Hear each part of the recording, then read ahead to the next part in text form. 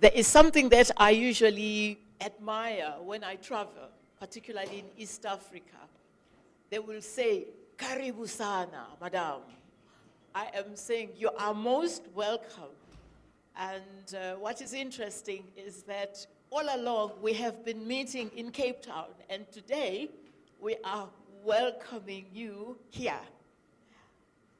And what is also very uplifting is that instead of the portfolio committee meeting just 3 people, we now have a complement of our board, and it's also going to be very good for them to be exposed to the experience of exchanging whatever we need to exchange in order to improve the work that we are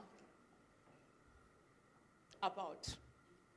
Yesterday, we had a media briefing, and I emphasized that for us as Ingonyama Trust Board, what we understand without any doubt, it's that we are here to serve.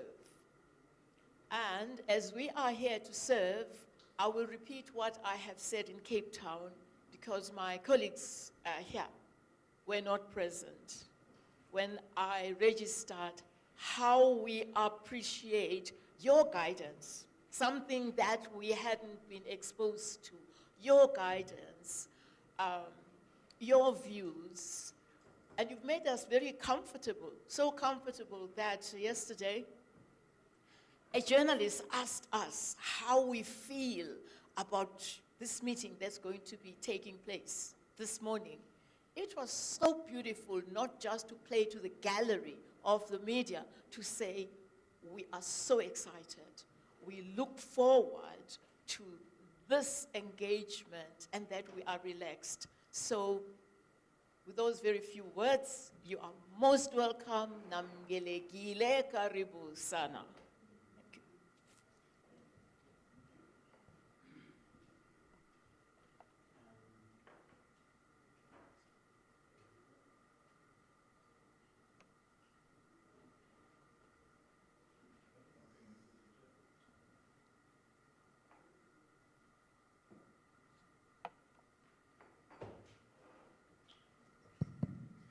Thank you, Mama, the Deputy Chairperson of the ITB.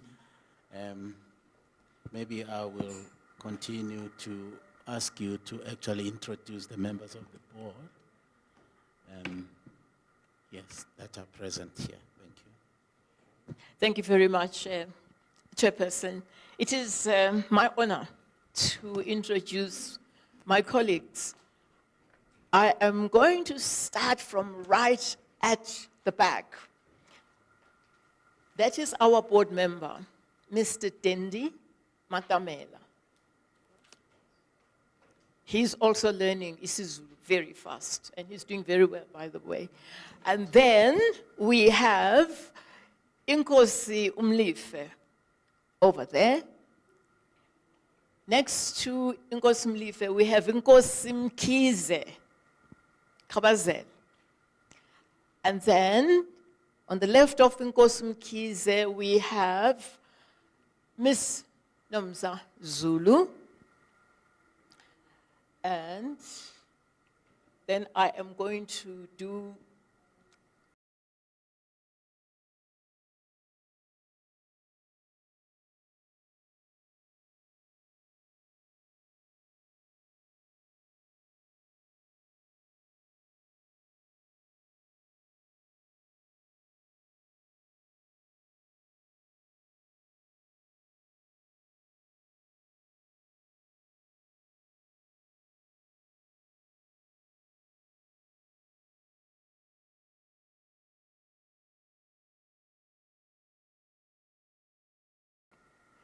officials for support, and I am going to start from right here. Uzama Mkize is our acting board secretary. She's over here. They didn't introduce me to the lady over here, Zama. And then we have the head of corporate services, over there, Mr. Madondo. We then have our only communications person, Mr. Simpwe Mkagaza. And then, who's over there? I'm not wearing glasses. And then Mr. Gabela is also part of us, and he gives a lot of support when it comes to tenure matters, etc. So this is the team that gives us support, and I am quite happy to then present them to you. Thank you. Oh, Ulinda Sam. Did you conveniently forget to introduce the CFO? Yes. Oh, yeah. Mr. Moneybags. Yes, CFO, Mr. Vilagazi. Yes, Usiamdumisa Vilagazi. And then I'm Linda, yeah. And then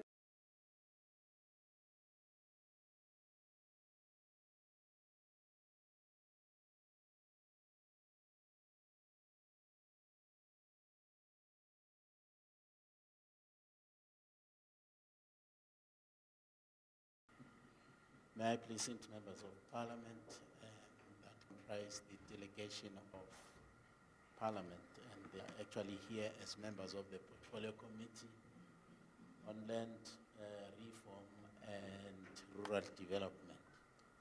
On my immediate left is Honorable Member Lucas. She is a member of parliament and member of this portfolio committee, and also former Premier of the Northern Cape province. Olandelayo is Honorable Mr. Madlala, member of parliament, also member of this portfolio committee. Olandelayo is Dr. Mahlatse, member of parliament and member of this committee. Ekonini is also member of parliament, Mr. Makhathini, member of this committee. On my immediate right, Mr. Matigizela, Honorable Matigizela, a member of parliament and member of this committee. Olandelayo, Aksiwa Semabomvin, but is honorable member of parliament and honorable member of this portfolio committee, Mr. Matthias. Duze kwakhe is honorable member Nana, member of parliament and member of this committee. The last one there at the corner, honorable member Pitama, and member of parliament and member of this committee. Then we have our support team.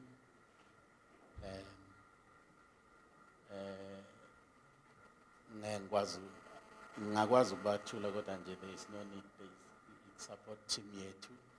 And then we have the Deputy Director General of the department, Mr. Ndaube. Angenza nje akwenza, he may raise his hand. And also there is, he can actually introduce the rest of his team so that we actually know who is here. But there is also a member from the Office of the Auditor General here who actually has accompanied us as part of our team. Thank you.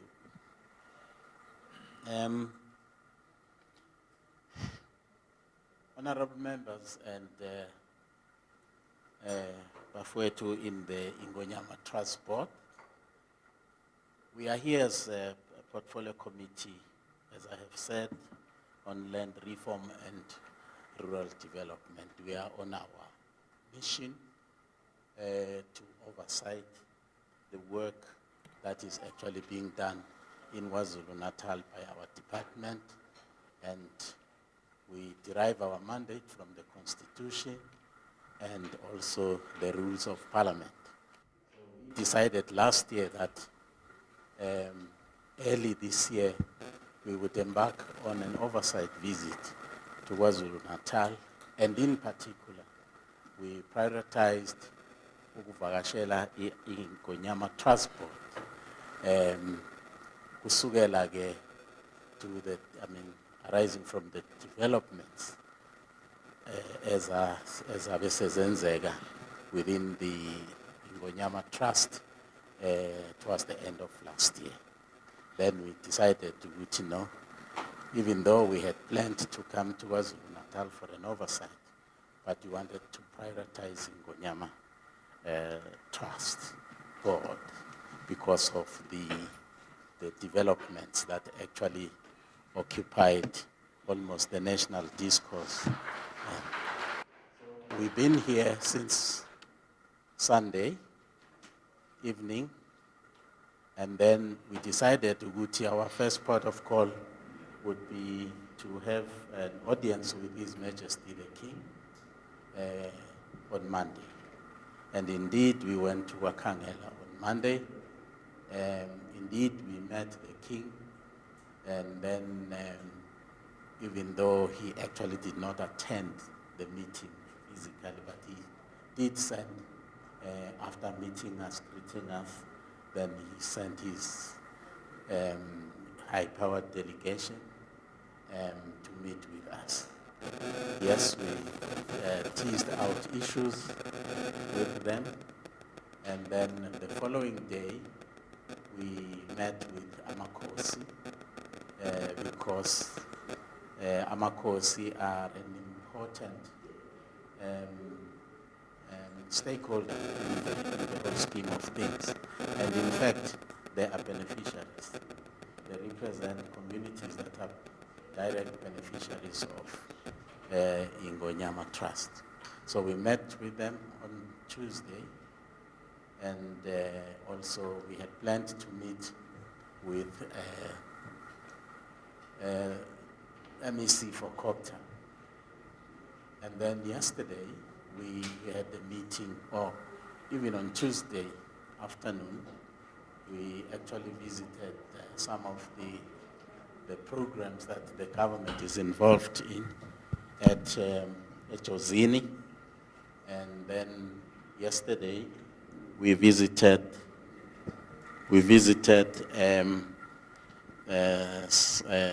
communal property associations in Mpangeni and Stenga, and then today we are here.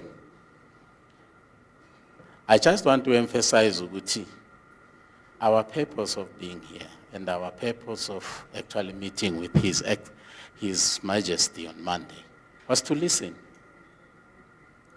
We are on a mission to listen,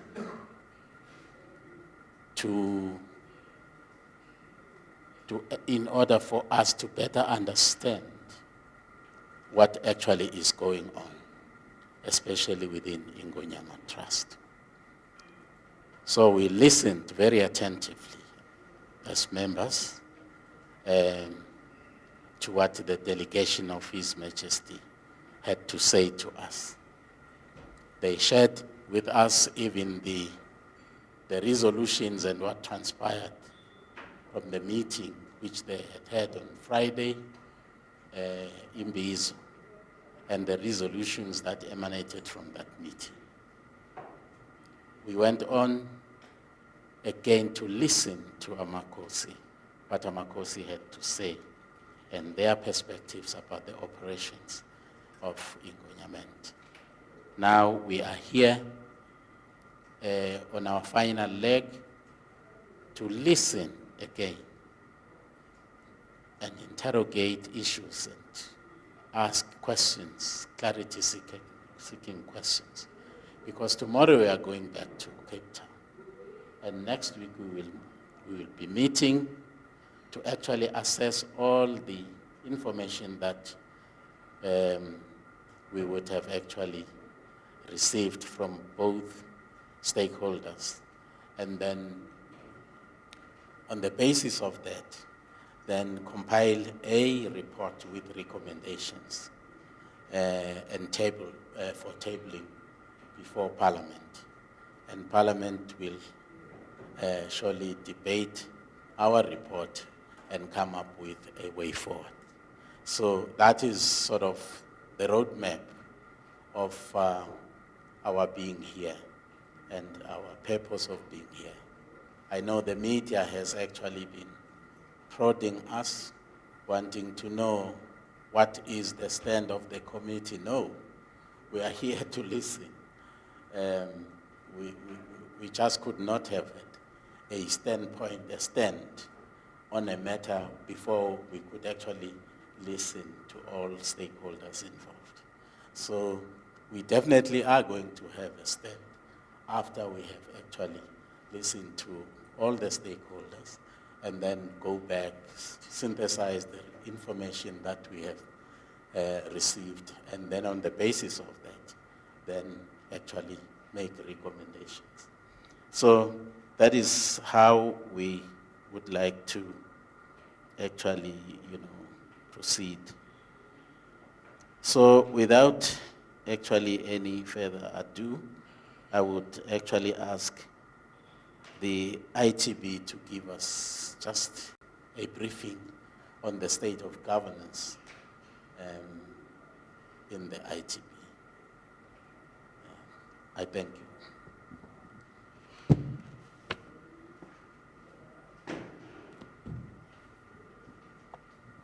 Roving mic.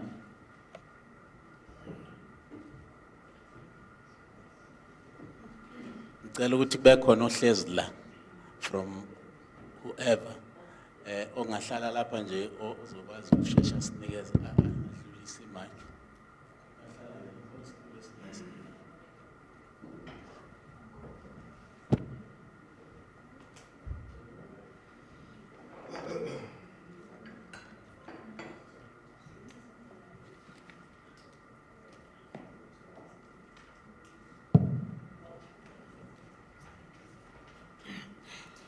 Again, thank you very much, Chairperson.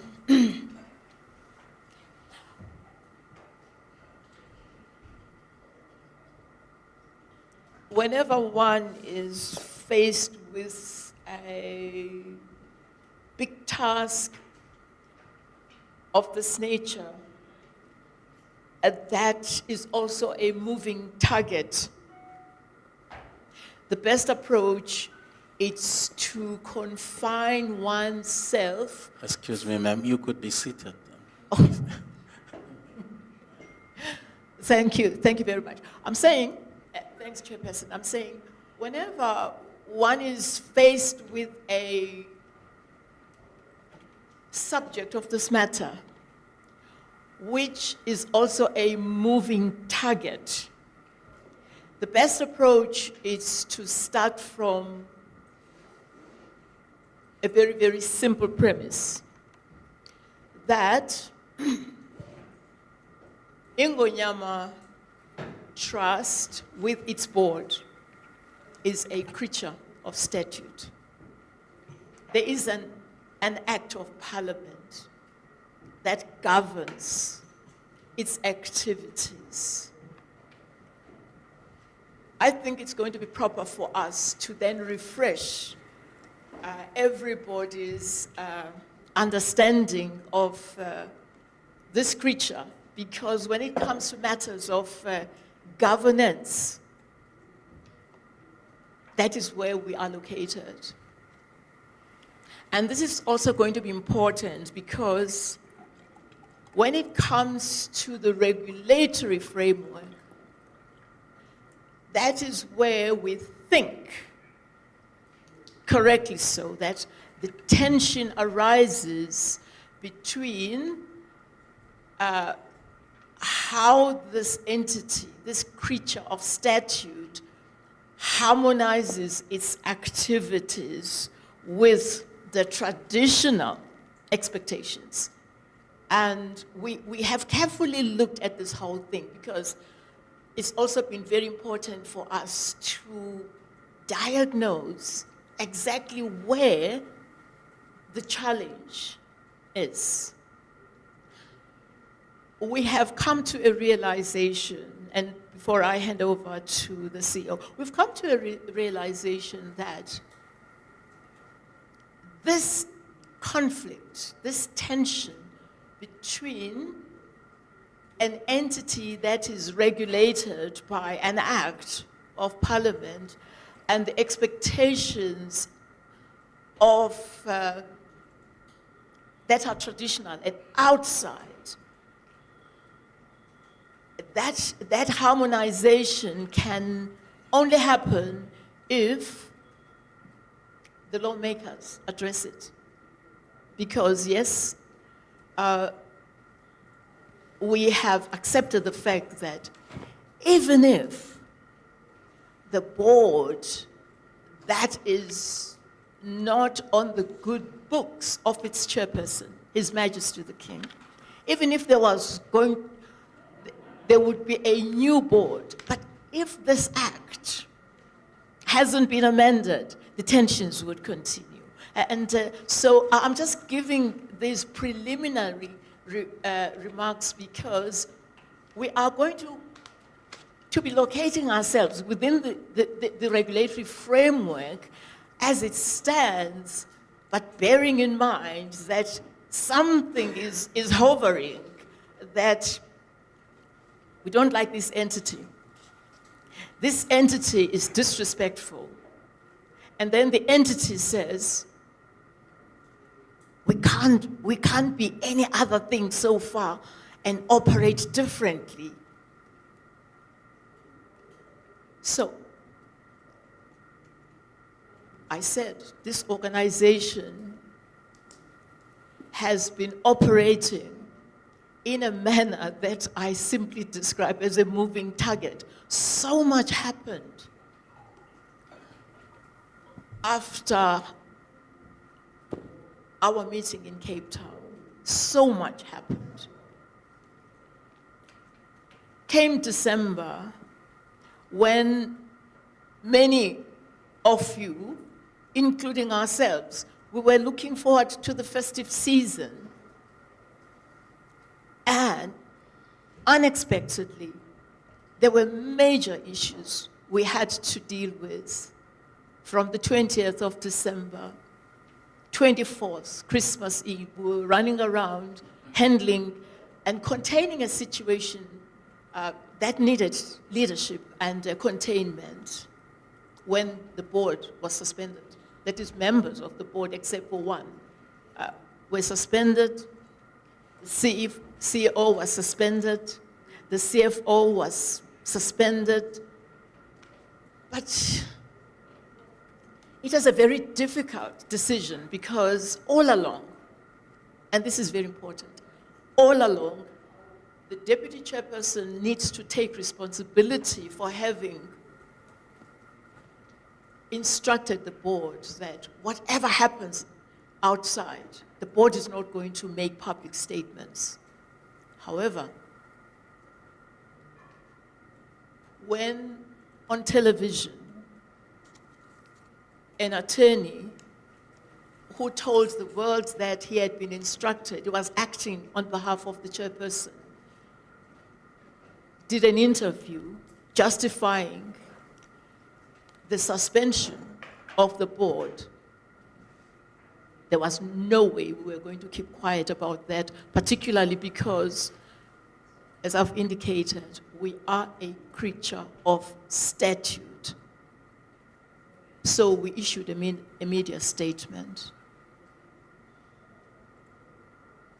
And the import was very, very simple.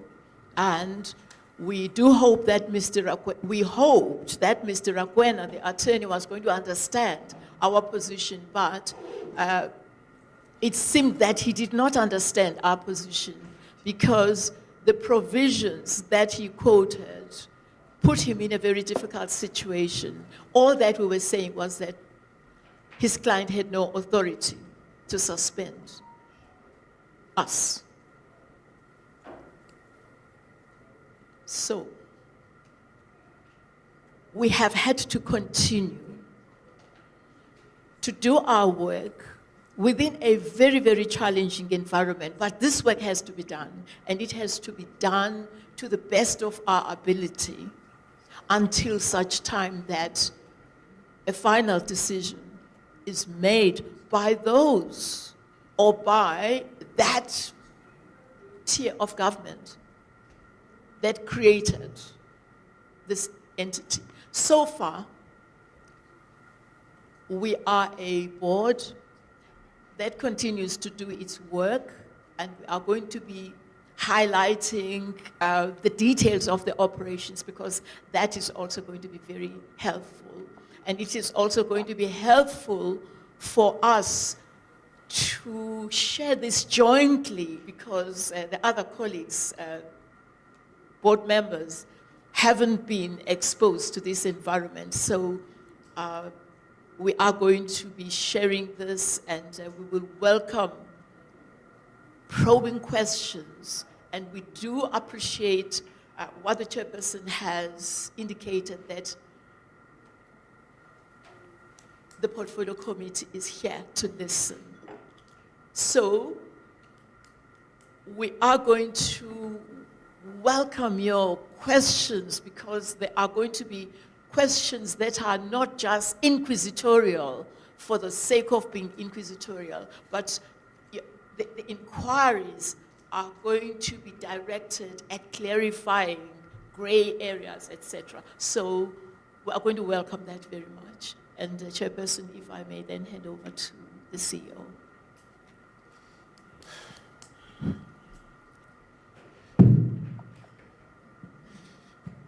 Good morning, Chairperson and members of the committee. I would like to greet my colleagues from the department, the support team of the portfolio committee, my members of the board, and my colleagues behind me. When we received this correspondence to the minister about this oversight visit, we looked at it and we realized that there was a very clear directive in terms of what the department had to provide, and we looked at what related to us. We were uncertain as to what would be the nature of the session. Because of the use of the word inquiry, we assumed that it's kind of an inquisitive session where members of the committee ask questions and we answer. So, but we started getting nervous as days were continuing. We started asking the vice chair to inquire from the committee, what is going to be the expectation? Are we supposed to present something? Even up to last night, up to yesterday, we had requested the vice chair to inquire from the chairperson as to what is the expectation, what are we presenting anything? So as a consequence, we come before you, there is no specific presentation. But we have a lot of information that relates to this organization. So I'm just going to start very far back, up to where we are now. I've been involved with Ingonyama Trust from as far back as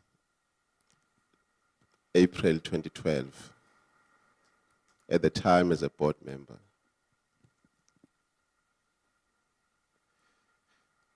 So I'm going to make reference to what Ingonyama Trust looked like around that period and up to now. Ingonyama Trust, as the vice chairperson has indicated, is an organ of state. Established by statute, governed by a board, the KwaZulu-Natal Ingonyama Trust Board. The reason for the existence of the board is to administer the trust and the trust land. The land actually vests in Ingonyama in trust for communities that are specified in the schedule to the Ngonyama Trust Act. It exists to advance social and economic conditions of those people.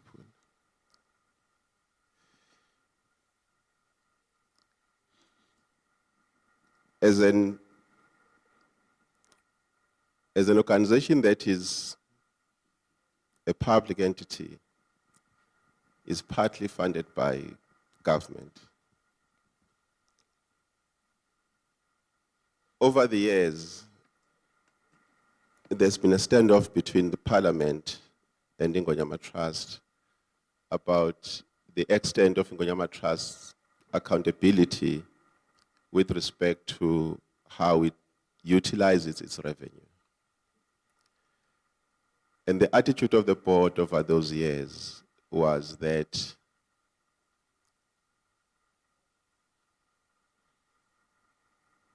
parliamentary oversight starts and ends with the allocation that is given by government to the trust, but it does not extend to the revenue that is generated by the trust. The term that was used was self-generated funds, were beyond Parliament's reach. Therefore, Parliament could not ask questions.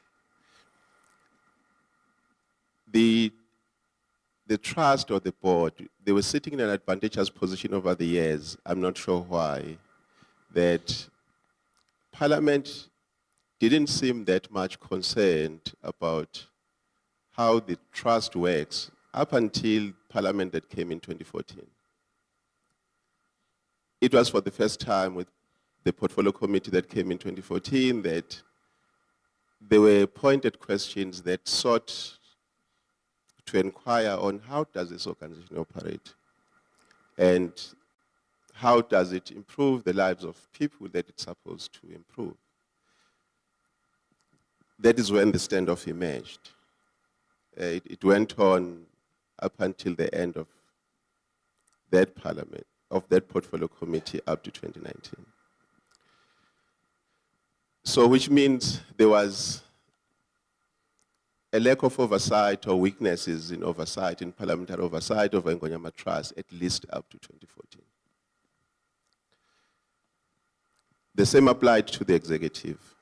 It was exactly the same thing. Ministers that have come and left never concerned themselves as to what does Ngonyama Trust do.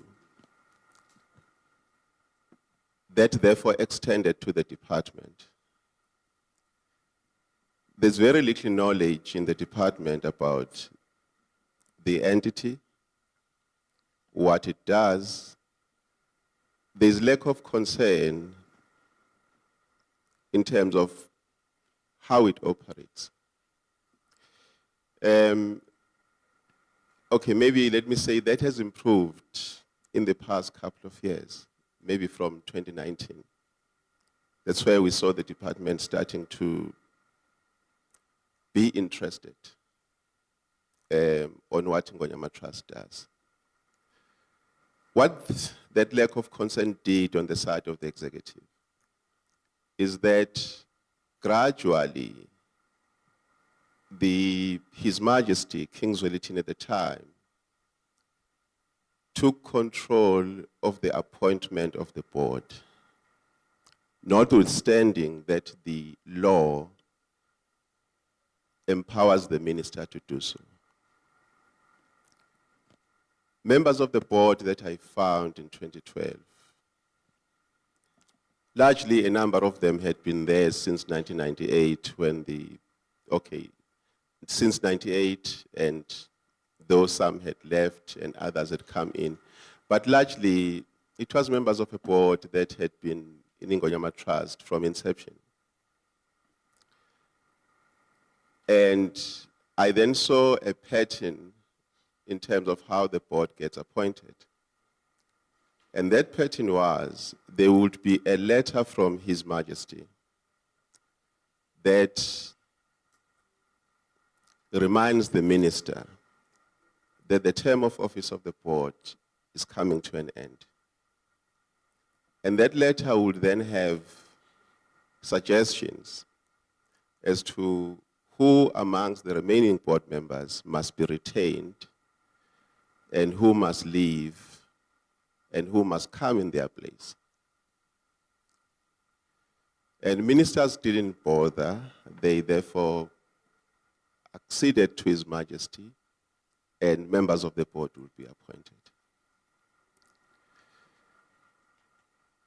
The impact of that in the operations of the board is that members of the board started realizing that their stay in the board basically dependent on the extent to which they are able to please the chairperson of the board. The chairperson of the board at the time was Mr. Sipho Jerome, who had a very strong relationship with His Majesty and who had an influence over who stays and who leaves.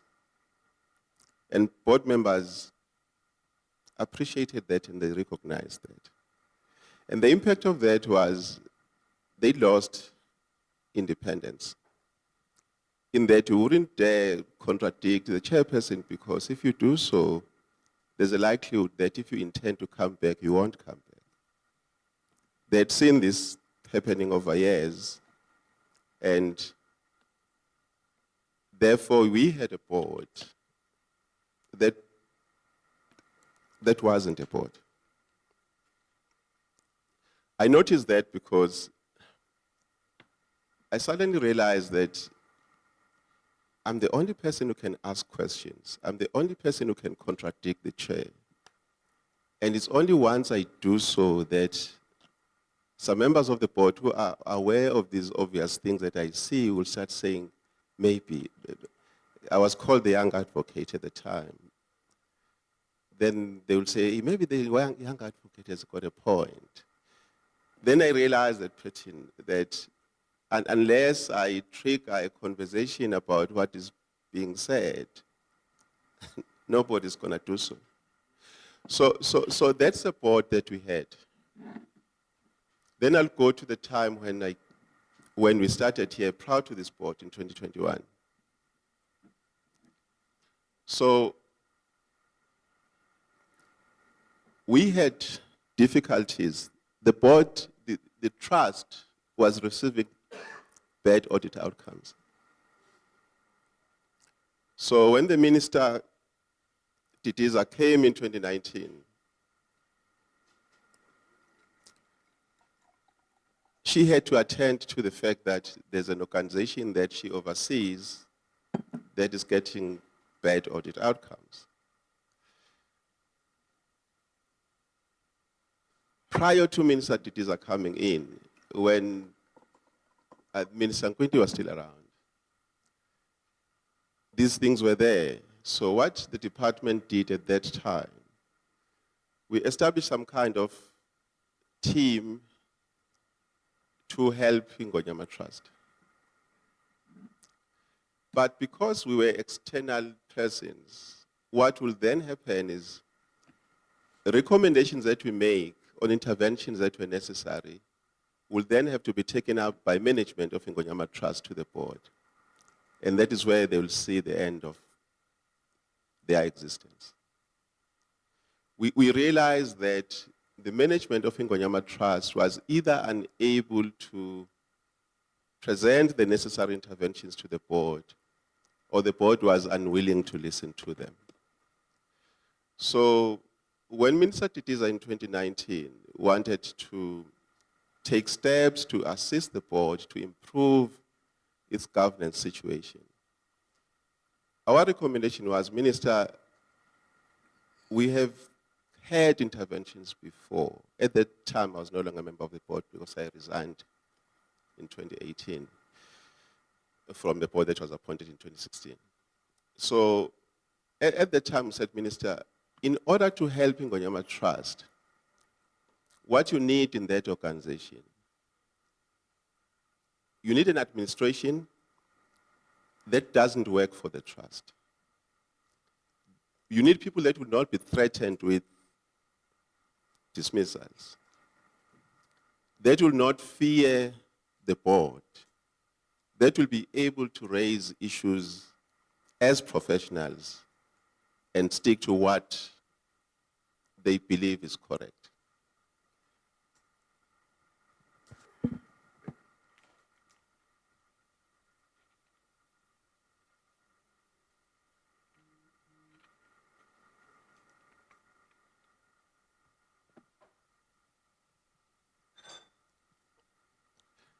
So coincidentally, the minister was not only consulting us, she was also consulting other people who were telling her the same thing.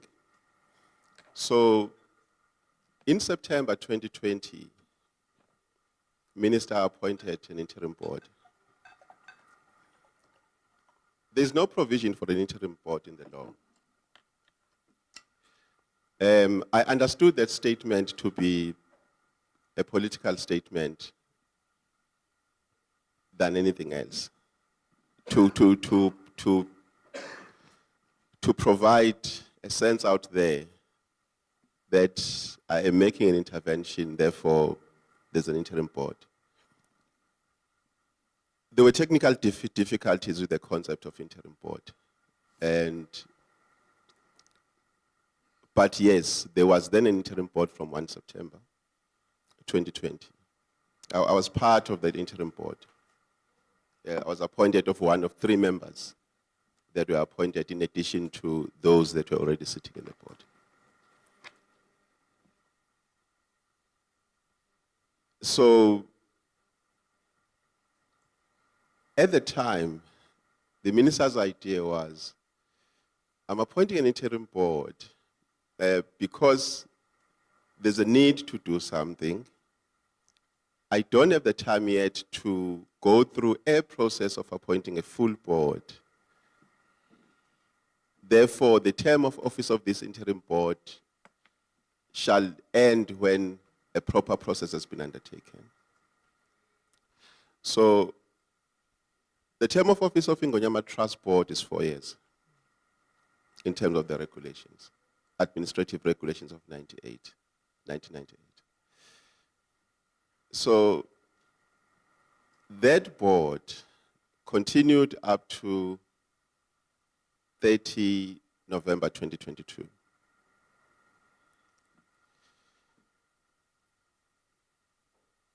The reason why it ended at that time is because the minister then initiated a public process in 2022.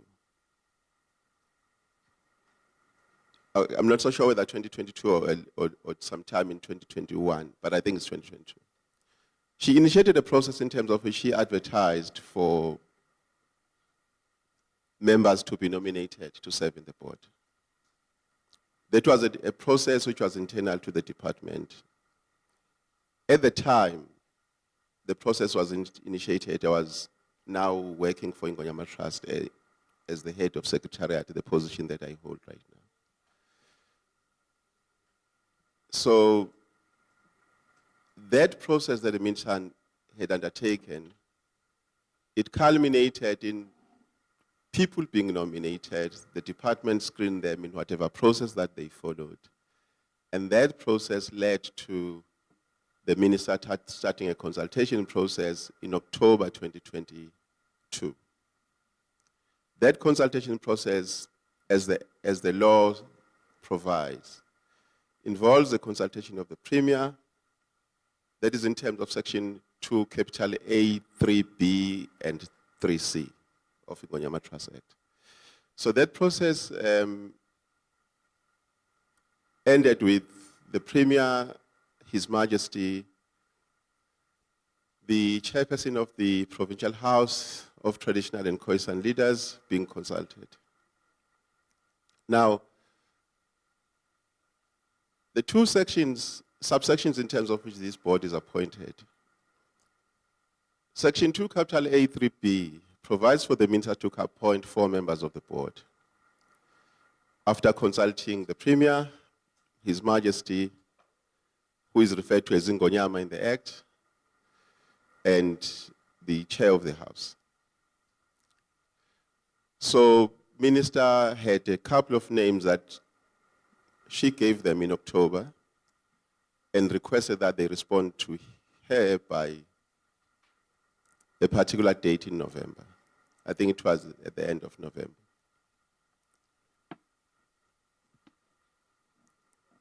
Apparently, the minister did not receive a reply, and she went on and appointed 4 board members. Because in terms of the process she had undertaken, she had consulted. But Section 2, capital A3C, requires the minister to consult the Premier, and the Premier then consults Ngonyama and the chair of the House. 4 board members appointed in terms of Section 2, capital A3C, as a consequence of a consultation by the minister to Premier and by Premier with Ngonyama and the chair of the House of Traditional Leaders. Now, at the end of November, apparently the minister did not have a response.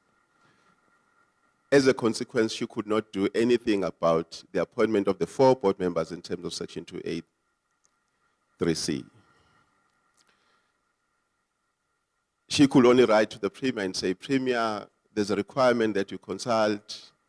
How far have you gone? So at the beginning of December, Minister appointed the 4 board members and the 4 remained. But there was a chairperson at the time who had been nominated by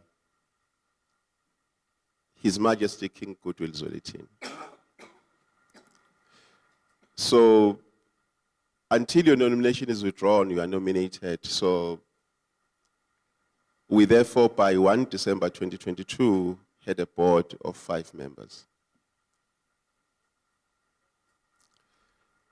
But what started emerging at the time is that correspondence started emerging from the side of His Majesty, the current one, that said, Minister, I don't think you have sufficiently consulted me. So then there was that correspondence throughout December between the minister and His Majesty. The consequence of that was that we had an incomplete board. The chairperson who was there at the time wrote to the minister too and said, Minister, I have been instructed by His Majesty to not convene further board meetings because he is not satisfied by the process that we have undertaken. The consequence was that there was no board meeting from 14 November 2022 up to the end of May 2023.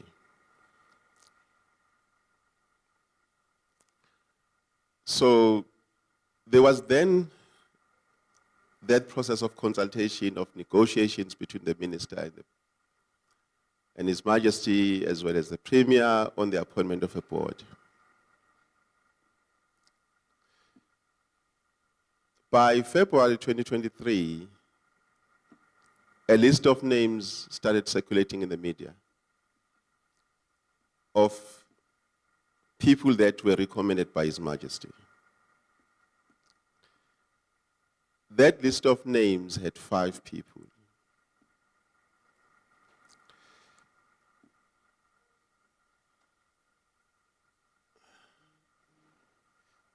I just want to consult something.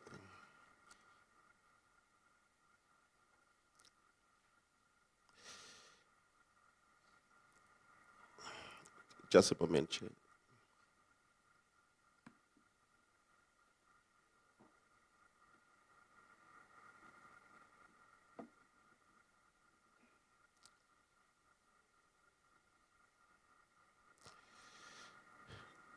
Okay.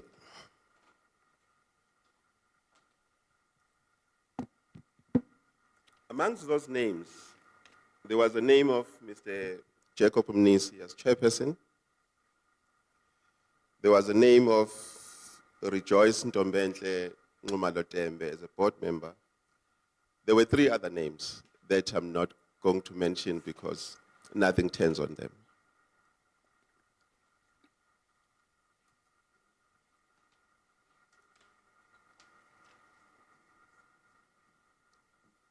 These 5 names are emerging in the context where Minister has already submitted about 8 names to His Majesty, the Premier and the Chair of the House, which means you now have 13 names for a board of 9 people. So, but of course negotiations were happening amongst the parties. Now, because the law says Minister must consult the Premier, the Ingonyama, and the Chair of the House, there's an understanding amongst the people that must be consulted. And that understanding is that they are entitled to then propose names that will represent them in the board. So as a consequence of that impression, the Chair of the House had names of people he wanted to propose. The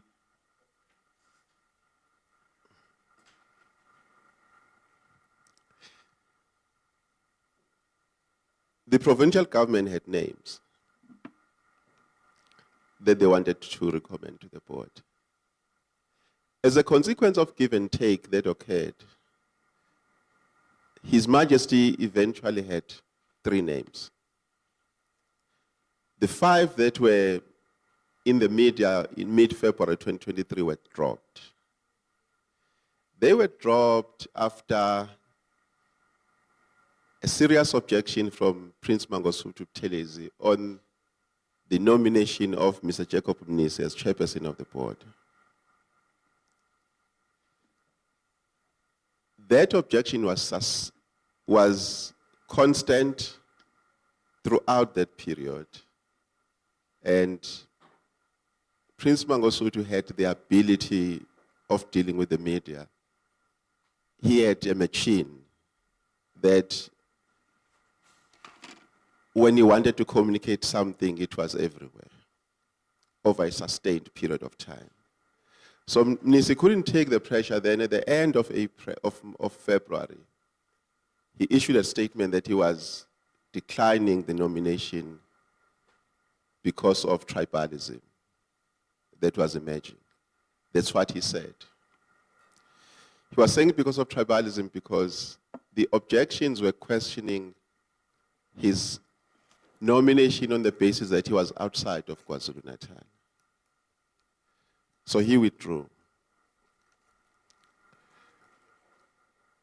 Then eventually His Majesty came up with 3 names, which was Nkosi Thanduyise Mzimela as chairperson, Nkosi Maputo Israel Tembe as a board member, and Dr. Thandiwe Dlamini as a board member. So those are the 3 names that eventually came from His Majesty. The provincial government came up with 2 names. I know there have been questions as to what process was followed by the provincial government. The provincial government had to convene a special cabinet meeting to decide on the names that had to be submitted to the minister. It was convened in an evening prior to those names being submitted, and we ended up with 2 names that came from the provincial government. It was Ms. Lisa Del Grande, who has resigned, and it was Nkosi Mkhize, who is still in the board. The provincial house came with the name of Nkosi Umlefi. Then the rest came from the minister. So we had a full complement of the board only in May 2023. Now, as a consequence of the differences, misunderstandings, with members of the board that were appointed on 1 December 2022, and we have members of the board that were appointed on mid-March 2023, and others that were appointed on 21 May 2023. So as a consequence, their term of office expired different times. So therefore, you have board members here whose term of office will expire in December 2026. And others will expire in March 2027, others in May 2027. So once the board was appointed, there were fresh objections. Those objections, in fact, emerged in April prior to the rest of the board members being appointed. In April, it emerged that His Majesty had appointed Nkosi Thandiswe Mzimela as chairperson. Prince Mangosuthu had an issue with that, and that issue was the experience of Nkosi Mzimela. He was saying he had never served in any board. He doesn't have an experience of an organization of this nature. In his view, a chairperson of this organization must be a lawyer, and Nkosi Mzimela was none, and therefore someone new had to be appointed.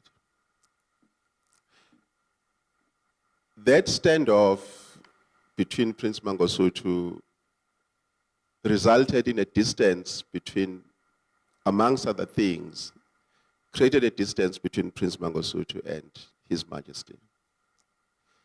It then impacted on a case where His Majesty was involved with Prince Mangosuthu, where attorneys had been appointed to represent His Majesty, because then His Majesty fired those attorneys. This is significant to us because we ended up being involved as this board on that issue. That's why I'm raising it, though it appears private.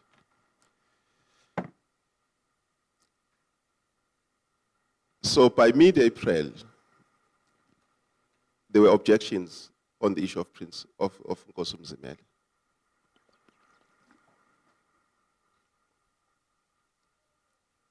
Those objections resulted in a meeting of traditional leaders, not just traditional leaders. There was a big meeting in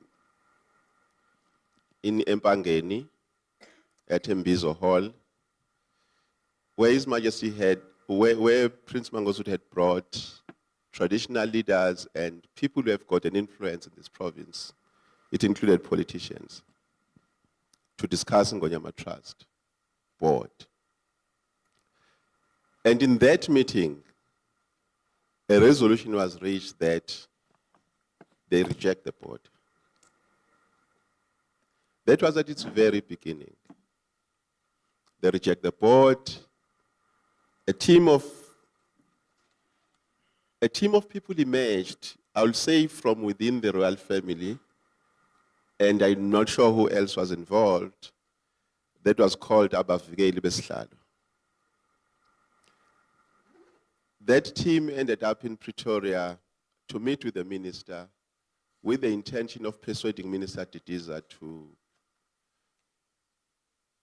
dissolve the board and get a new board in place. This was happening within a month of this board being in place.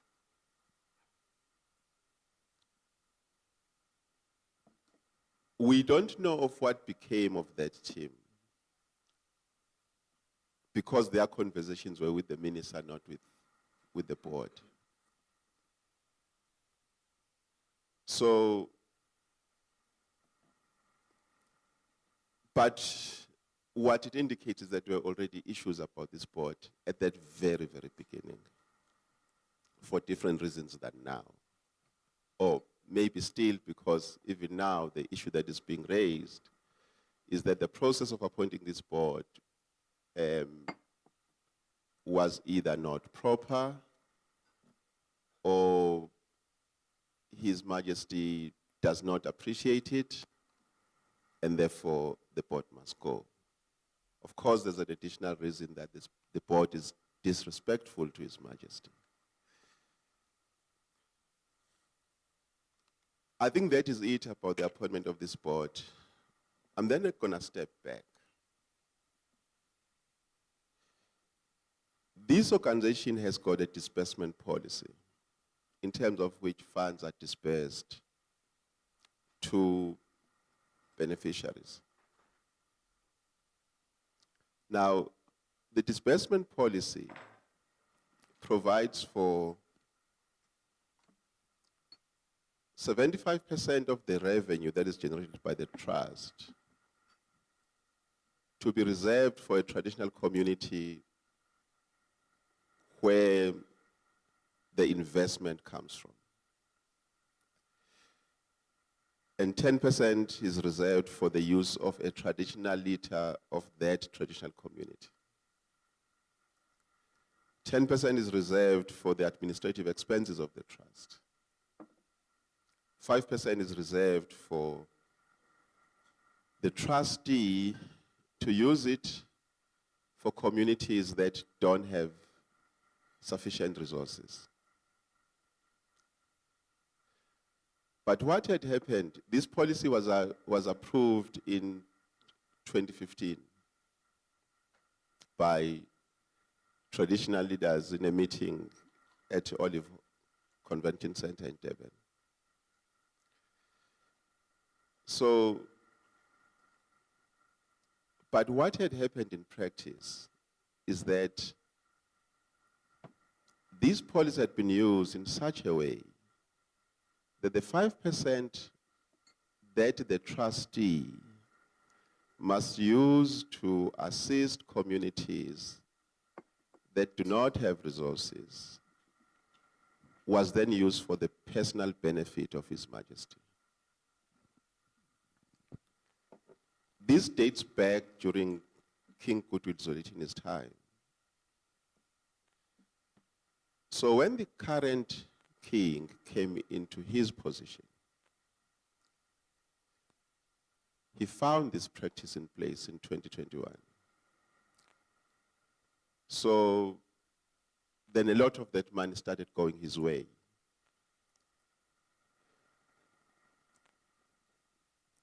In September 2021, when he had his birthday, an amount of about 256,000 was given to him, just as a birthday present, to the current king by the chairperson of the board at the time. That was in September 2021. It was taken from the 5%.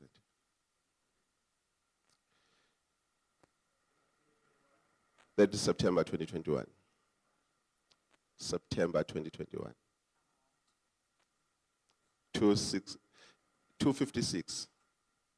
The CFO says 256. I thought it was around 260 something. But let's say roughly more than 250,000. But less than 270 was given to His Majesty. But that was not the only thing that was happening. At the time, we had a dispute in the royal family on the legitimacy of the appointment of His Majesty.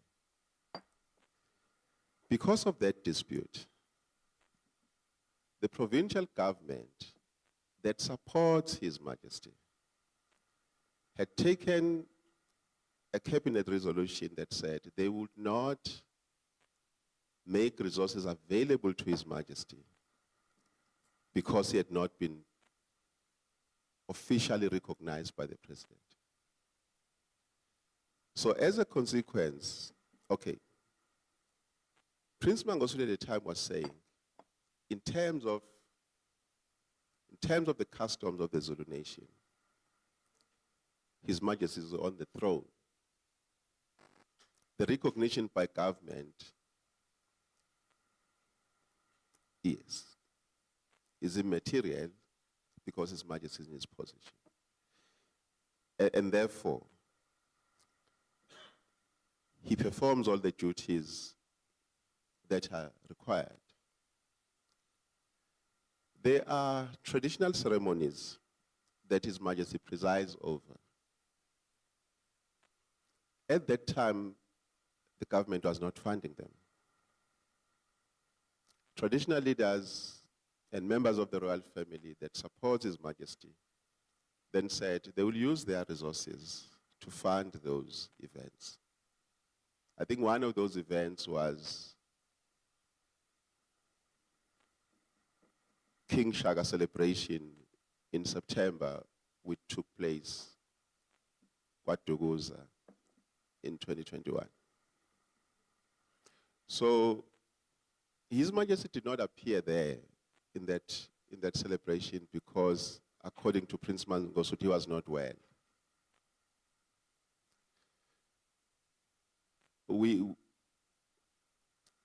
Part of what was happening is that because of the lack of funding from government, Ngonyama Trust was basically funding his movements, his stay in hotels, in guest houses. So when I assumed duty in July, 19 July 2021, there were these expenses that were running.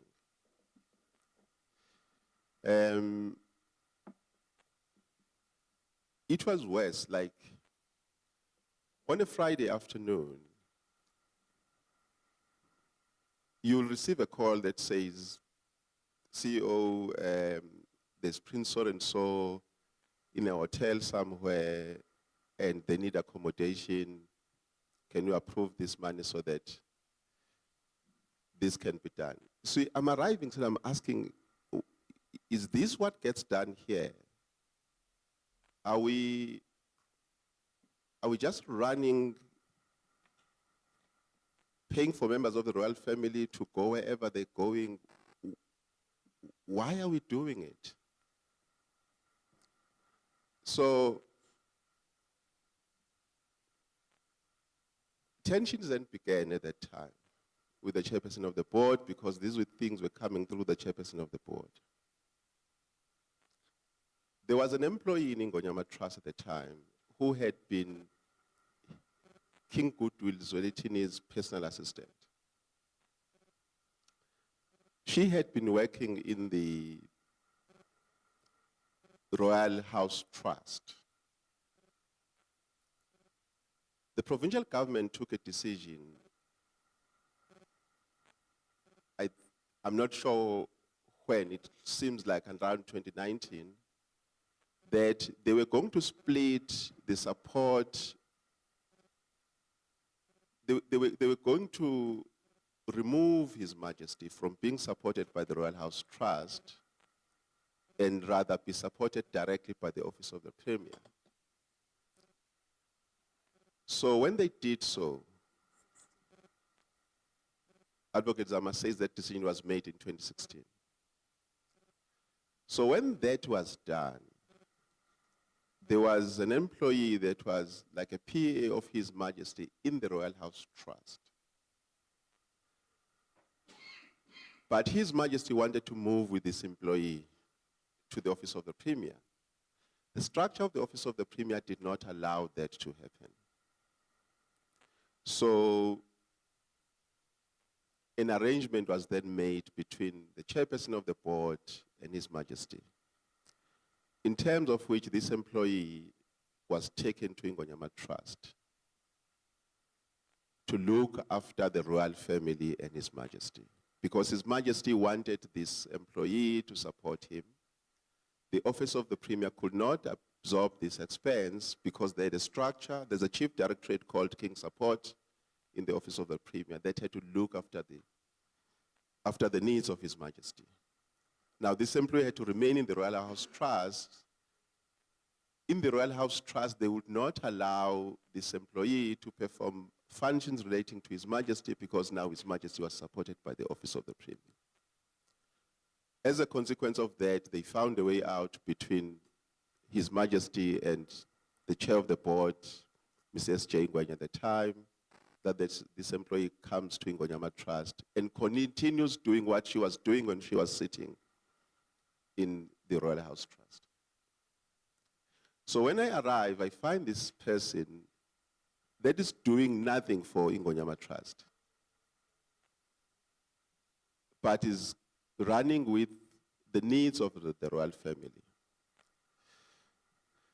So part of then what I have to find out is how did we get to this point? How did we get to the point where Ingonyama Trust is fully supporting the activities of the royal family? So this employee will then be given instruction by the chairperson to make all these bookings. So I started writing notes to these memos that were coming to say, we have no business with the royal family. This entity does not exist to support the royal family. That is done by the office of the Premier and the Royal House Trust. So therefore, all those people that were to book for, like someone would be going to a funeral. You'll be told Prince so-and-so is going to a funeral, is now here in this hotel, and this thing must be done urgently. So at the beginning, I approved these things, but knowing in my head that these things can't be done. So then I started protesting. Then I stopped completely. At some point, a submission came for one of the cars of Ingonyama Trust to be given to Ndlunkulu Mandlovu. And I knew that that's not my authority. But this thing was being brought to me because the chairperson was saying it is me who must approve.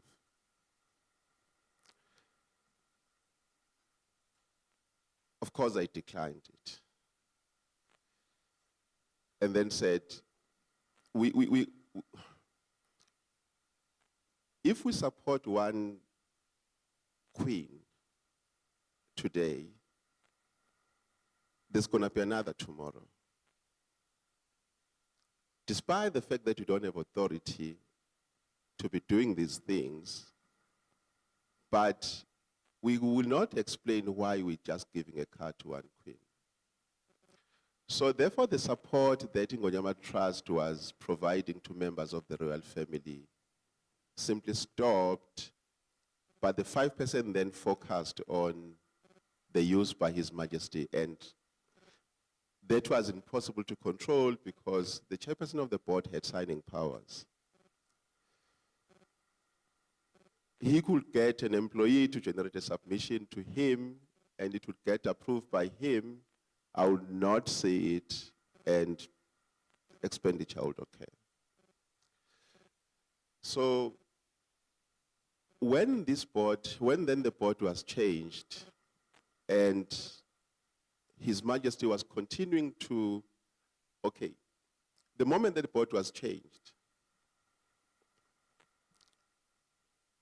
we stopped those things. We stopped spending money on His Majesty. Because we could not sustain it, it's not provided for by the law. The disbursement policy says something different. So we were in violation of everything. So we couldn't sustain that, so we stopped it. When Ngwenya was here, it could happen. So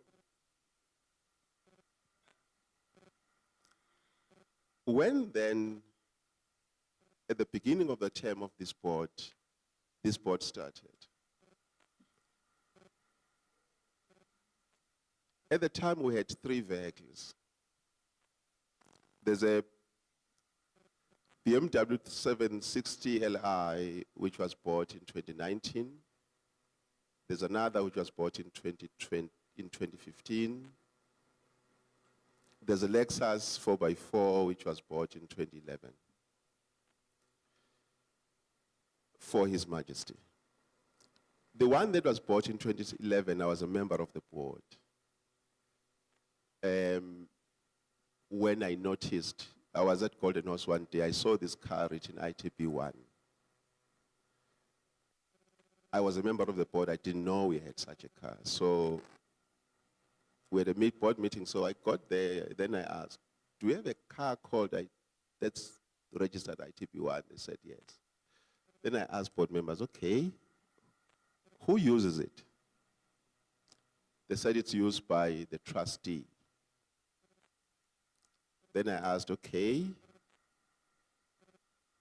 why does the trustee have a car that belongs to Ingonyama Trust?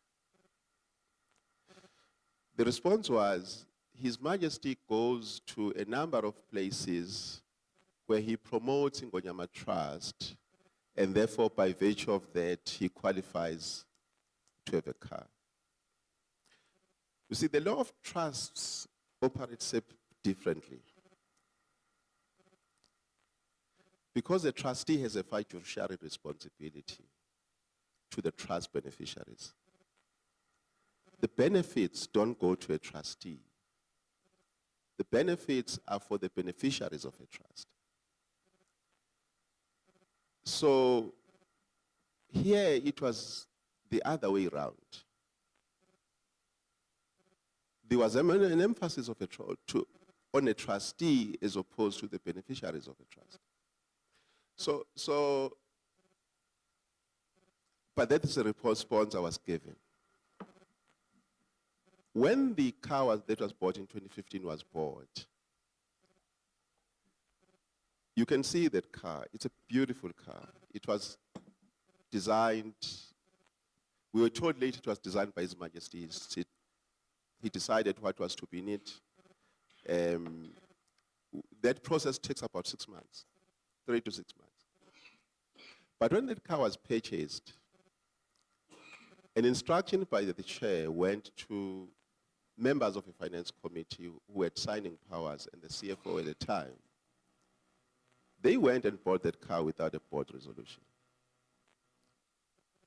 By the time that the submission came to the board, the car had been delivered and His Majesty was using it. Then the thing came to the board for ratification. And the reason why it was bought was because the Lexus was old and was just taking too much in maintenance, and therefore it had to be changed. Because I was a member of the board at the time, I then pushed for a resolution that says the chairperson of the board is mandated to make an arrangement with His Majesty that Lexus comes back and we dispose of it. Because the reason why we're buying this not BMW is because the Lexus is old, it must be changed. It's taking too much in maintenance. That didn't happen. That resolution was never implemented. That car still exists today. It is Kwanongoma right now.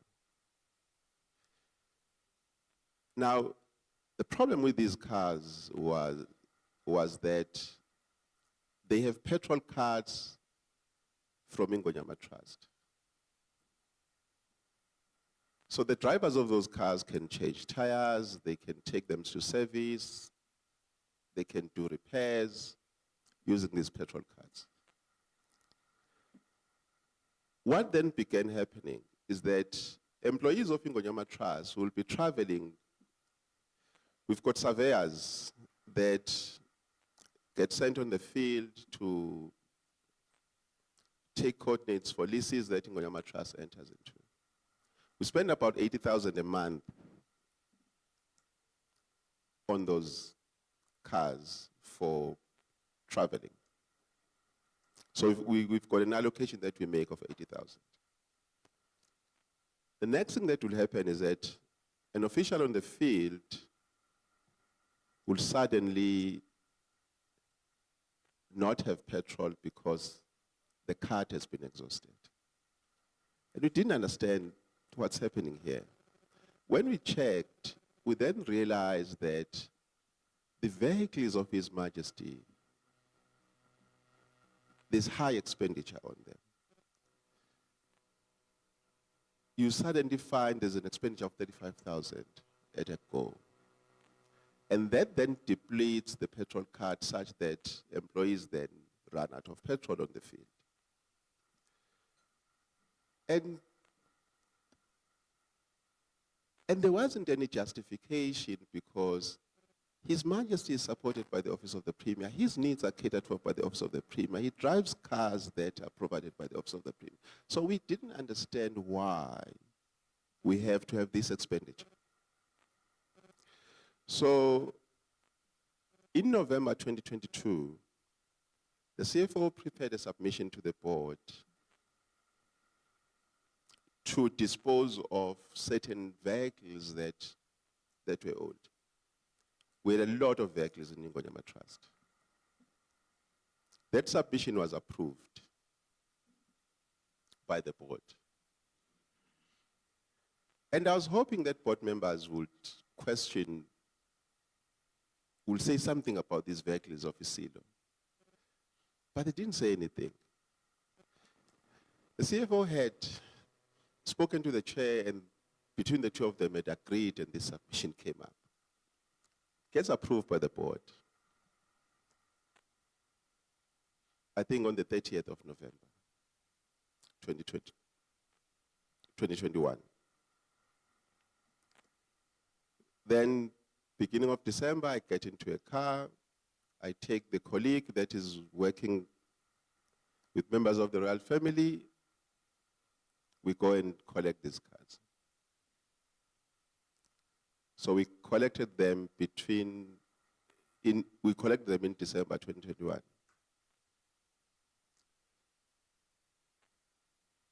There were then articles in newspapers from December about Ngonyama Trust having taken away cars from His Majesty.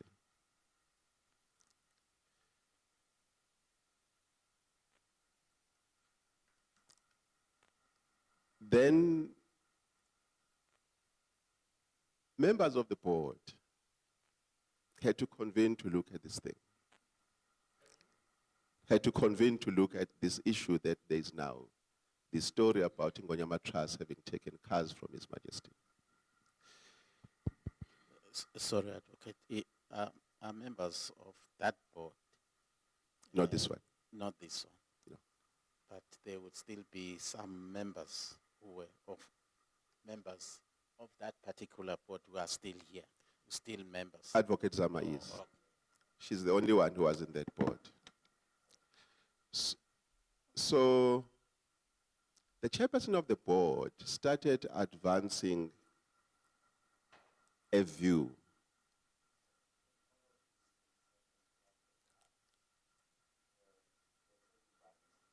the current one, the present one. So the members of, you see, what happened was because we were spending money on His Majesty, and there was a controversy about his recognition, I went to the board and said to the board, I have difficulties with expenditure on His Majesty in the context of a dispute when this board has not taken a position that it recognizes him. There's no requirement for the board of Ngonyama Trust to recognize His Majesty. But for purposes of that expenditure, I I had to be ascertained that I've got the backing of this board for these things that are happening. So the board took a decision that it recognizes His Majesty despite him not having been fully recognized. Because I did not want to have this expenditure that is going to remain with me when this board stands on the side and say we had nothing to do with it. Because you see, the chairperson had the ability of instructing us. I would object on obvious things. So, and I knew that. So the chairperson being still Ngwen? Ngwen, yes. Oh, okay. So I knew that I could not say I was instructed by the chairperson. You see, if someone instructs you to do something that is unlawful, you can't say it was because of the chairperson. So that was generally my attitude to things. That's how I've always worked. I had running battles with ministers in the past because I generally don't take unlawful instructions. So then the board said, we recognize His Majesty for purpose of this board.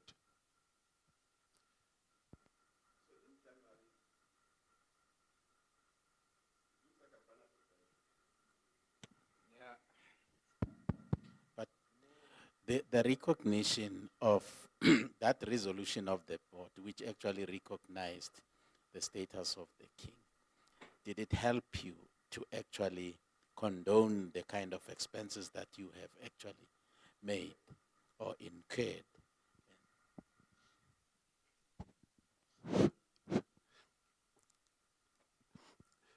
At the time, the position of this board is that the 5% is His Majesty's 5%. Notwithstanding what the policy says.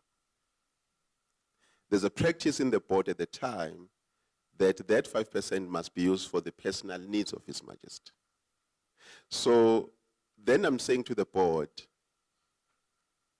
I want to be ascertained that this board recognizes the current incumbent in the position so that one day we don't have a situation where the board distances itself against the use of 5% for this particular incumbent should the situation be otherwise in the challenges that were going on at the time.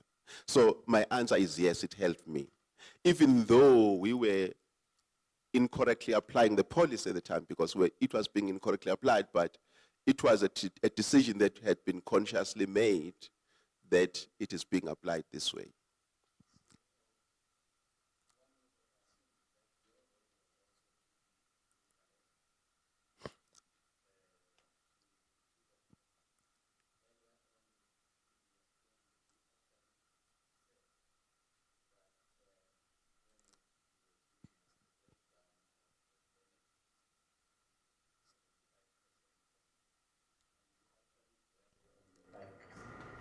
And you said that was not for the personal, benefit of the Majesty. Now, what happened to that when the board actually went on and actually took a resolution to cover the kind of expenses that actually had been incurred on the personal needs of Then the board had consciously, long before I got there, taken a decision that this money belongs to His Majesty in his personal capacity.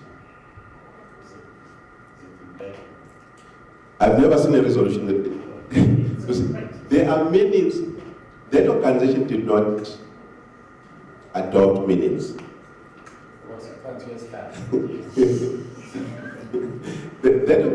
You see, we have gone through a process of compiling all the meanings of this organization ever since it started.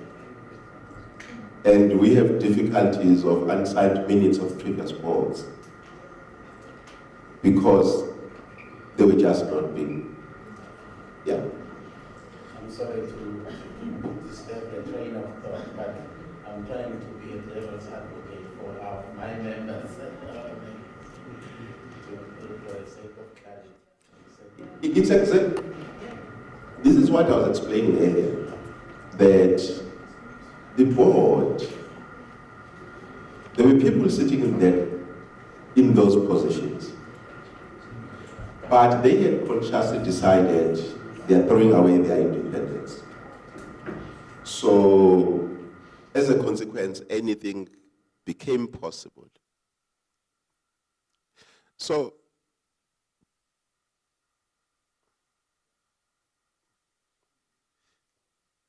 there's too much commotion.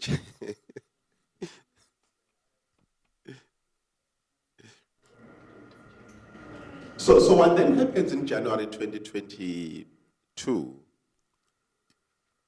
is that the chairperson of the board started issuing press statement, almost disassociating himself from the collection of the cars from His Majesty. There were various statements on, there's that newspaper of Msemtaga, by the news, where he made various statements where he was describing as if it was not based on a board decision. And he took the view that the collection of the cars had occurred as a strategy to drive a wedge between him and His Majesty. No, the chair of the board. So I realized later that the chair had not anticipated that after the resolution of the board had been taken, we would actually take steps to collect the cars, which is what happened with the resolution of 2015, that there was a resolution to collect the car and sell it, but it never happened. So it was not anticipated that steps would be taken to go and collect the cars. So that's when we then heard of a protocol in Ingonyama Trust that His Majesty communicates with the board only through the chairperson, and no one else is allowed to do so. That protocol was laid down on the 19th of January in that meeting in 2022. So we then understood from that day on that none of us can ever converse with His Majesty except through the chairperson. In any event, there weren't things that we had to talk to His Majesty about because he had a nominee in the form of the chairperson. It's only that there was a delusion in that in the members of staff of Ingonyama Trust, you had someone who was hired to liaise with the royal family, and I made use of that person when I had to collect the cars. So eventually the board took a decision to apologize. Board members dishonestly said they were not aware that the cars that were there in the list, they included the cars of His Majesty. So, as a consequence, it suddenly became the Secretariat's fault that they were not told. But what had happened is that there was a specific discussion between the CFO and the chair prior to that submission coming to the board, where they had agreed that indeed they must be disposed. Which means there must have been a change of mind along the way. So the cars then were returned to His Majesty in January 2022. Now, King's Wellington had given the Lexus to Queen Lamafu. When the car was collected, the Queen said, I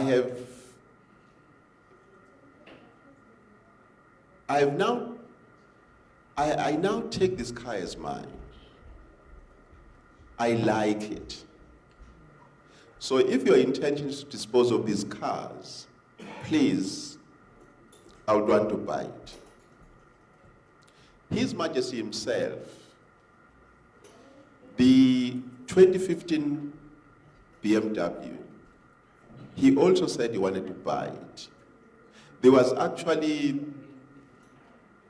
someone of Indian descent who volunteered to buy that car for His Majesty at the time that Ms. Mjali was making an arrangement to collect it.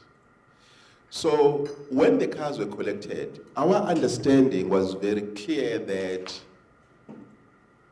these cars are going to be kind of disposed, but His Majesty and Queen Lamafu will be given these cars. So when the cars were returned, they were now being returned to His Majesty. In that board meeting, I asked to say, King Goodwill had given this car, the Lexus, to his wife. Now, she has expressed a liking for the car. She wishes that she could buy it. Now that we're returning these cars to His Majesty, why don't we return this one directly to Queen Lamaf? The response was, the royal family has got a way of dealing with their things. These cars must go to His Majesty. He will see what it does with them. The effect was that we had now taken this car from Queen Lamaf. So, yes, they were given back. They were then used by, the king took the two BMWs. The Lexus was then used by his support staff. At the time, that was Umntwana Tami who was using it. So we left the cars with them.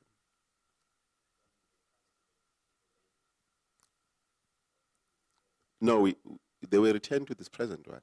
Yeah. They were returned to this present one. So the Lexus was then used by Prince Tami, who was part of the support team of King Misuzudu. So that was it with the story of the cars. We continue to incur expenses for them. So when the carrot board came, I alerted the board of this problem of these cars.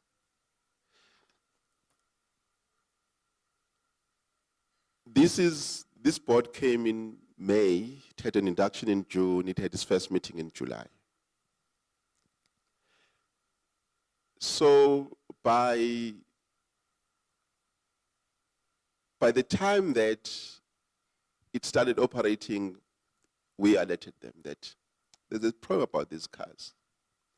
The board took a resolution in September 2021, 2022, I mean.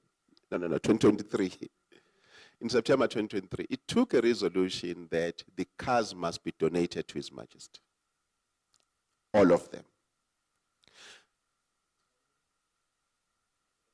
All the three. The resolution was that they must be donated to His Majesty, all of them. The problem that we're experiencing was expenditure, and we're saying, instead of continuing to incur these costs, let's rather just donate these cars to His Majesty. So, Inkosi Mzimela and Inkosi Tembe were then were appointed by the board to go and talk to His Majesty about that decision. The reason why we specifically wanted Amakhosi to talk to him was because the board's decision was, these vehicles are being donated to the throne not to the natural person, so that whoever is in that position can make use of them. So now the difficulty with the throne is that there's no entity.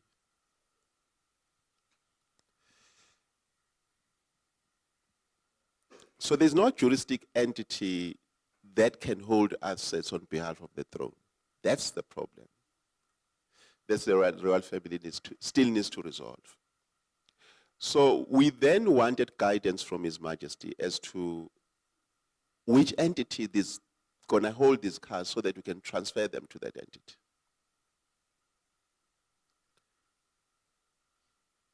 That decision was not implemented. At the time, we didn't understand why it is not being implemented. Why Amakhosi are not going to His Majesty.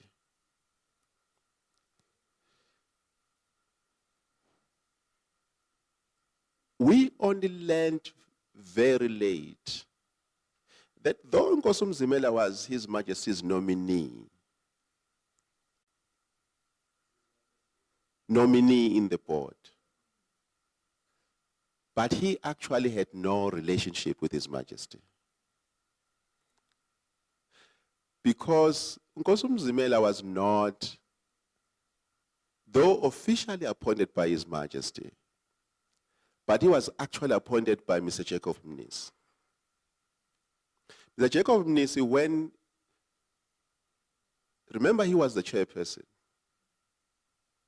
So when he stepped back on the tribalism issue, he then went and sat outside and decided who comes into the board. Yes. So therefore, Nkosi Mzimela, Nkosi Tembe, and Dr. Dlamini are the proxies of Mr. Jacob Mnisi. So Mr. Jacob Mnisi is the person who was giving instructions to the chairperson of the board, Mr. Nkosi Mzimela. We only became aware of that when one of them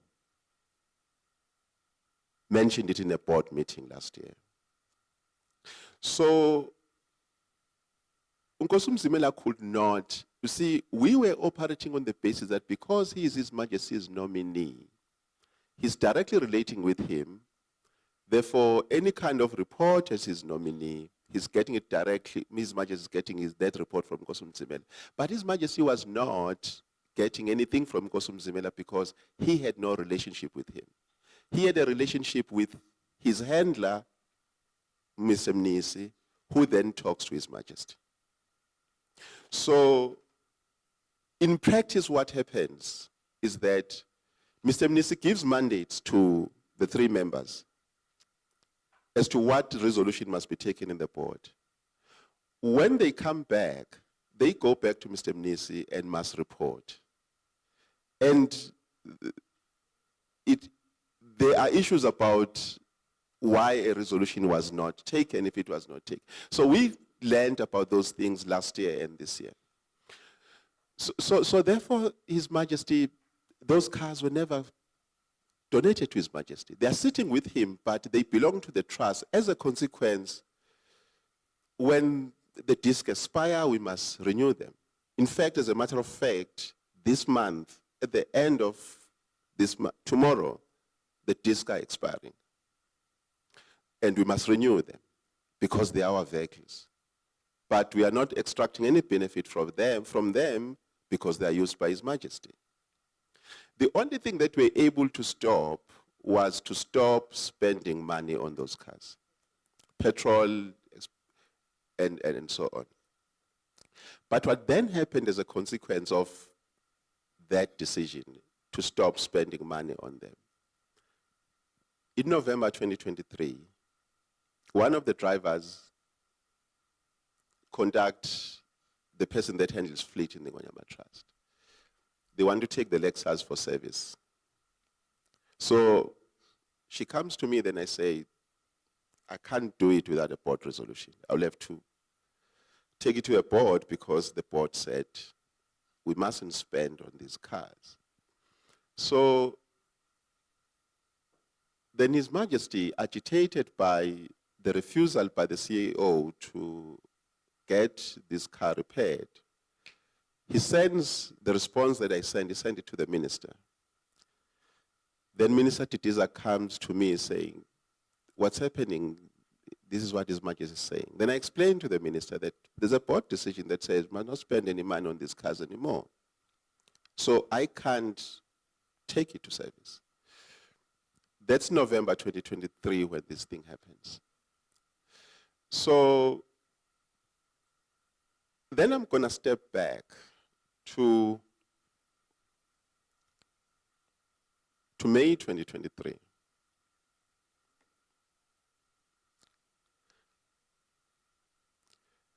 When Nkosi Mzimela comes as the chairperson of the board, there are these cases of His Majesty running.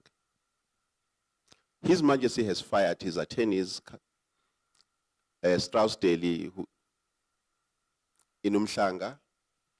He has appointed Kavan and Richards in Pretoria. Now,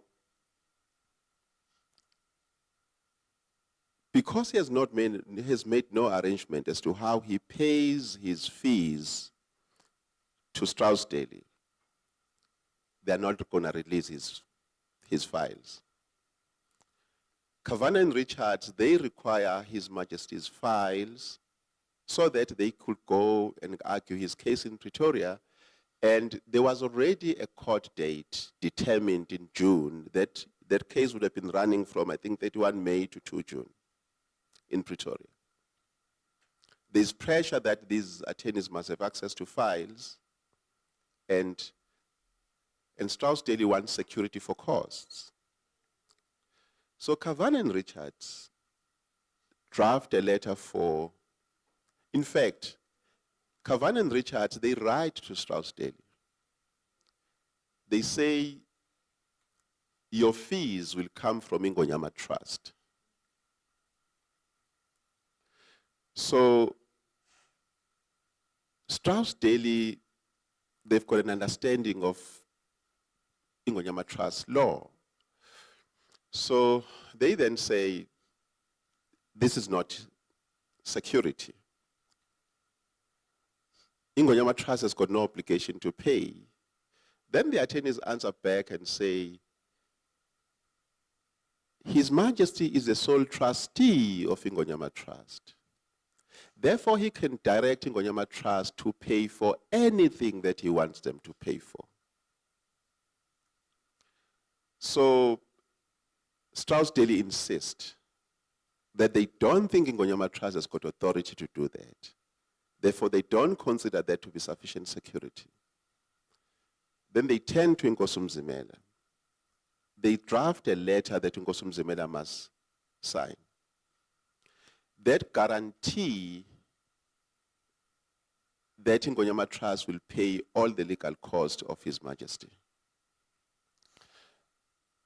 He comes to me with this letter. It's mid-May.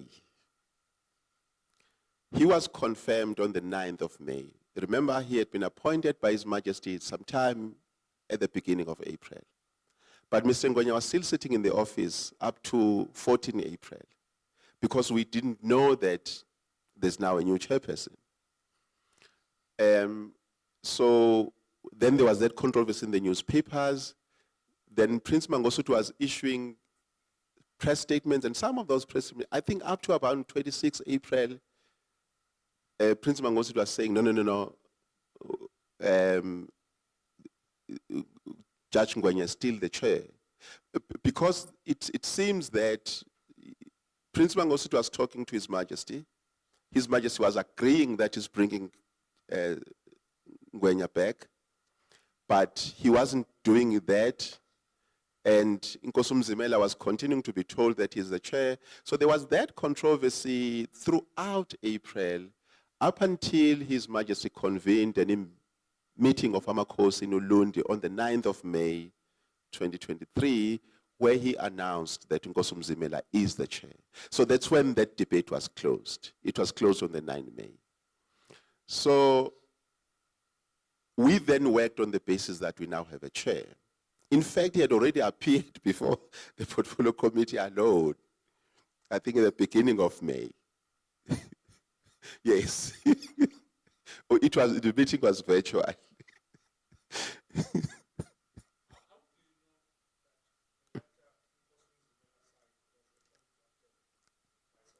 That's what he told me. Yes.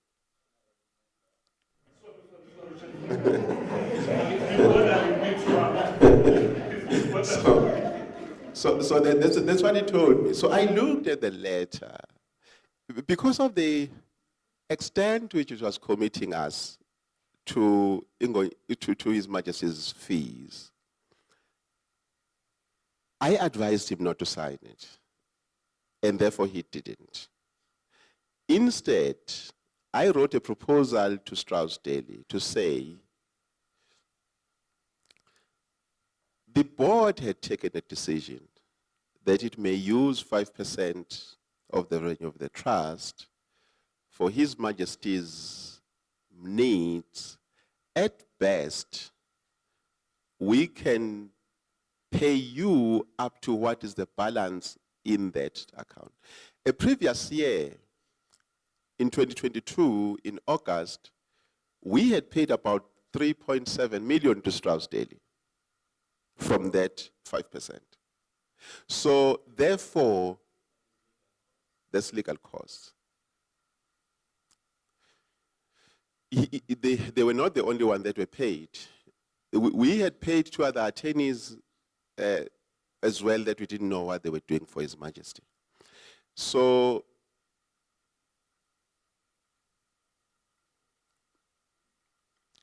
therefore, when this money now had to be paid to Strauss Daly, the balance in His Majesty's account is less than what Strauss Daly needs. Yes, they were looking for about 9 million at the time. But the entire bill was running into around 21 million. Strauss Daly, yes. So we told them that that account is almost depleted, therefore we can only pay up to so much. They did not regard that to be sufficient security. In return, they drafted a board resolution that will be acceptable to them. So we couldn't. I did not agree with the content of that at the time. Then there was an induction of the board mid-June. Whilst we're sitting in the board meeting, Nkosumzimela were having these calls, and he would get out. Then at some point he calls me. He says, hey, I'm being harassed by, he named the people that were calling him, Abomnis and Tombenhle, about this thing, Yama legal costs.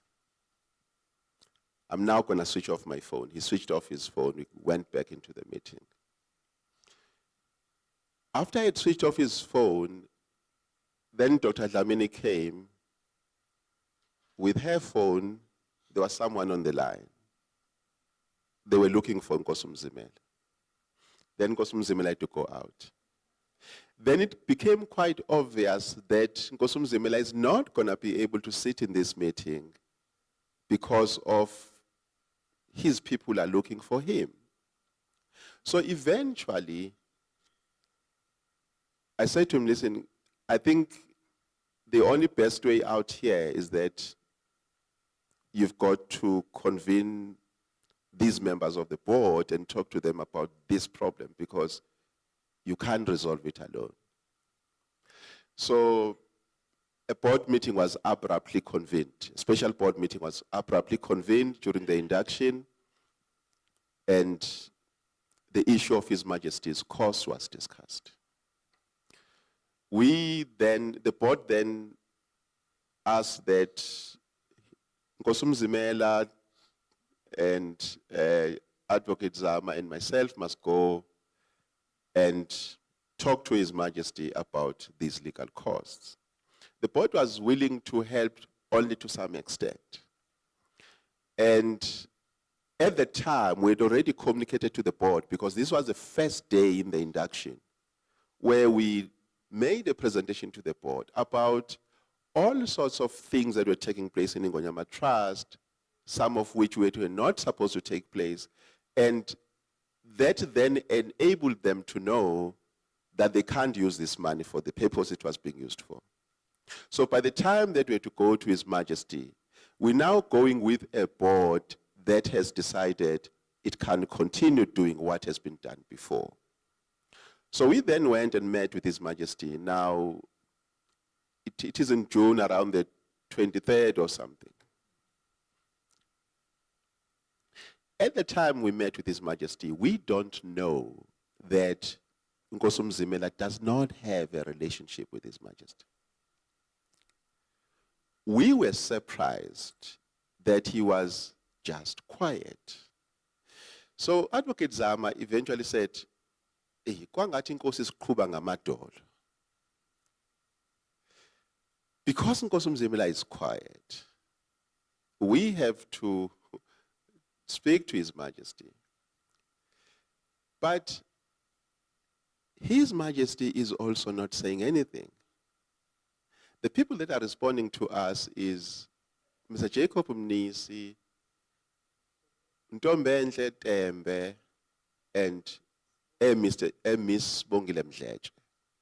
Miss Bongile Mdletshe was, at the time, a director in the Premier's office who was responsible for King's support. But there had been a situation between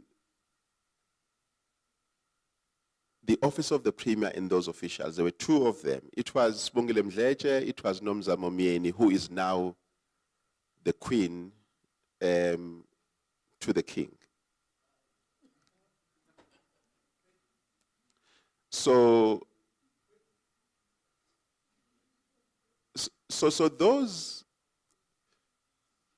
what had happened is that the officials that were supporting the King were supposed to be sitting in the office of the Premier, but assist him for his needs. But what had happened is that they had now moved with the King. They were now staying with him. So the office of the Premier objected to that, and they were refusing to come back. And eventually the office of the Premier terminated their salaries for abscondment. So when we met with them, that's when we realized that this is no longer an official, because if you are lucky enough to meet with Spongile, you will appreciate the power that they have on the King. So those are the people that were responding to us. It was not His Majesty that was talking to us. It was Spongile Mdletshe, Ntombenhle, and Mr. Mnisi. And the money that we were saying we are willing to make available, they were saying we must pay it to Cavan and Richards, not to Strauss-Daly. Which we then refused, because we're saying the reason why we're here is because Strauss-Daly must release the files.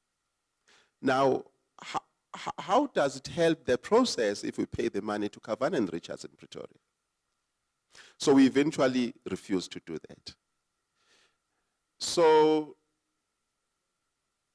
after that, we then had to go and directly negotiate with the Strauss-Daly, because what they wanted, we wouldn't be able to afford.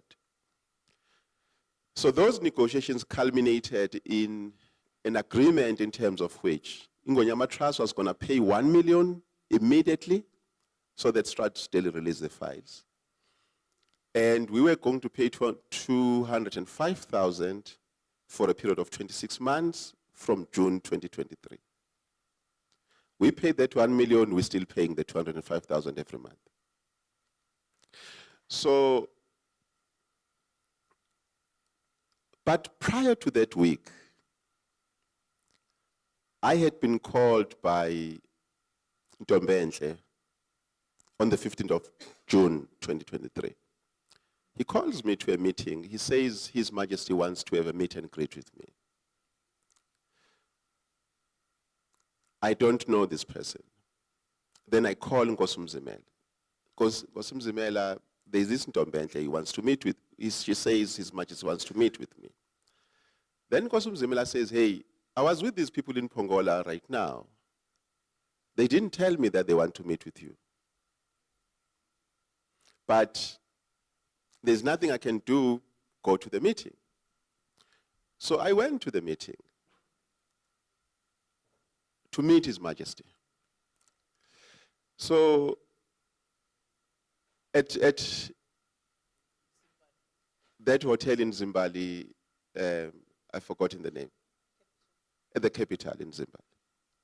We met there on the 16th of June, 2023. When I arrived, there is Mnisi Ntombenhle, there's another person who turned out to be Natheni Mandla from Richards Bay. No. Ntombenhle is Tembe. Is Rejoice Ntombenhle Nxumalo Tembe. Yes, the person that is called to cook. So then they introduce themselves, then Nisi starts telling me about his vision for Ingonyama Trust. So his vision is mining interest related. Then they introduced me to someone who has been appointed by His Majesty as the Secretary of the Board, Mr. Mandla Ntuli. This board. So His Majesty, they tell me that His Majesty has appointed Mandla Ntuli as the Secretary of the Board. So Nkosi Mzimela has been delaying this decision. That is why we have now called you, because we want you to go and implement this decision.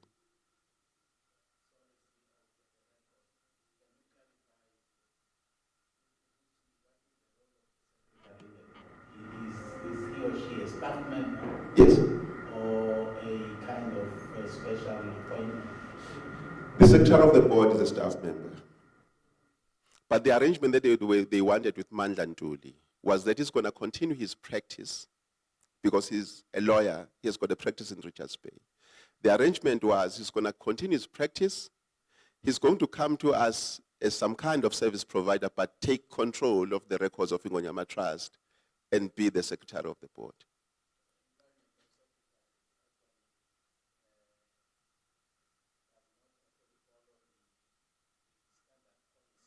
It does. It does.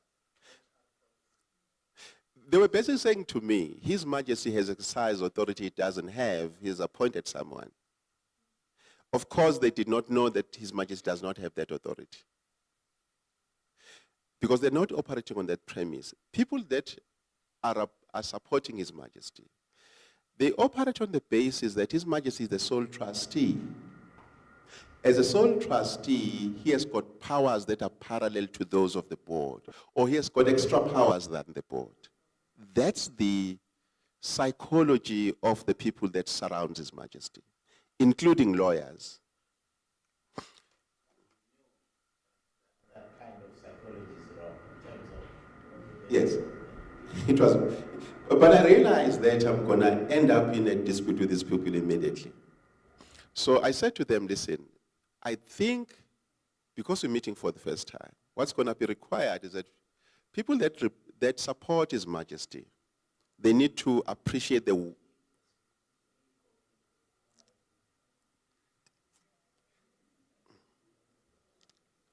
I said to them, you will need to be introduced to the operations of Ingonyama Trust.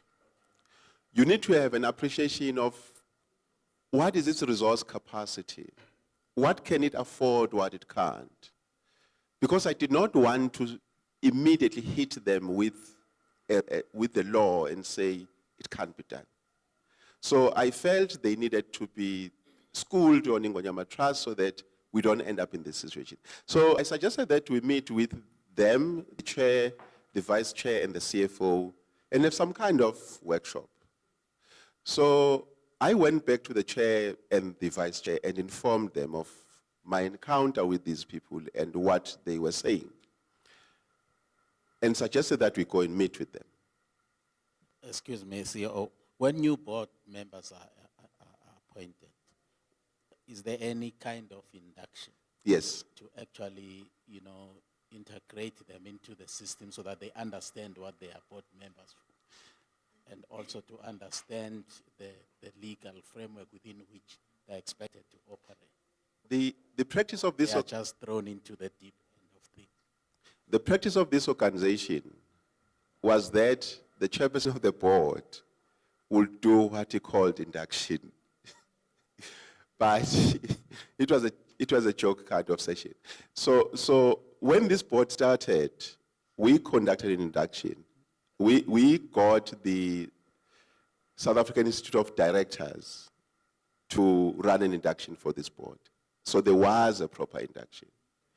But now in that induction, Nkosi Tembe was not there because he had gone to, he was overseas with the Minister of Environment because he chairs Ismangaliso Wetland Park Authority Board. So, but all the other board members were there. His Majesty, of course, has not been part of any induction. It was His Majesty who was now hiring. So when I came back and spoke to the chairperson and the vice chair took a view that she cannot be talking to people who have got no authority on the Ingonyama Trust. Therefore, she's not going to go to that meeting.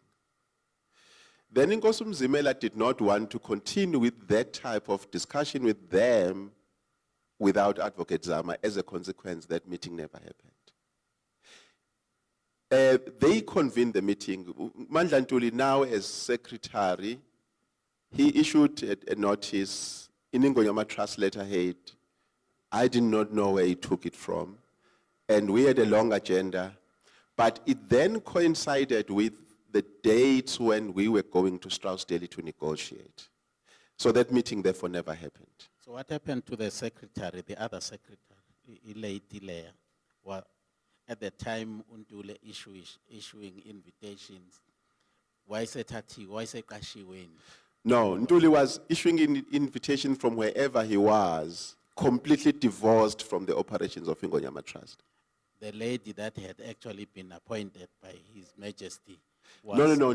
Ntuli is the person who was appointed by His Majesty as the secretary of the board.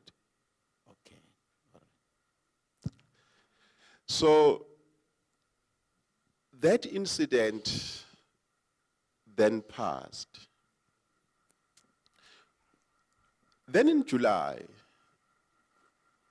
we discovered through Mason attorneys that His Majesty has appointed Kavan and Richards as attorneys of Ingonyama Trust on everything legal.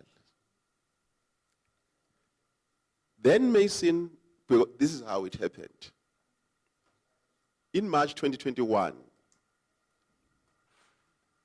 the chairperson transferred 10 million to Mason. That in March 2021, Mr. Ngwenya transferred 10 million to Mason Incorporated, a firm of attorneys in Pietermaritzburg, which was generally used by Ingonyama Trust. That money was meant to assist Ingonyama Holdings it was basically capitalizing Ingonyama Holdings. It was issued as a shareholder loan. So Kavanagh and Richards were now writing to Mason investigating what happened to the 10 million. It is in the context of that investigation that they then disclosed to Mason that they've been appointed by His Majesty as the attorneys of Ingonyama Trust. So Mason then came back to us. Yes. So Mason then wrote to us. Remember, at this time when this thing is happening, Ngwenya has just left. We are trying to establish everything that he had done, and we are now talking to Mason, wanting our own reports, and then there comes Kavan and Richards. So we said, then I wrote to Mason and said, listen, There's no board resolution that appoints Kavanagh and Richards. Don't cooperate with them.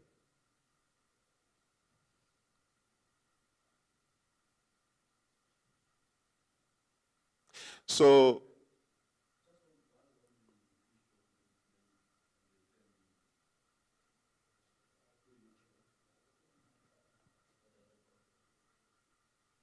is it possible that the chair, without the concurrence of the CEO and the CFO, sign off such amount? Is it really possible? at the time it was Without possible. even the board resolution. At the time it was possible. What basically happened, on the 11th of March, there was a tenure committee meeting. In the morning of that meeting of the tenure committee, the chairperson of the board at the time sat down with the 4 Amakosi who were serving in the board at that time. They decided that they are now convening a special board meeting. They are converting this tenure committee meeting to a special board meeting. A submission was brought by, there's a colleague in Ngonyama Trust who has a personal relationship with Mr. Ngwenya. I call it a personal relationship because the structure of the organization does not warrant that they work together, but they really worked together. That colleague reported to nobody but Ngwenya. So between the two of them, they have a personal relationship. I don't know the nature of the personal relationship. So then, Can we understand the nature of the relationship? Because, no, I'm not actually pushing you to making speculation. But it is important to know the actors in this special relationship. I know of who now. yes, Who is the second? Miss Suellen Ellis. What's her name? Miss Suellen Ellis. Sue. Suellen Ellis.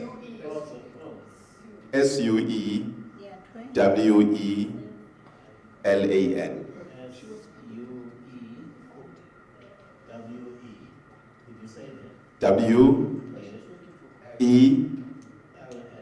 I think it's L-L-N-A-N. Yeah, Miss Suellen Ellis. She's called Sue. We call her Sue. So,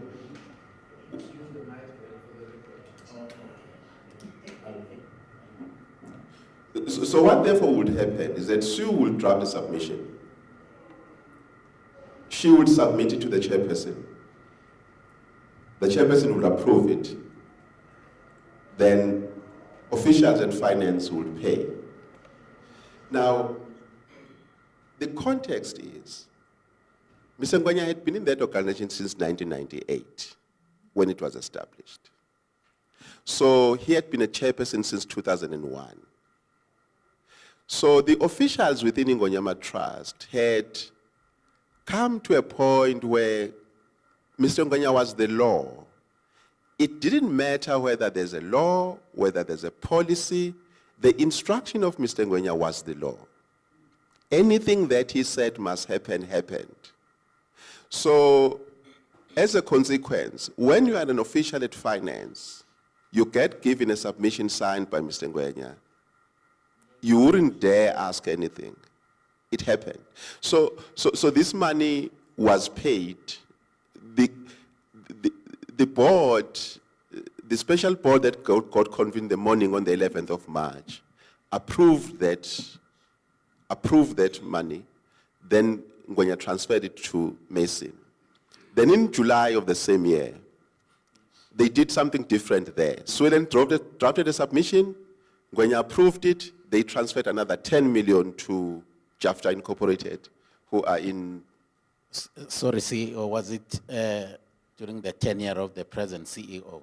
Yes. That this actually happened? No, I had not arrived Or when this thing happened. the CFO? The CFO came in May. He was After. sitting in the office. The money was being transferred in the other room.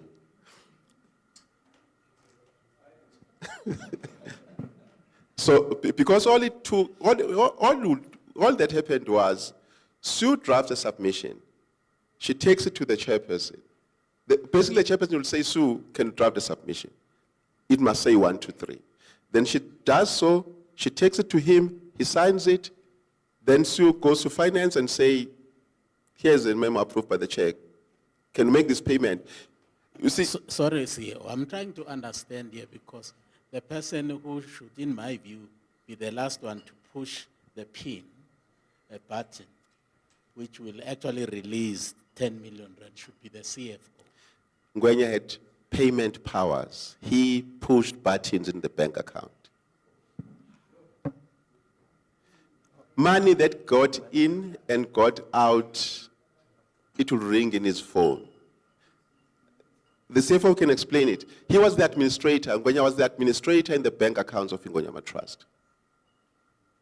In fact, both Ngwenya and Sue at the time had administration powers over bank accounts of Ngwenyama Trust. What had happened is that in 2019, the head of Land Management Services, Ms. Tembeka Ndlovu, was removed from her position, was asked to go and stay at home. She was not under suspension.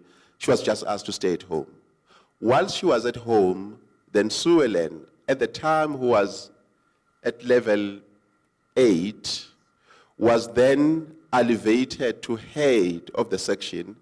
And above Sue, there was a director at level, okay, the scale of Ngwenyama Trust are crazy. So I'll say there was a manager who was at level 13, but Ngwenya appointed this level 8 to be the head of the section and then gave her administration powers over the bank accounts of Ngwenyama Trust. Appointed by who? By the chairperson? By the chairperson. What are the powers of the CEO? Does the CEO also have powers to appoint staff? Who ultimately appoints the staff? The board appoints staff in that organization. I would assume, The CEO does not appoint anybody. On the basis of the recommendation of the CEO. No. There's an HR committee. In Ngwenyama Trust, there was an HR committee which was chaired by Mr. Ngwenya. So in the HR committee, they would interview people that they want to appoint. Then the HR committee will make the decision. Then Mr. Ngwenya will sign the letters of appointment. That is how Ngwenyama Trust operated at the time. So, therefore, In other words, you had an executive chairperson. we had an executive chairperson. Okay. Yes. So CEO actually did not have executive powers. No. That's what I wanted to understand. Yes. What is the legal framework? What was the legal framework at the time? You see, the legal framework is the board is the accounting authority. So the administration of Ngwenyama Trust only exercises delegated authority because the authority rests in the board. So the authority to appoint staff is not delegated. It sits in the board. So that is why that was possible. So now there was 10 million with Mason, 10 million with Jafta, and later there was 21 million that went to Ngwenyama Holdings. So Kavan and Richards then get appointed by the trustee sitting outside of the board. When he has a nominee in the board, he appoints them to go and conduct an investigation on Ngwenyama Trust. He then also appoints them to be the attorneys and the only attorneys of Ngwenyama Trust on everything legal in Ngwenyama Trust. He did this thing in May 2023. We just didn't know about it up until July when they approached Mason. Then Mason had to ask for authority that these attorneys are properly appointed. Indeed, we received the power of attorney. Now, this is what happened. They instructed Nkosi Mzimela to sign these appointments. Nkosi Mzimela signed the appointments on the 10th of May. I don't know for what reason Then on the 19th of May, His Majesty also signed something similar. Appointment and a powers of attorney to Covenant Richards. So we then became aware of this document. So my response to Mason was, these are not the attorneys of Ingonyama Trust. There's no board resolution that appoints them. Don't cooperate with them. So that was the end of those attorneys having to do anything in relation to Ingonyama Trust. So now, by that stage, there are two things that have happened. The chair has appointed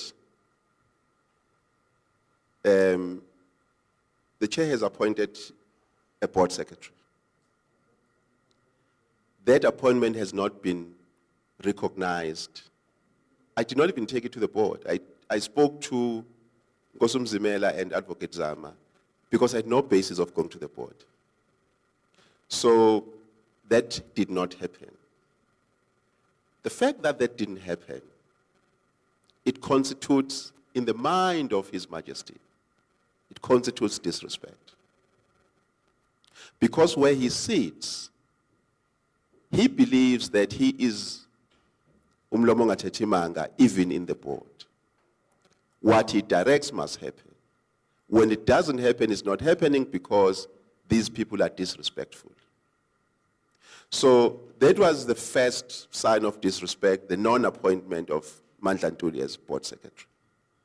The second was the non-appointment, the second now sign of disrespect is that his attorneys are told they're not attorneys of Ingonyama Trust.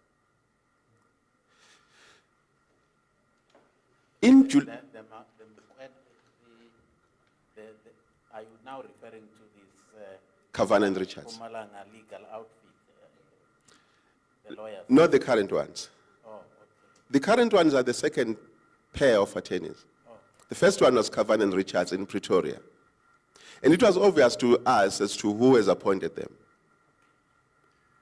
So, because Covenant Richards, they've got a branch in Pretoria, they've got a branch in Mpumalanga, so it was quite obvious that Ms. Mnisi has appointed Covenant Richards. So, what happens in July, Nkosum Zimela comes to the office, I think on the 31st of July. He doesn't talk to me. He goes and sits in his office and he calls the legal officer of Ingonyama Trust, Ms. Mkhize, who is also acting as board secretary. They have a meeting with someone called Spiwe Msibi in his office.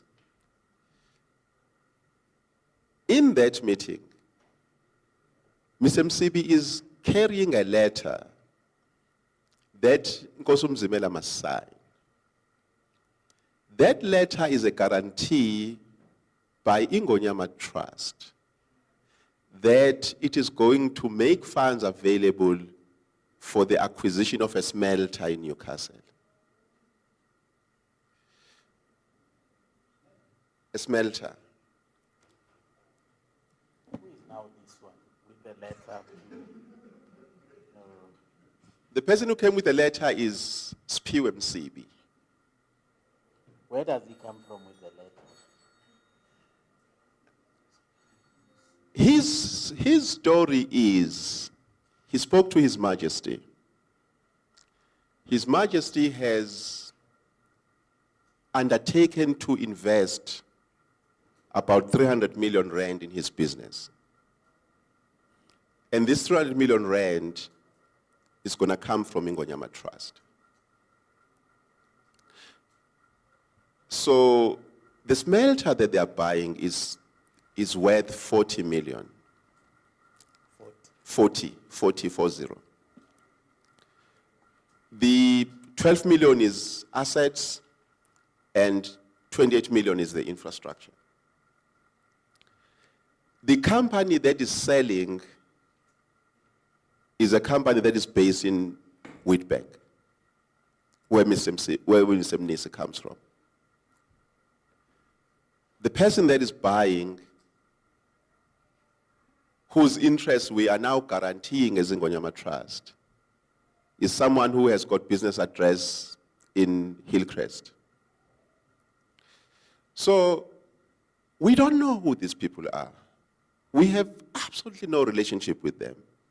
But we're about to guarantee 40 million for their acquisition of a smelter on the basis that we have some kind of partnership with the company that is buying. Okay, maybe let me just pick up the names so that I can call these companies by names.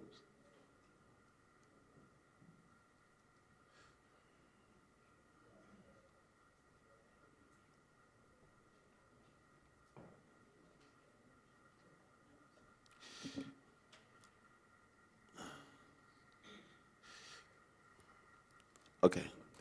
The company that we were just about to fund is a company called Newcastle Calcium Carbide and Alloys Pty Ltd, which was the purchaser.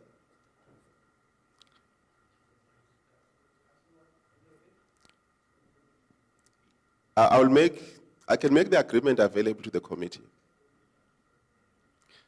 And for the record, the company that Ngonyama Trust was now guaranteeing its interest is called Newcastle Calcium Carbide and Alloys Pty Ltd. Newcastle? This, okay. It's ngesingafunda second language. Calcium akhona CAL CIUM. CIUM. Yes. Okay. And alloys. Alloys is. Oh, alloys, yes. Yes. That's Pty Ltd. Then the seller is Silicon Technology Pty Ltd.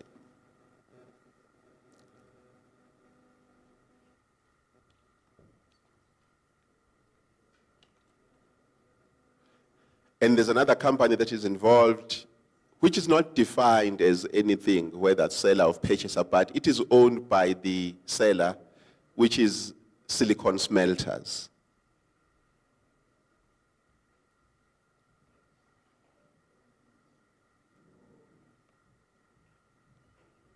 So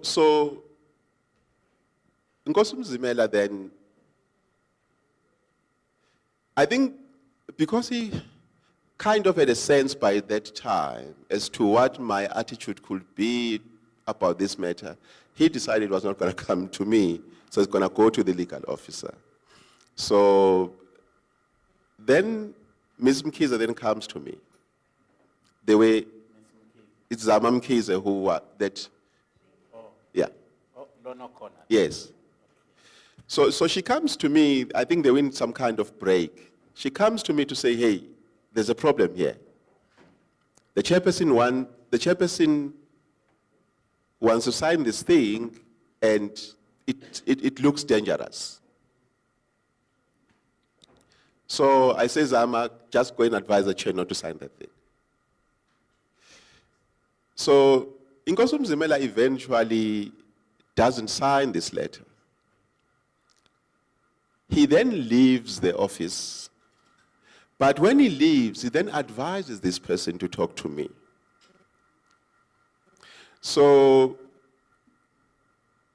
then this person now wants to talk to me about this thing that he was discussing with Nkosi Mzimela. So I said to him, no, I said, because I did not even see him. So I said to Zama, listen, I can't meet this person. If I have to meet this person, I can only meet him in the presence of Nkosi Mzimela. They can't have this kind of conversation. Then I then find myself with this person. By then, Nkosi Mzimela has driven out of the office and left. So the effect was, Ms. MCB then left without us meeting. But Nkosi Mzimela then encouraged Ms. Mkhize to send these documents to the head of Land Management Services. And then I was copied. That's how I got the documents. I got these documents on 1 August 2023. So, Nkosumzimela he has a sense of what is right and what is wrong.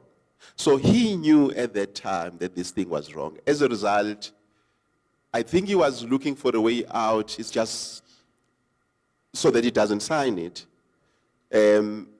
which is probably why she went to the legal officer. So eventually he didn't sign it. It subsequently appeared in newspapers. I'm not sure who then went out to newspapers, because it subsequently appeared in newspapers, but they were quoting 12 million. But the contract itself says 40. So these things did not happen. By September 2023, there were statements in newspapers that Nkosumzimela has been fired. Those statements went on. Nkosumzimela was saying he has not been fired. Then eventually one of the board members started admitting that he has been appointed as chairperson. That was Nkosu Tembe. The controversy started playing out in the public domain, in the media. And Amakhosi started attacking each other in newspapers. Eventually, Advocate Zama had to... We had a board meeting in October, I think, where Advocate Zama then asked for this thing to be cleared in the board, because now there was tension building between two Amakhosi on the basis of who is now the chair. But there is nothing that is being circulated to say who's the chair of the board. Then Nkosu Tembe admitted he was virtual on that day. He was not in the... Because of the tension, I think Nkosu Tembe started linking through virtual platforms instead of coming to the venue of the meeting, because there was now tension. So then he explained that he was approached, that he must expect a call from His Majesty. That call came, he was told he must expect a letter. The letter came and he wrote back and accepted. So we were now sitting with two chairpersons of the board. Nkosumzimela is sitting, he says to the chairperson, he has not been fired. Nkosu Tembe has got a letter that appoints him as accepted, but there's controversy in the media. So eventually, Amakhosi had to diffuse the situation outside of the meeting. So they managed to kind of communicate, and the tension subsided. Then Nkosumzimela continued. Then, mid-February last year, a letter arrives in the office with the sheriff dismissing Nkosumzimela. You could see the letter is written by someone who is not an Nkosi. Or if he is, who has got so much disrespect for Nkosumzimela. Firstly, it was called Mr. Mzimela. Signed. It was signed by His Majesty. Oh. So,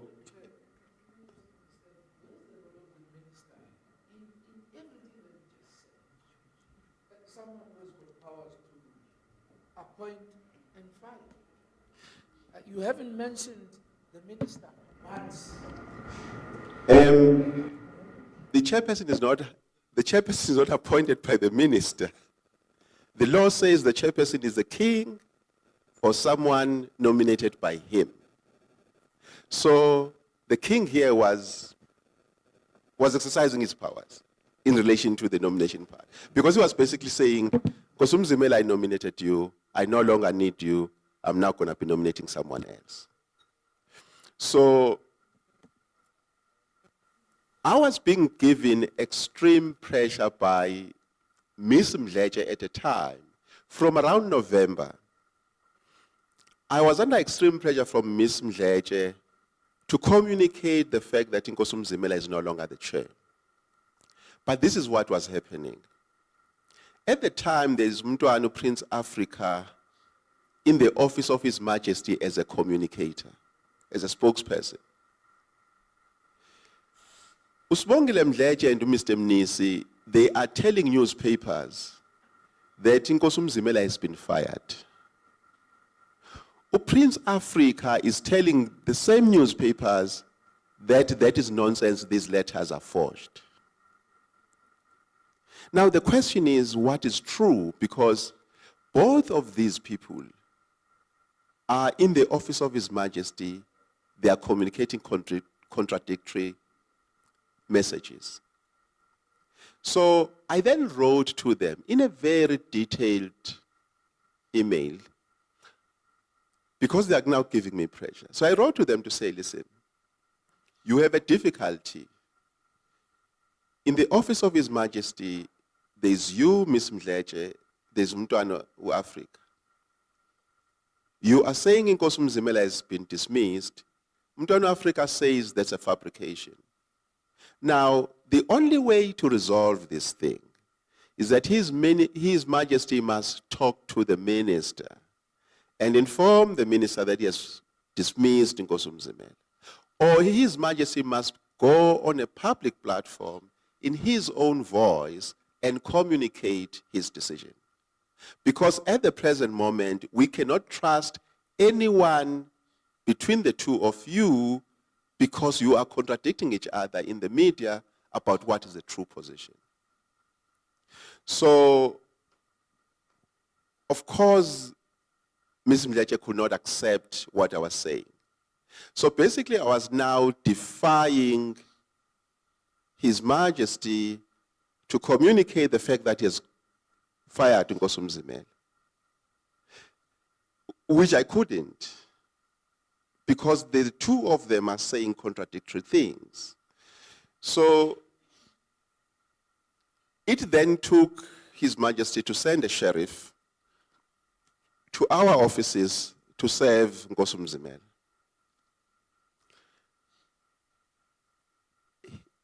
That morning, Nkosi Mzimela called me. He asked me whether there's a letter that has arrived in the offices. I said, no, there is none. He then said, someone called him and said, there is a letter in the office that is addressed to him. Eventually, the letter arrived. The sheriff arrived. And the way that they handle these letters, they are not in an envelope. They are just carrying them that way. They drop it with the receptionist at the reception, which means immediately the receptionist knows that Nkosi Mzimela is fired, or anyone who happens to pass the reception at that time sees, because this letter is not covered. So when the letter arrives, it has got an annexure.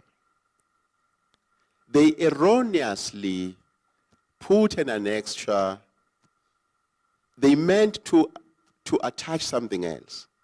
But they then attached a letter that they had addressed to the minister, asking the minister to fire Advocate Zama because she is not acting in the interest of the silo and she's underperforming in the board.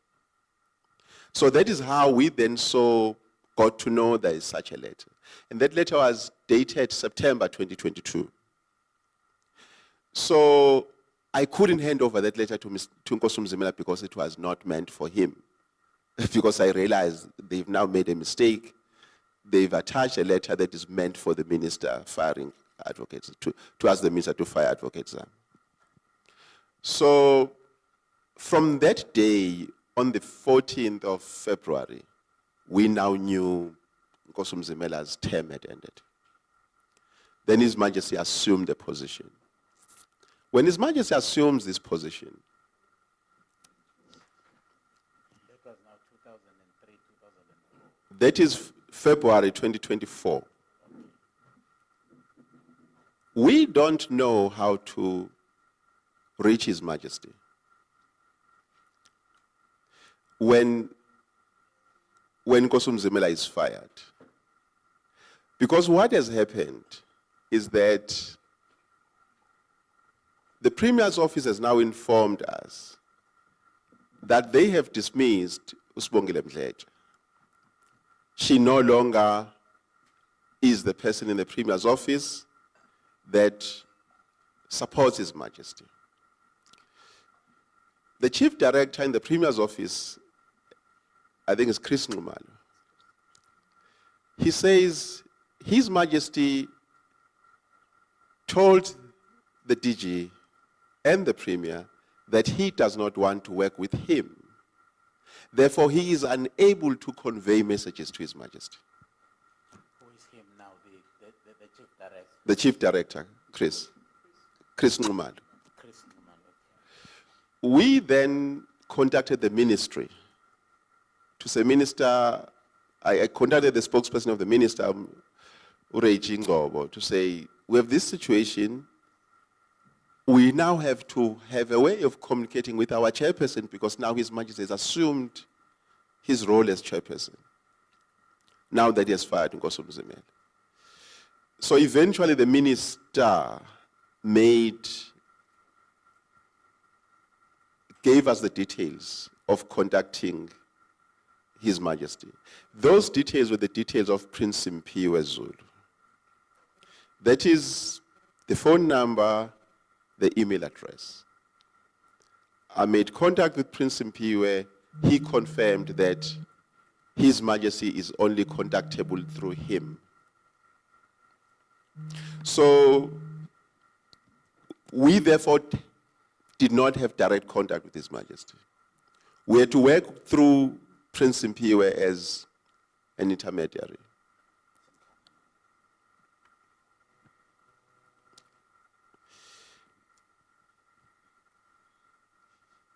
At the time, we've got a board meeting scheduled. We've got an APP that is due in the department by 20 March. We now have a new chairperson. We had finished the APP in September 2023, but the department had made some comments that warranted that we have to submit a new document. And the document requires the chairperson of the board to sign, and we now have a new chairperson, His Majesty. So we start now asking for the opportunity to talk to His Majesty. He's not available. Then on the 21st of March, I received a call from Prince Simphiwe.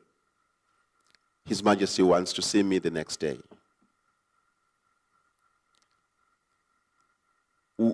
I had already submitted the APP to Prince Simphiwe for the Majesty to consider it, if he has comments, to make those comments because we have to submit to the department by 20 March.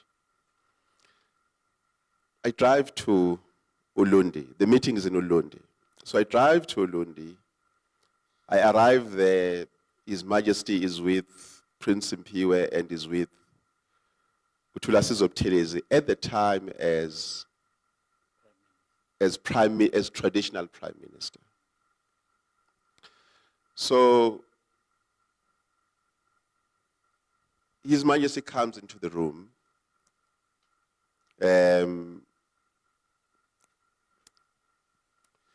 He starts talking. Comes to you alone. No. Or with it. He brought them into the room where we were to meet. Then he starts talking. A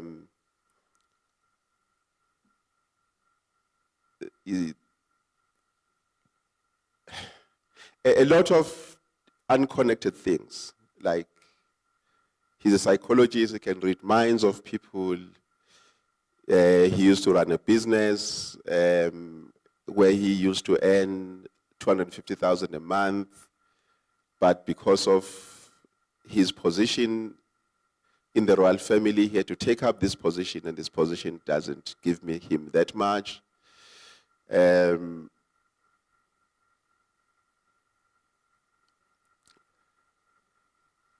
But he's going to leave me with Undunankulu.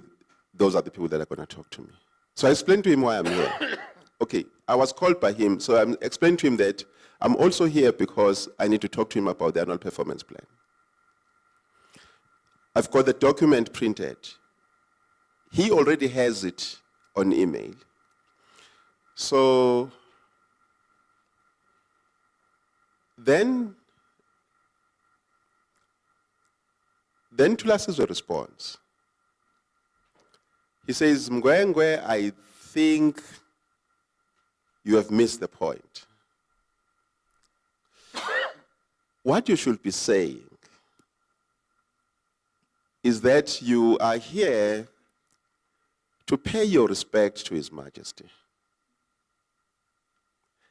And you are here to ask for a date that he can come and have a meet and greet with the staff because he has just assumed his position. Then we can talk about work afterwards. Don't tell His Majesty about the annual performance plan. We can see this thing at another time. See, when I raised the issue of the deadline, then the response was, hey, Mr. Mgwengwe, it seems that you are more worried about Parliament and Minister instead of being worried about His Majesty. In fact, it was communicated in isiZulu. In English, it kind of doesn't put it the way that it actually was said. He said, "Ikubuka sengathi usaba o minister nama politicians in parliament nama deadlines akho than isilo. Umuntu ekufana umsabe Mgwengwe isilo." They don't mean anything. These are the people that we're talking about. Minister Didiza is going after elections. Those members of the portfolio committee won't be there after elections. So don't tell me about them. His Majesty, when he has time, he will look at this document. It's just unimportant. You can leave it. When he has time, he will look at it. At that time, His Majesty then said, here is a scalpel outside, and I can invite him going to say mvule ngisawuphuza mina, and he went out.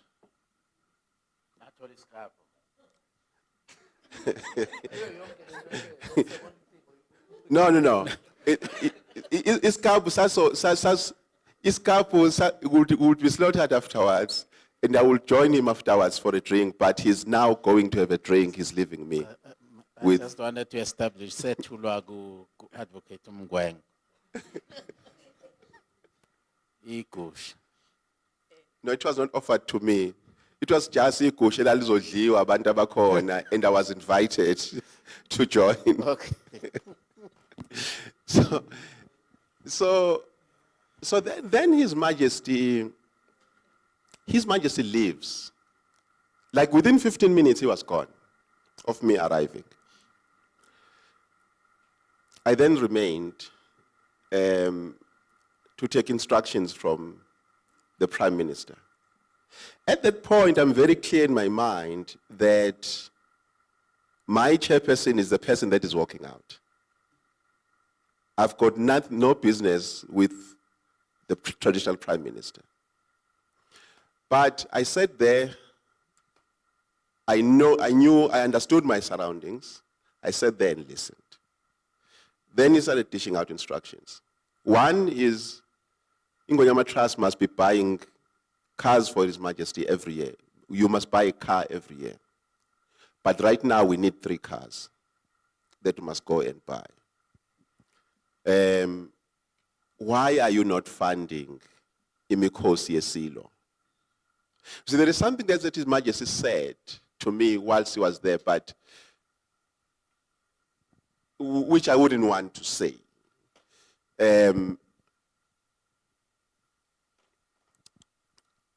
I'll take it that he was joking.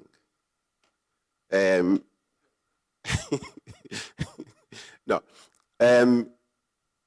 I think just for his respect. So then Prince, then the Treasurer Prime Minister says, why are we not finding His Majesty's traditional ceremonies? That is the job of Ingonyama Trust, to fund those ceremonies.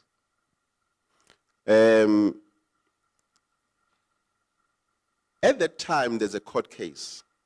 I'm going to go to it, but not now. There's a court case initiated by Prince Mbonisi against His Majesty and Ingonyama Trust, where we were respondents number 8 and 9, Ingonyama Trust and Ingonyama Trust Board, Prince Mbonisi and 4 others, where they were trying to interdict the trust from spending money for things of personal nature for His Majesty.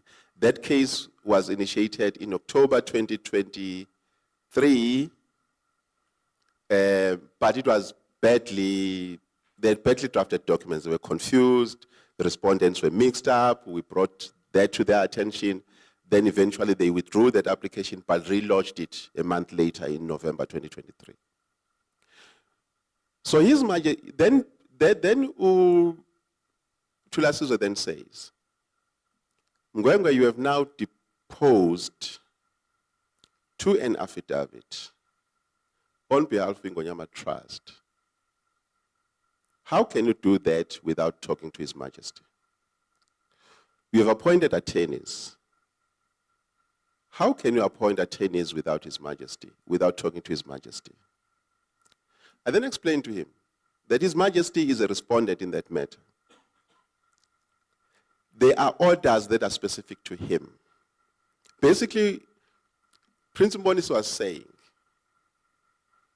whilst the case that was going on in the Pretoria High Court has not been decided, His Majesty must not play his role as king. There were 3 orders that were sought against him. I remember. On our side, we were being interdicted from spending money on him. So then I said, His Majesty responded, he has to respond in that case, therefore he has to appoint his attorneys. Ingonyama Trust are respondents, and they've got to appoint their attorneys. But no, the trustee must decide that. Then I said to him, listen, I took this thing to the board. This was the decision of the board. Then he said, listen, you can't tell me about the board. In fact, you report to His Majesty, even if he was not the chairperson as he has assumed his position now. The 2 of you are the most important people in the Ingonyama Trust. Between the 2 of you, you can do anything that you want to do without that board. So don't tell me about the board. The trustee can do anything. So at that point, I realized there was no point in arguing. A non-lawyer is telling me about the law,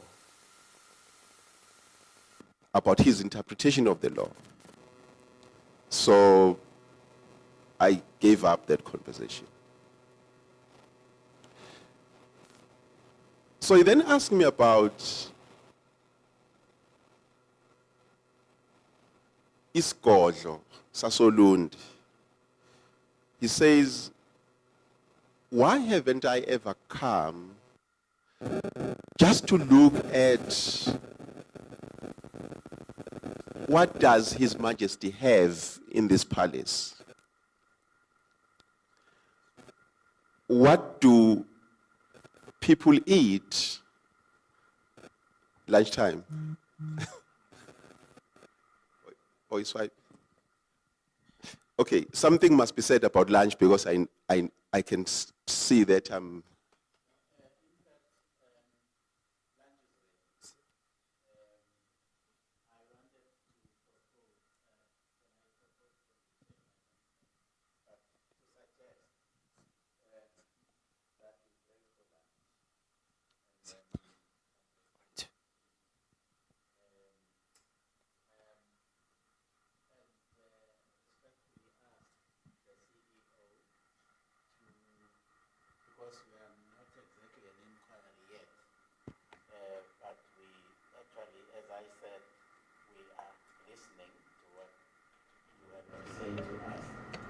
And in your presentation, please don't forget the Kuchama holding. We have a keen interest also in that particular entity. Yeah, and also on the issue of the sale of the land, we would also like to hear the processes and things around the sale of that particular land. I understand, the time that you have spent on, untangling these intricacies you've been telling us, because at the center of this controversy, as far as we heard, was that this board does not respect the king. That is at the bottom of all this thing. So what you are explaining, in my view, is actually trying to identify the source of this disrespect. Because out there in the public is that this guy, this boy, is very disdainful, towards his majesty. Now, you need to do, that is why I've allowed you that kind of time, to actually go deeper so that the honorable members understand where does it come from. Because it's something that in our report also we have to explain deeply. So we will not be able to do so without you actually arming us with the information that we are giving. Honorable members, may I attend? No. May I conclude this meeting for now? And then resume after that. We will mhlawumbe nobila jasibaningi 30 minutes from now. Siyayikhohlisa kancane mhlanga.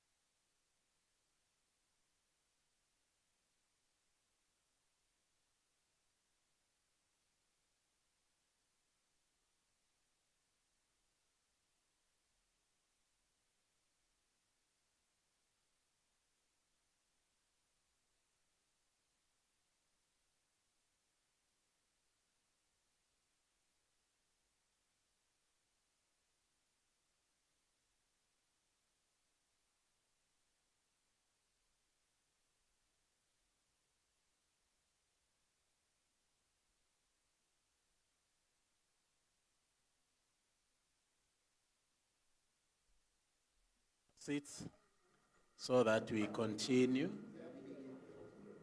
We actually do not have the luxury of time because we have another engagement after this one.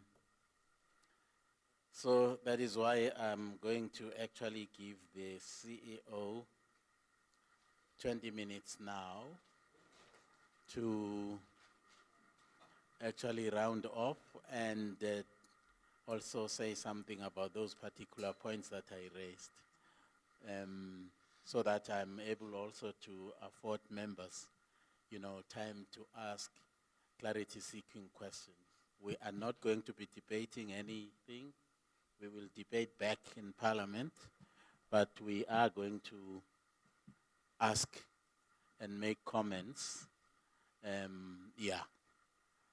Over to you, CEO. Thank you, Chair. Okay, let me do this. We are now in February 2024. March, I met Isilo. I've told you about the meeting on the 22nd of March. We then agree that he must come to the office on the 4th to see, just to be introduced to the staff and board members, which does happen on the 4th of April.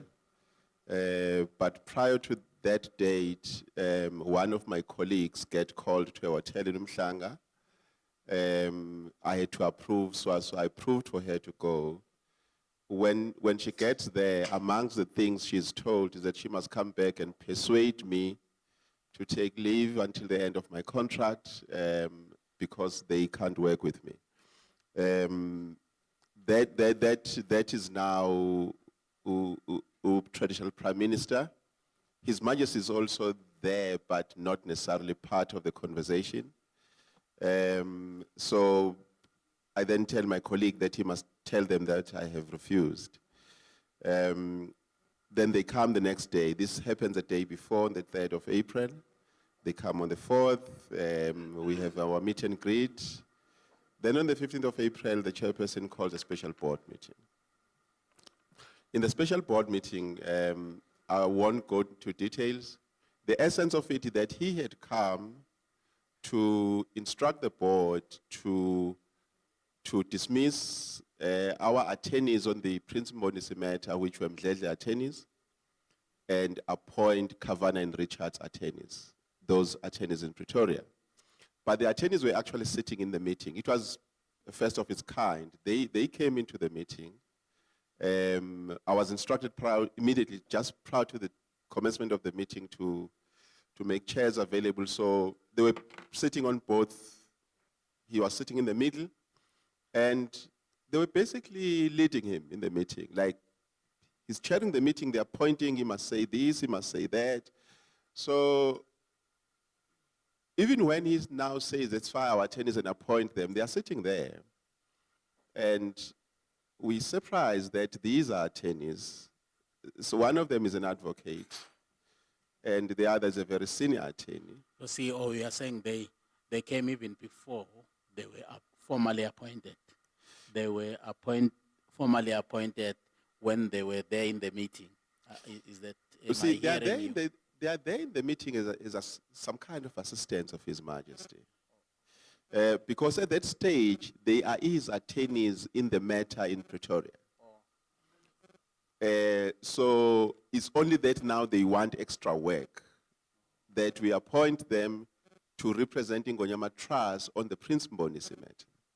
So he had a written resolution that he was going to read, and he started reading. Of course, the board says, okay. You see, Ngonyama Trust regulations allows members of the public to come into Ngonyama Trust meetings. But the board must approve that they do, and if there are certain matters that are of such a nature that you don't need members of the public to be present, you could ask them to get out. So there was then a discussion whether or not these attorneys must sit in this meeting. But it was not just the attorneys. There was also the Deputy Traditional Prime Minister, and there were members of the royal family who were sitting in the meeting. So then they had to get out for the board to deliberate whether it allows them to sit. So at the end, His Majesty said, no, they must not be allowed. That's the instruction he issued. Then they were not invited.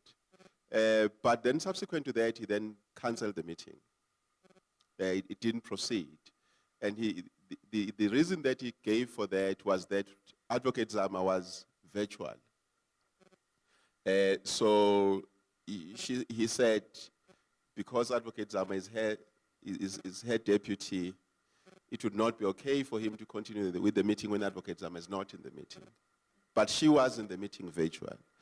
It later emerged from the traditional prime minister that they believed that Advocate Zama was virtual because he had an MEC that was sitting and listening to discussions, therefore they were uncomfortable with that. Okay, that was now a context that was being given by Mr. Chulasis of Chiles later on. So then His Majesty left. He then called another special board meeting on the 23rd of April.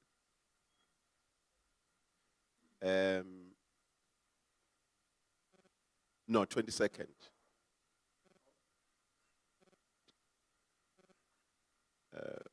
No, it is 23rd of April. He called another special board meeting on the 23rd of April. Last year, yes. And it had an identical agenda with that of the 15th. So, but when the meeting started, he then said he concedes now that the case was being held imminently. The case was in court on the 26th of April. So he said, because the case is this close, it's okay now, you don't have to dismiss Mdledle attorneys and appoint Kavan and Richards. But I now have another proposal. I now want an investigation to be conducted on the affairs of this organization, and I want Kavan and Richards to be appointed to be the investigators. He had a draft resolution too, which had an endless scope in terms of what Kavan and Richards were going to do, which had all sorts of powers in terms of them appointing other people in the course of that investigation. So there was then a discussion in the board where there was an issue about the scope of the investigation, and there was an issue about Kavan and Richards being the attorneys who conduct the investigation. Remember, His Majesty had already appointed them in 2023, specifically on the 13th of May 2023, he had already appointed them to conduct the same investigation. So he eventually, at the end of the meeting, after all the discussion, he then said, I'm giving the board time to go and consider.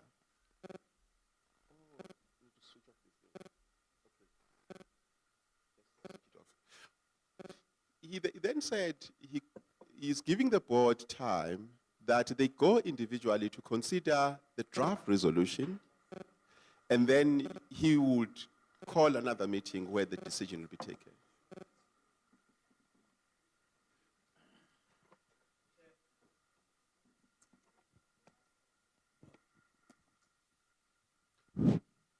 No, he won't be able to switch his. It doesn't switch off. But I don't think it is your phone, your mic, because they were both okay earlier.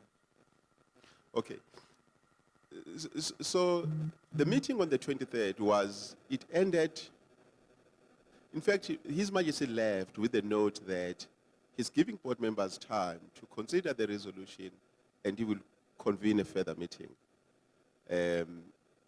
to deliberate on the resolution. This is now 23rd May. To 23rd April. The case is being heard in court on the 26th. So, but at that point, they were just dealing with certain interlocutory application brought by His Majesty because he felt that some of the statements were kind of insulting and without basis. And that application was heard. The actual case was heard, I think 16 and 17 May. So during the hearing of the case, now this is the trouble. The trouble is we are being interdicted. Ourselves and His Majesty are respondents in the case. He's respondent number 7, Ngonyama Trust is number 8, Ngonyama Trust Board is number 9. So we have different orders being sought against us. We are not arguing on the points against His Majesty. He's not supposed to be arguing. Okay, let me not say he's not supposed to. He's somehow involved in the orders against us because we're being interdicted from making payments of personal nature to him. Now, his attorneys are of the view that His Majesty is entitled to receive benefits by virtue of being the trustee from Ngonyama Trust. Of course, as a trustee, if you are involved in the operation of a trust, you will be given some benefits of reimbursing nature for work that you do for the trust. So we differ with his attorneys on that point. We're saying Ngonyama Trust has got no obligation whatsoever to make payments of personal nature to His Majesty. Of course, as the point is being argued, you've got to make the point and base it to the law. So eventually the judge agrees with us that it is indeed the law says so. But the people that are in court, the court is full of people that are supporting His Majesty, including, they are led by traditional Prime Minister. So the way that they are hearing our attorney's argument, our legal team's argument, for them, Ngonyama Trust is supporting Prince Mbonisi in preventing Ngonyama Trust to pay benefits to His Majesty, and therefore Ngonyama Trust Board is acting against the interests of His Majesty. So they failed to justify, because the judge eventually said, okay, just give me something in law that says so. They just made a statement and did not argue it. So eventually they lost that point. But there are briefings that the Traditional Prime Minister is making after every sitting. In those briefings, that's when he started communicating that this board is against His Majesty. Why nje leli board limelene nesilo? Leli board lika Minister Didiza limelene nesilo. So those were the types of briefings. Then on the 20th of May, okay, prior to the 28th, on the last day of the hearing, I get told that His Majesty is convening an imbizo a week late, like the following week on Thursday. That imbizo was convened for the 23rd of May. And I must make bookings for Amakhosi, all Amakhosi in KwaZulu-Natal, and also cater for refreshments. I'm being approached by Mntwana Simpiwe about this. So I'm saying to Mntwana Simpiwe, I've got to take that to the board. It's not a decision I can make outside of the board. So then the Traditional Prime Minister just came right there and started talking. His view was, Ngonyama Trust has got a budget for his imbizo, which was untrue, because we had removed that budget. So, and I have authority to do this. I don't want to do it, and but the things that Isilo wants are going to happen. I kept on saying, no. This must go to the board. I don't have authority to convene things of this nature. So we end up in an argument. I had a finger on my face as a consequence of that argument. So eventually I left. So Monday, they called my colleague again to the hotel in Mhlanga.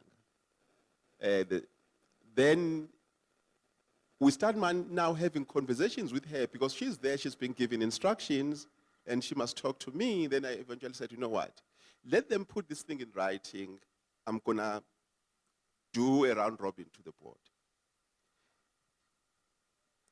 So eventually this thing comes. Suddenly, It's an imbizo where the board is going to be introduced, but there are reports that they now want the CEO to present.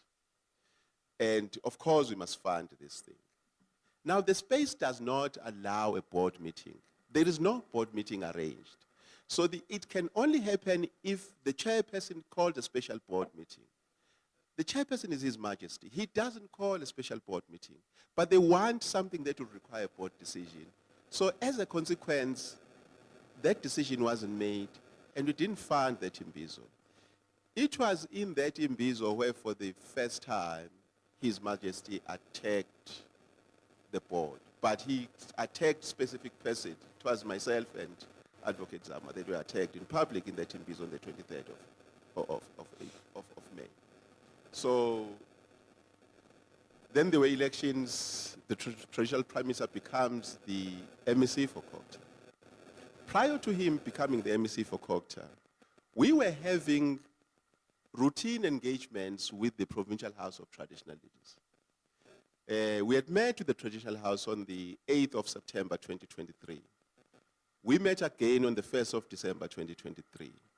Because of the types of issues that we were discussing with the House, the type of information that was required, we had to come back to make further presentations. The Portfolio Committee will remember that there's a CASAC case that was decided against us, that we had to implement the judgment. What then happens is, the effect of Ngonyama Trust implementing the CASAC judgment is that we must refund residential lessees their money. Now, to refund residential lessees their money, this money has already been allocated to traditional councils. It has already been spent. So if we pay it, we must be taking it from the allocations of traditional councils. So we have to kind of inform them, or we have to have at least a consultation with the House of Traditional Leaders. We had a full plan for the implementation of the judgment, but we wanted to present it to the House first. We had a meeting arranged with the House for the 10th of May 2024. That meeting was cancelled by the House on the 8th of May, on the basis that they are busy because there are elections coming, so they are unable to have that meeting. So the meeting didn't happen. They said we'll meet after elections. Immediately after elections, we went back to the House to say, let's have our meeting. But what had happened is that at the moment that the MEC Buthelezi was appointed to the portfolio, he started having meetings with traditional leaders, with the House, and started saying, discouraging the House from working with Ngonyama Trust, almost instructing them not to meet with Ngonyama Trust. So when I went back to the House to say, hey, that meeting that we had planned for 10 May, can we have it? The House was no longer available. They said, there's a problem. The MEC does not want us to meet with you. We need to cool the situation a little bit before this thing can happen. So we can't meet with you as Ngonyama Trust Board. But what happened instead is that because Nkosi Mlife is in the board, having been recommended by the House, they then said, because we want to have briefings anyway, we will just call the person that represents us. Then they asked Nkosi Mlife to go and make presentation to the House. We had that meeting on the 13th of May in Mayville in the offices of Cocta. 13 June, I mean. We had that presentation on 13 June in Mayville. The previous meetings was 8 September in Ebandla Hotel in Umhlanga. On 1 December, we met with them in Mayville. On 13 June, we met them in Mayville, where we presented detailed financial information of Ngonyama Trust. Because our attitude is, Ngonyama Trust administration is poorly structured. The money belongs to Izizwe, it doesn't belong to us. We're only entitled to 10%. In order to capacitate Ngonyama Trust, we have to spend trust funds, but trust funds belong to Izizwe under traditional councils. So we have to make traditional councils understand the structure of this organization, how it operates. We have to get our budgets kind of approved by them so that we spend their money where necessary for things that they understand. So we wanted to open up the trust in that manner so that what we do is with the blessing of traditional leaders. So that's why we went to them with financial information. So now, Nkosi Mlife had to call me and CFO to go and help him present to the House. We went and presented. At the time, they are unable to meet with us because MEC Buthelezi is giving them pressure not to interact with Ngonyama Trust. And he's continuing attacking us in the media, but we don't want to respond to him because he is now doubling up as a traditional prime minister. We don't want to respond to him because we don't want to upset His Majesty. Because we see there's a problem with His Majesty, we have to bridge this relationship. At the time, there's a standing board resolution that asked Nkosi Tembe to set up a meeting with His Majesty and the board so that we iron out the differences. So, and that meeting is not happening. We are being attacked in the media. We don't want to respond because we don't want to exacerbate the situation. And this continues throughout that period, that period from basically June up to December, up until this situation occurred. On the 9th, at the beginning of January this year, then the House comes back to us again to say, Amakhosi have had a discussion on their own, and they believe that even if we don't meet you officially as Ngonyama Trust, we still want further information from you. They called us to a meeting in Mayville again on the 9th of January. We met at, this year, yes. We met in the offices of COGTA in Mayville on the 9th of January. In that meeting, it was the vice chairperson, it was me, it was Mr. Vilakazi. Again, we went into details. That is when we start informing them about the problems about Ngonyama Holdings. Okay, we had told them about the problems with Ngonyama Holdings. So we then got into further details about Ngonyama Holdings in that meeting, and we got into details about the land that had been sold. Because the land that is in Newcastle, we only discovered in November that there is land that has been stolen by Mr. Ngwenya. So we then informed them on email. It's in Newcastle, yes. It's just outside Makhathini Township. So as a consequence, and what is happening at the same time is that Mr. Buthelezi is going out to the public. He's telling people that this board does not have the interests of traditional leaders at heart. It doesn't want to take the mandate from traditional leaders. It hasn't called a single imbizo. On the other side, he's going to the House and saying, don't meet with these people. At the same time, he's saying to the public, these people don't respect traditional leaders, they're not meeting with them. So which is why now the House, instead of coming as the House, they then come as some kind of caucus. We ended up with about 40 traditional leaders in that meeting, and which was catered for by themselves, and they didn't even have accommodation. We ended up having to leave at 6 in the evening because they were driving too far from that meeting. There were about 40 traditional leaders in the meeting. No, in the January 2025. We met with the House of Traditional Leaders in January.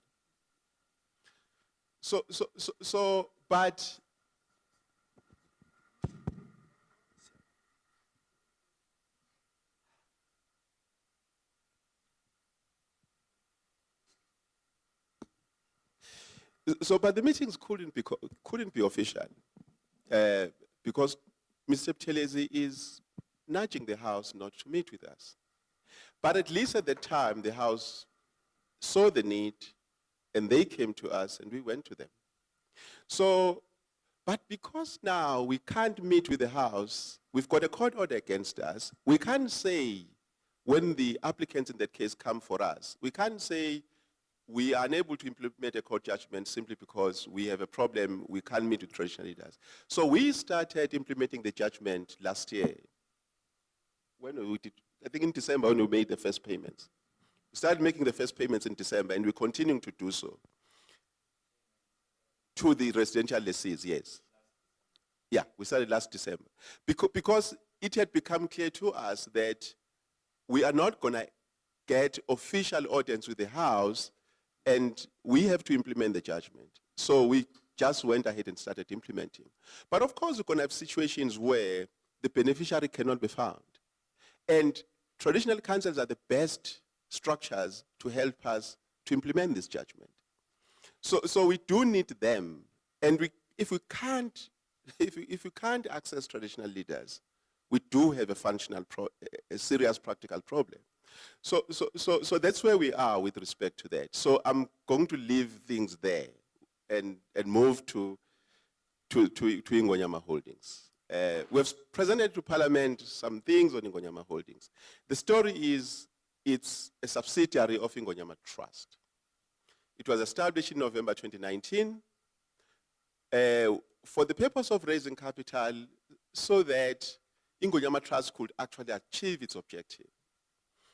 It was given startup capital by Ingonyama Trust to the tune of 41 million. That 41 million is divided into 10 million in March, 10 million in July, 21 million in November 2021. All of it went in 2021. All these transactions happened in 2021. There was a startup capital for Ingonyama Holdings.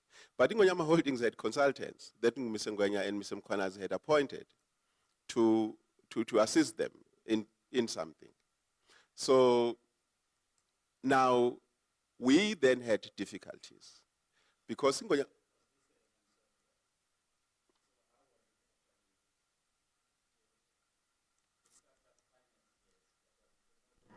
it was a loan, yes. With an expectation that it will be paid back. Yes. That is what the resolution of that fictitious special board on the 11th of March 2021 decided. And because it was not a board meeting. Board meetings have got procedures in terms of how they can convene, even special board meetings. If you convene a special board meeting, you've got to provide a motivation as to why you call it, so that board members can make sense whether or not it is necessary. So that thing wasn't.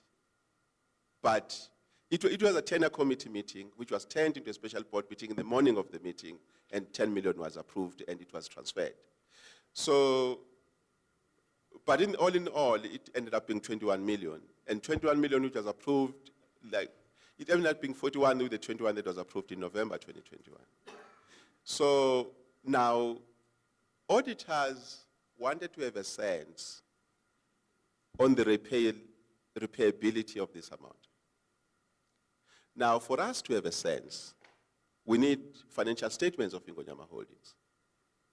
Now, when this board was appointed, in July 2023, it decided it wanted to establish a relationship with the directors of Ingonyama Holdings.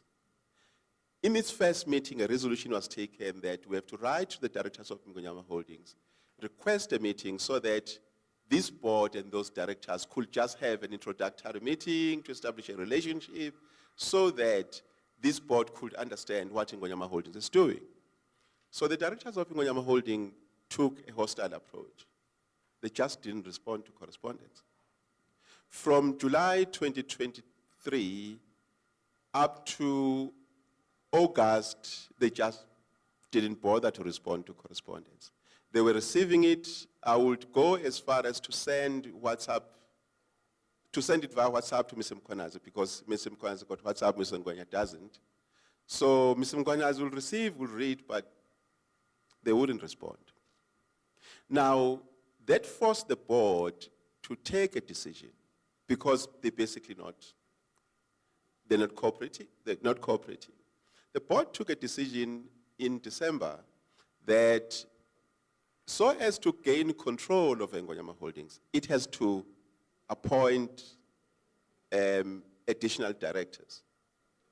Then Ingonyama Trust, through the board, as shareholder, convened a shareholders meeting in December 2023 for purposes of meeting with the directors of Ingonyama Trust, of Ingonyama Holdings. They were invited to the meeting, they were given the agenda, they didn't turn up. As a consequence of that, the Ingonyama, the board, acting as on behalf of the shareholder, called another meeting for 11 January 2024. In the meeting in December, a resolution was taken by the shareholder that the directors will have to be removed, acting on the basis of the provisions of the Companies Act. The directors were then given notice. They were then given an agenda that informs them of the fact that there was an intention by the shareholder to remove them. And they were given a chance to make representation, to come to that meeting and make representation, because that is what the Companies Act requires. So they didn't respond, they didn't turn up. As a consequence of that, the board met on the 11th of January in its capacity as shareholder representative, took a decision to remove those directors. Now, to remove directors, once you have a resolution as a shareholder, you must lodge document with the Companies and Intellectual Property Commission. This thing is done electronically. So on the 5th of February, we submitted documents to the CIPC to remove those directors. Now, the way that the CIPC operates in terms of the regulations, the Companies Act regulations, when a shareholder removes a director, they must lodge, I think it's COR 39, with the CIPC. Then it then automatically generates an OTP that is sent to the directors, all the directors, because the directors must consent to removal. So the directors must respond within 96 hours. If they don't respond within 96 hours, then the CIPC system takes it that they are rejecting it, therefore it lapses, and therefore no changes occur. So that is what happened on the 5th of February. The moment that the documents were lodged, of course it triggers to the directors. On the 6th of February, we received a letter from attorneys in Pretoria, Mark Robert attorneys in Pretoria. They are they're in Brooklyn in Pretoria.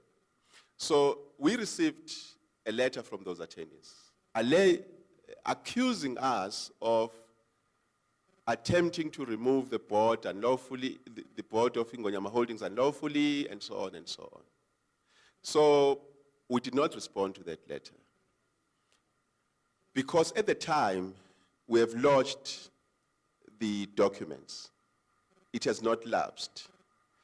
Then 96 hours came, it lapsed, and then we received notification that this thing has not been approved by the CIPC. On the 12th of February, we did it again. Somehow, Mr. Mkwanazi responded to the OTP and accepted his dismissal. Mr. Ngenya went to the attorneys.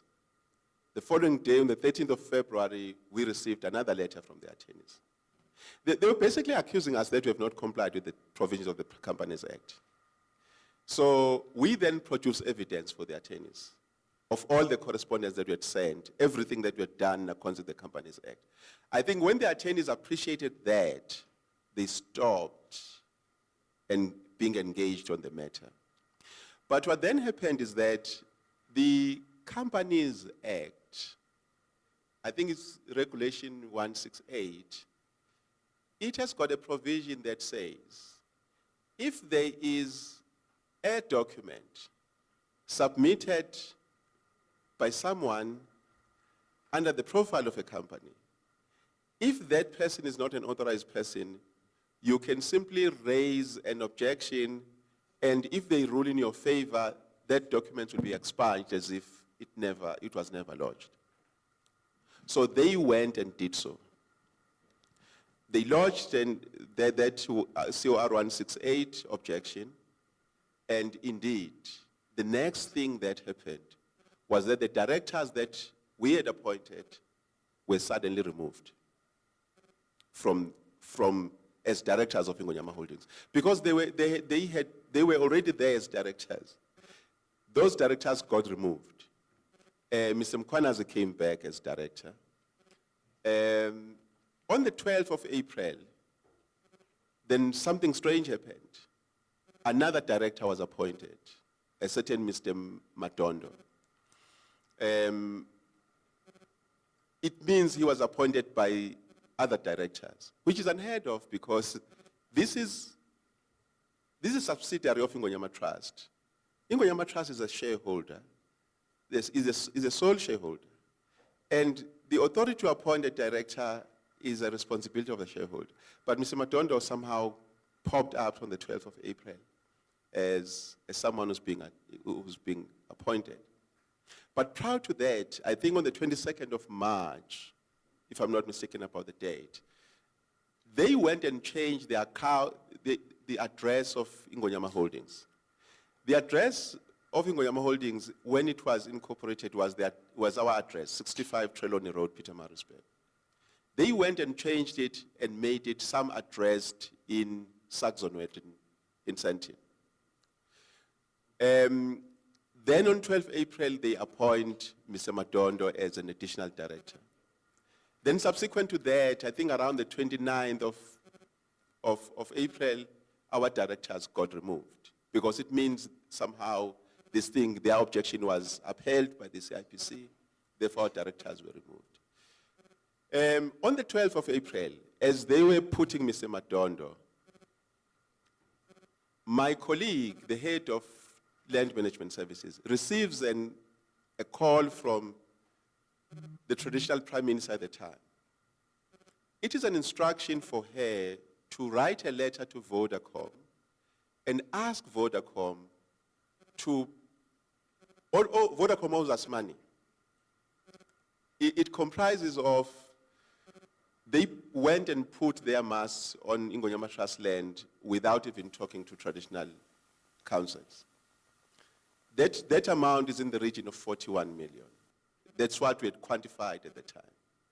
So what started happening when His Majesty came in, and not when His Majesty came in, because these things, they started with the appointment of the Traditional Prime Minister, is that His Majesty and the Traditional Prime Minister started having meetings with clients of Ingonyama Trust. They started with MTN. They then went to Vodacom. So they had a meeting with Vodacom.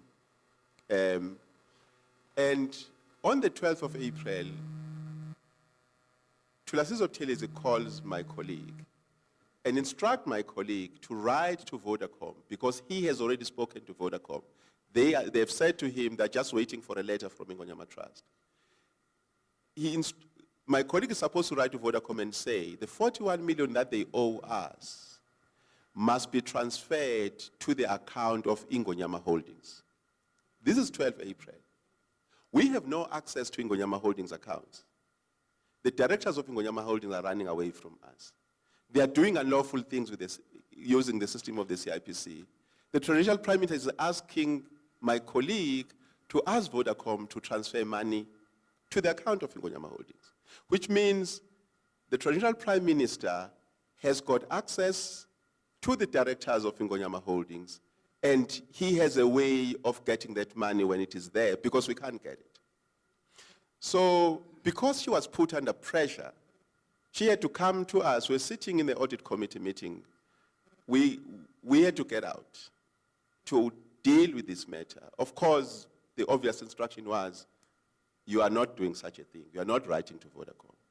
At that time, she already has missed calls from Vodacom because Vodacom is also calling her because they are talking now, they are talking to the Traditional Prime Minister. Now she must just write this letter. She says she told Ben she doesn't have this authority. Then Tulasizo says, don't tell us about the CEO. you are the head of land management services. You can do this thing, and Vodacom will accept a letter from you. Of course, she was afraid of doing it and came to me, and I said no, and that was the end of it. So then the impasse with Ngonyama Holdings continued. Now, the difficulty that we're having about it is that because Ngonyama Holdings is a subsidiary of Ngonyama Trust, it has to produce annual financial statements so that we can consolidate in our submission of annual financial statements to the Auditor General. In fact, we got qualified, not the current qualification, the previous year. We got qualified solely on the basis of the fact that we had not consolidated because we did not have AFS of Ngonyama Holdings, and the directors of Ngonyama Holdings are not cooperating. Now, the directors of Ngonyama Holdings are continuing. Out there, they are going to traditional leaders, they are going to municipalities, they are presenting themselves as working with Ngonyama Trust. And we are saying, we've got to put a statement out there that says, these people are not associated with us. They are a fraud. They are fraudulently pretending to be directors of a company because somehow the way that CIPC systems work is that it allows them to do the things that they are doing. So the board last year took a decision that we need to go public and we need to consider taking up litigation, and we need to consider laying criminal charges against them. But the board then made a provision that said, but you can't go public without informing His Majesty. Now, it tries to the intention was we can't write a letter to His Majesty. Let the board go and sit with him and alert him that there's this situation and we're going to be going public on it. His Majesty is not available. He's unreachable. Nkosi Tembe, that we thought was talking to His Majesty, he was asked to go and talk to him, and somehow Nkosi Tembe is unable to reach His Majesty. So as a consequence, this then delayed the actions of the board with respect to Ngonyama Holdings. But when it became clear in December that we have lost His Majesty, then a decision was made that we need to start implementing these things. So what we have done is that we have laid criminal charges against the director that was appointed on the 12th of April, and whoever else that assisted him to be appointed. But there's a difficulty. The police station I went to, which is in our area, says, hey, this thing is complicated. Our investigators cannot deal with this type of matter. We're gonna talk to the Special Commercial Crimes Unit. We're gonna get them to take up the case, then we're only gonna give you a case number once they've taken up the case.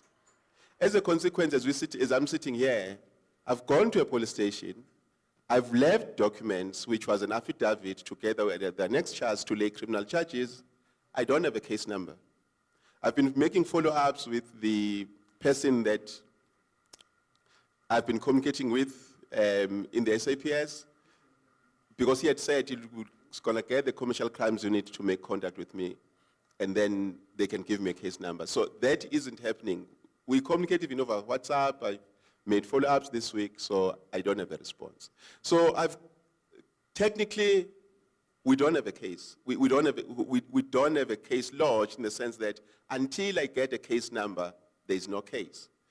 So, but what we have now done is that we've gone back to the CIPC to submit another application. I've forgotten that regulation that we have used. The CIPC allows a situation where you can, as a shareholder, submit an application in the event where maybe your company is being hijacked by somebody, and that provision allows the CIPC even to litigate on your behalf.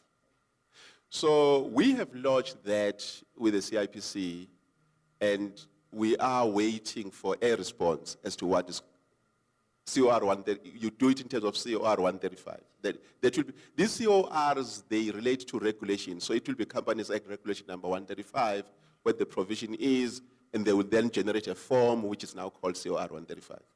So we have lodged that, and we are awaiting a response from the CIPC with respect to Ingonyama Holdings.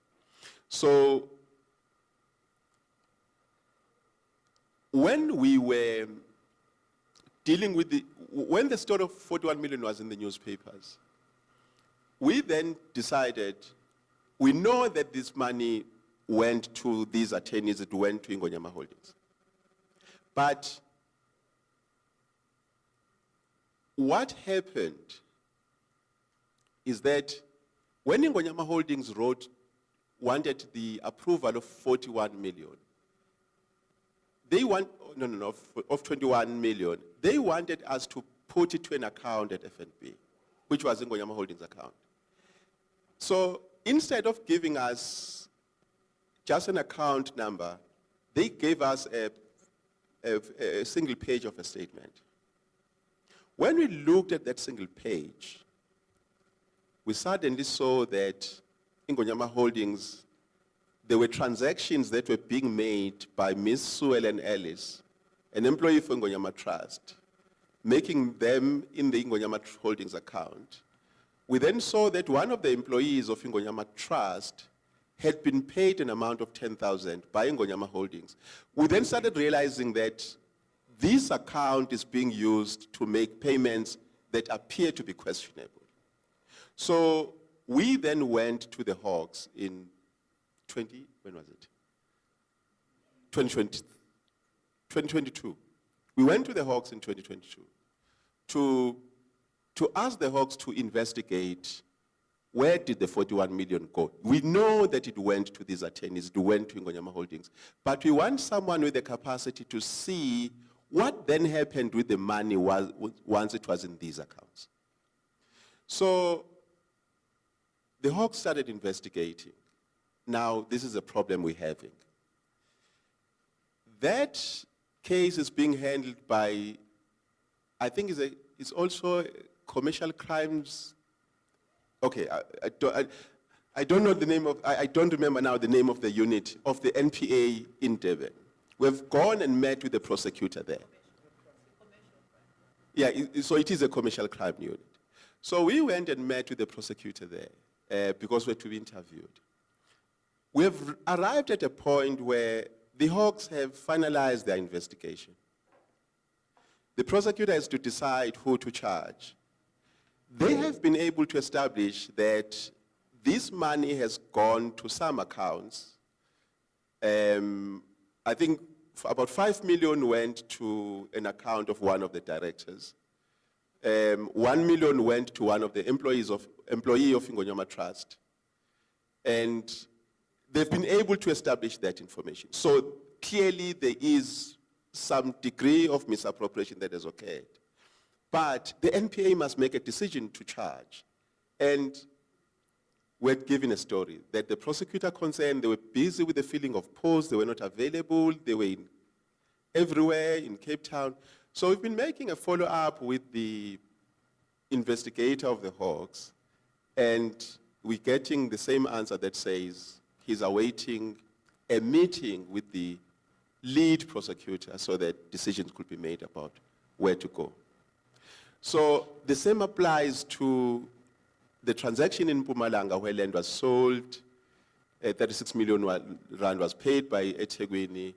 Mr. Ngonya stole the whole amount, transferred 5 million of it to Ingonyama Holdings, transferred 30 million to an account of an attorney after attorneys in Umhlanga. So we have reported a criminal case there too. I've deposed an affidavit that I've submitted to the Hawks, and they've been investigating it. Fortunately, the parties involved Jafta was involved in the first 10 million. So the Hawks had already obtained bank accounts of Jafta attorneys. So now he's involved in the 30 million that went to him. So it was easy for the Hawks to just continue from where they'd ended. But they haven't reached a point where charges are being preferred because of this delay between the Hawks and the NPA. So that's where we basically are. And unfortunately, what has happened is that in the theft of that money that Ngwenya stole, part of it is about 4.6 million that is due to SARS, which is a VAT payment. Now, we have the possibility that we could have SARS moving against us as a consequence of, because the moment that we issued that invoice, that money was paid, then we had to pay SARS. So we have now started engagement with SARS because we now have to report ourselves that there is this transaction that has happened and we owe you money.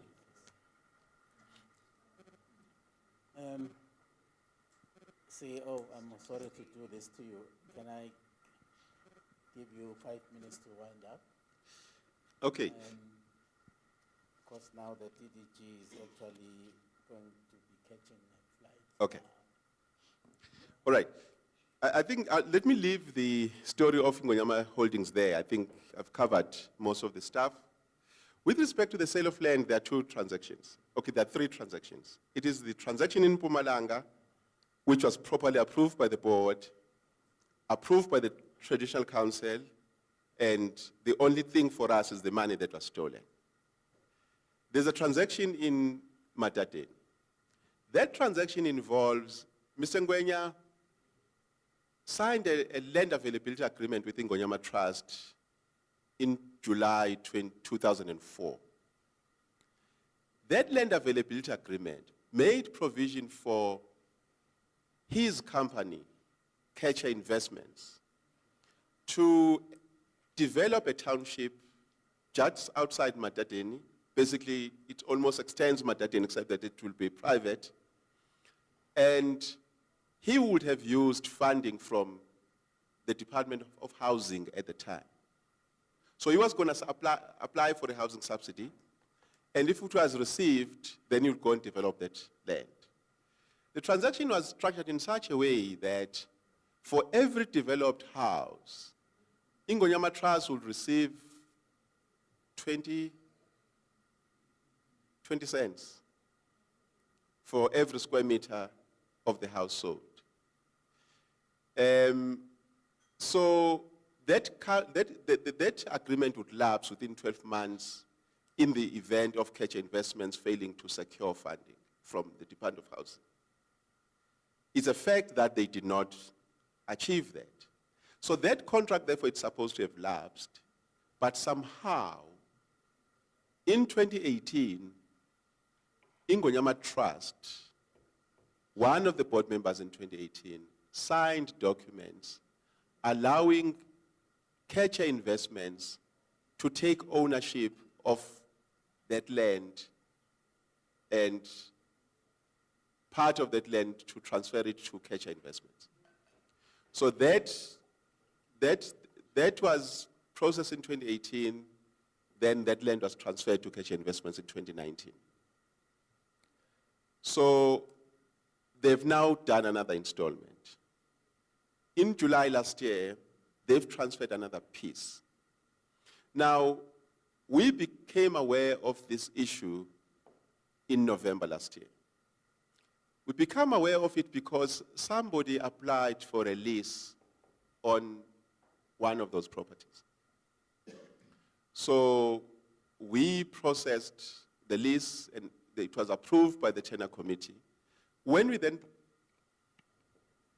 were at the stage of now producing the lease for signature, of course we're going to do a deed search. We discover that that property now belongs to Zwelibanzi Utilities, which is another company of Mr. Ngwenya.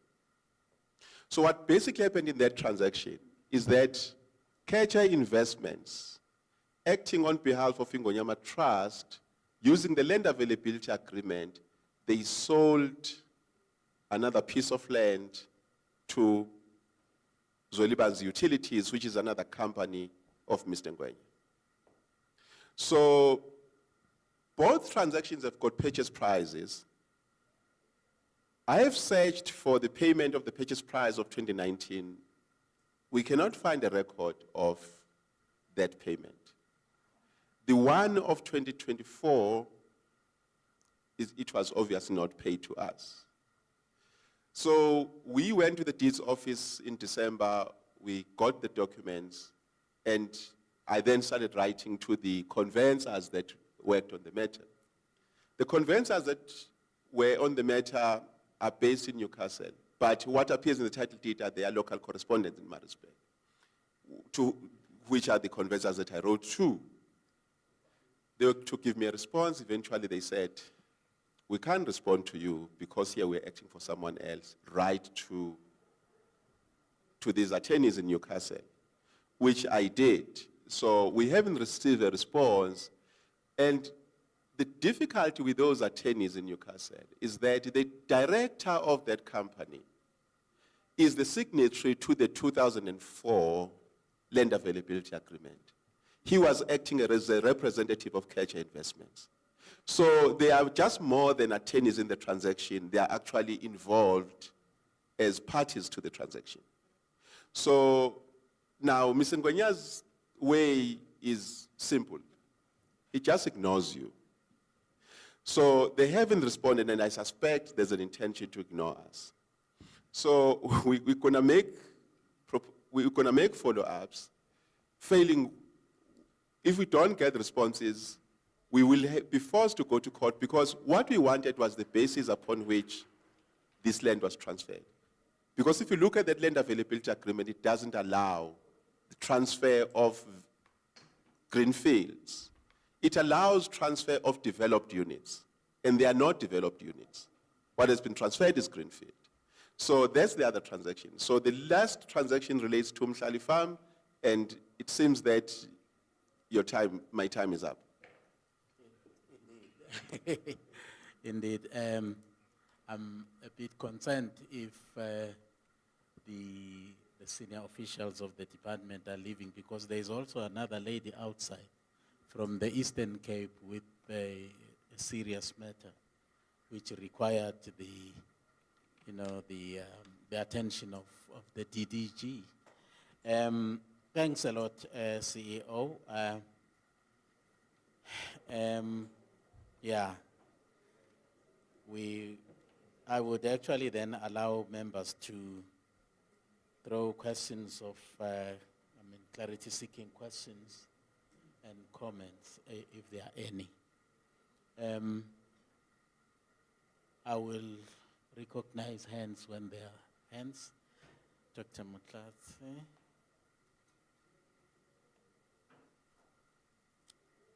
Okay, Honorable Dr. Makhathini, you can kickstart.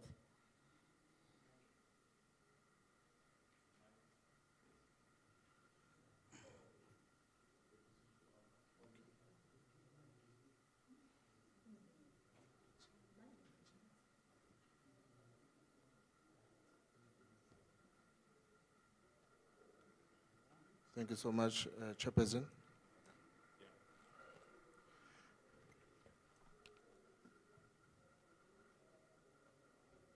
Thank you for the presentation, CEO and Deputy Chairperson. Thank you so much. Yeah, the report is quite comprehensive. You have mentioned a lot of things, such as the financial misuse, the misinterpretation of law, unauthorized appointment, and many more, and many others. That need us to go and actually analyze it. Now, I just have two questions, if not three.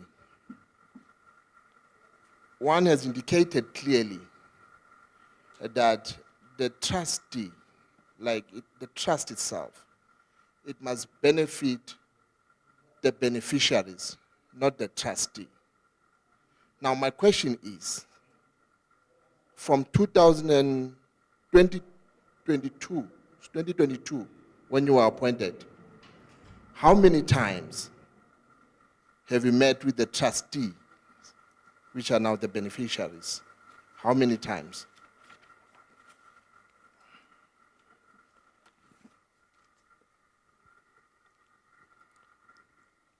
Whereby you'll produce the minutes of the meetings that you have to the beneficiaries and also provide the financial report that also include the salaries and the procurement.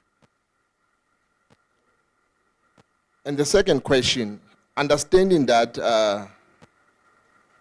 Ingonyama Trust has 300 traditional councils, how many times since you have been appointed have we met with COCTA?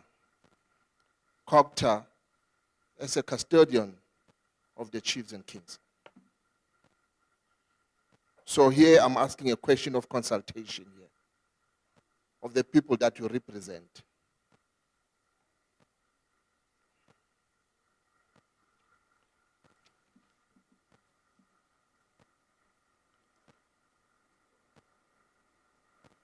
I was also going to ask, but I think I'll leave it here for now.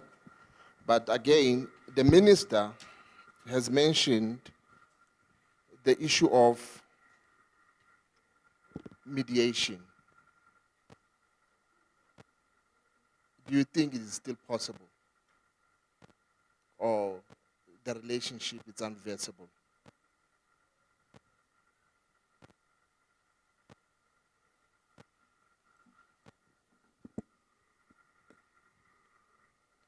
Thank you so much, Chairperson. I think I'll leave it there. Thanks, Honorable Member. Honorable Madlala.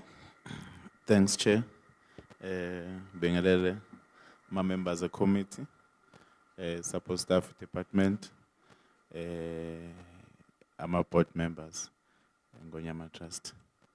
I think Udok, being number 2 questions. Udok usengisizile. Kwi question yokuqala ukuthi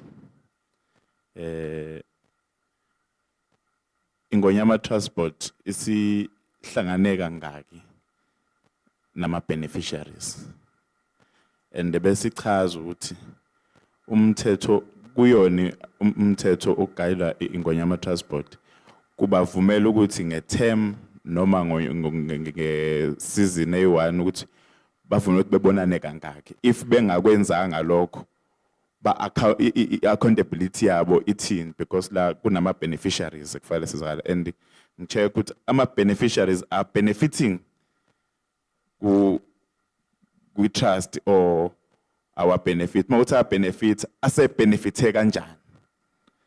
Bese ngibuza umbuzo wokugcina ukuthi the members of the board are from here KwaZulu Natal, because sikhuluma ngetrust yala KwaZulu Natal. Ngeke mina ngengwaka Madlala ngihambe ngiyoshisa impepho kwaMncamo. That's why ngifuna ukwazi lapho ukuthi, because siya consulta la kwi meeting esiphuma kuyona namakhosi ondaba ezitha oluntu, kuye kwakhona ama questions ebengifisa ukuthi ngizokwazi ukwathola la ukuthi the members of the board are from here KwaZulu Natal. Thank you. Honorable Lucas. Thank you very much, Chairperson. I also want to welcome the comprehensive, I don't know, is it a briefing? But in any case, the information that was actually given to us is the committee. And also thank you to the Deputy Chair for the warm welcome when we arrived this morning. At first, and I can see this is now happening since this board actually, or the report that we received started from April 2012. There was just an observation that I heard the CEO, the current CEO made, to say that at the time of inception, there was a challenge with the issue of accountability regarding the own revenue part of the board to account to, or to, of the trust board to account to Parliament. I think maybe I hope the understanding is clear now because we are at this point. But I still think we need to make sure that in the confusion that is there, that there is really clear guidelines as to who does what and who is responsible for whatever. Because I think the biggest problem is the fact that there is too many blurred lines in terms of who needs to be responsible for what. So it's just an observation that I made, Chairperson. Now, I want to understand on the issue of the subsidiary. What was the founding principles and the accounting framework? And how did it happen that things deteriorated to the point now that we are actually litigating? So I would love to understand what was the founding principles and where things went so horribly wrong that we are at the point where we are now. And also, in the absence of meeting with the traditional councils, how are you actually planning to further implement the CASAC judgment? Because it's one of the things that came up as something that is an anomaly, because usually we are not supposed to ignore court judgments and so on. And I heard that you said there was an initial actually action to try to begin to refund or to execute the judgment. But there is still a lot of challenges, particularly as to how do you identify, how then did it happen that there was leases from people, and now there is a serious challenge as to identifying those that should be the beneficiaries of this reimbursement of the funds.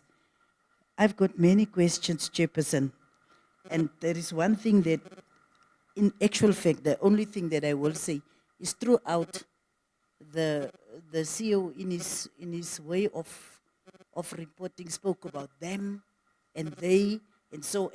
I lost you. I really lost you. But maybe if we have the written report, we will understand better who is who in the zoo. Thank you, Chairperson. Honorable Kutama, he had his hand first. Oh, hamba ngolane. Okay. No, sizoza ngolane. No, salisu kubeka. Oh, ngiyabulela Mhlalihlaba. You know, when the board came before Parliament, I was one of those people who was very happy and impressed with the amount of positive contributions that the board had made in normalizing the situations of the board. Now, we must be honest with you. We listened to the representatives of Ingwenyama. We listened to Amakosi. We even listened to people in Kokta. There is very clear consensus from those stakeholders that this board must go. That is a clear message, unmistakable message that we have received. Of course, as the chair says, we're going to go back to Parliament. We'll discuss amongst ourselves.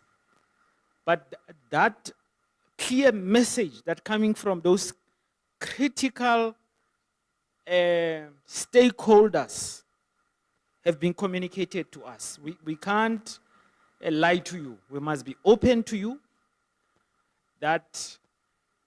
And for me, all this discussion is irrelevant, quite frankly, now. The fundamental point is the relationship between the board and ISILO. And as we stand now, that relationship has deteriorated almost to a point of impossibility to be recovered. That is the assessment that I have, and I will share with my colleague when we discuss this matter in Parliament. There are problems related to how the legislation has contributed to this. How the powers of Ingwenyama were, in our view, ceded to a commoner only because they are democratically elected as a minister. They have the powers to appoint a board which must serve the interests of the king.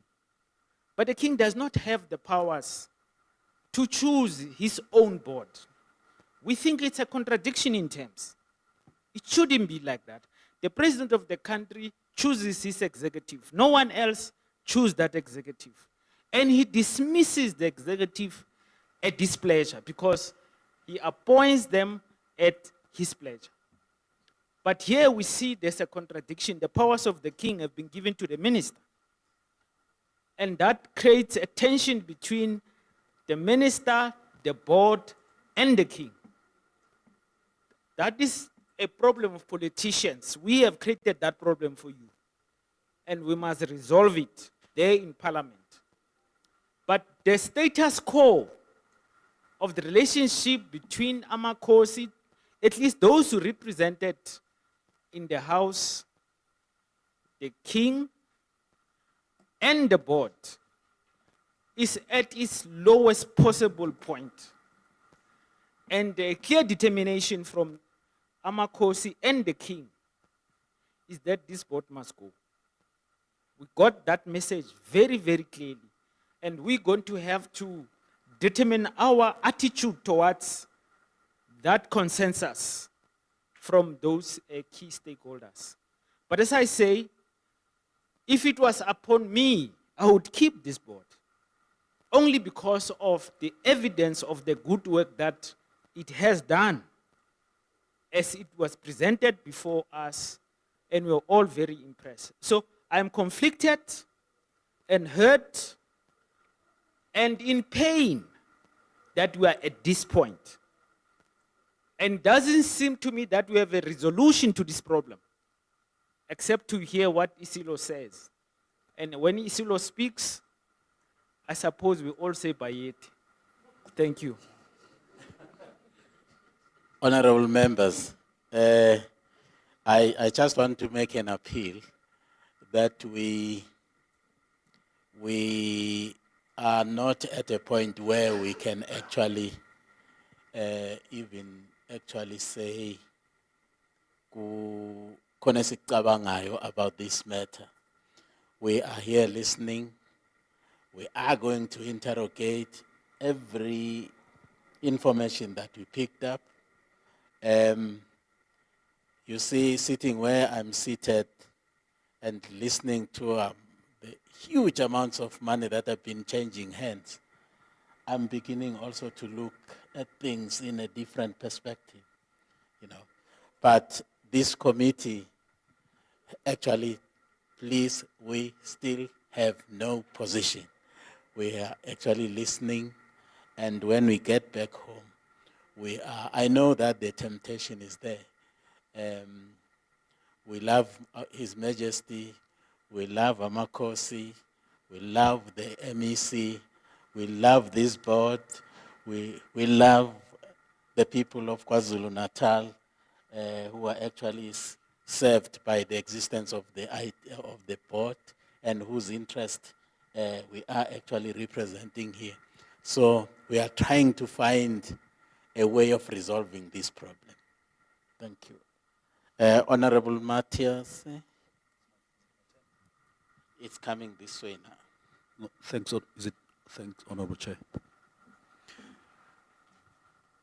I agree with you, Honorable Chair. Let's not hasten to express our personal, individual opinions on these matters, because we are on a fact-finding mission. And in doing so, we have to be as objective as possible.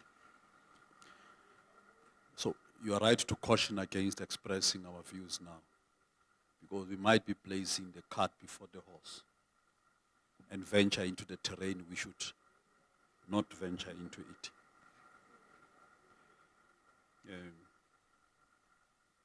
Perhaps one or two questions I would like to make. And before I make these two questions, or through you, Chair, maybe some of the two things that the board, through the Chief Executive Officer, should perhaps consider making a written report on all the issues that the board has presented in this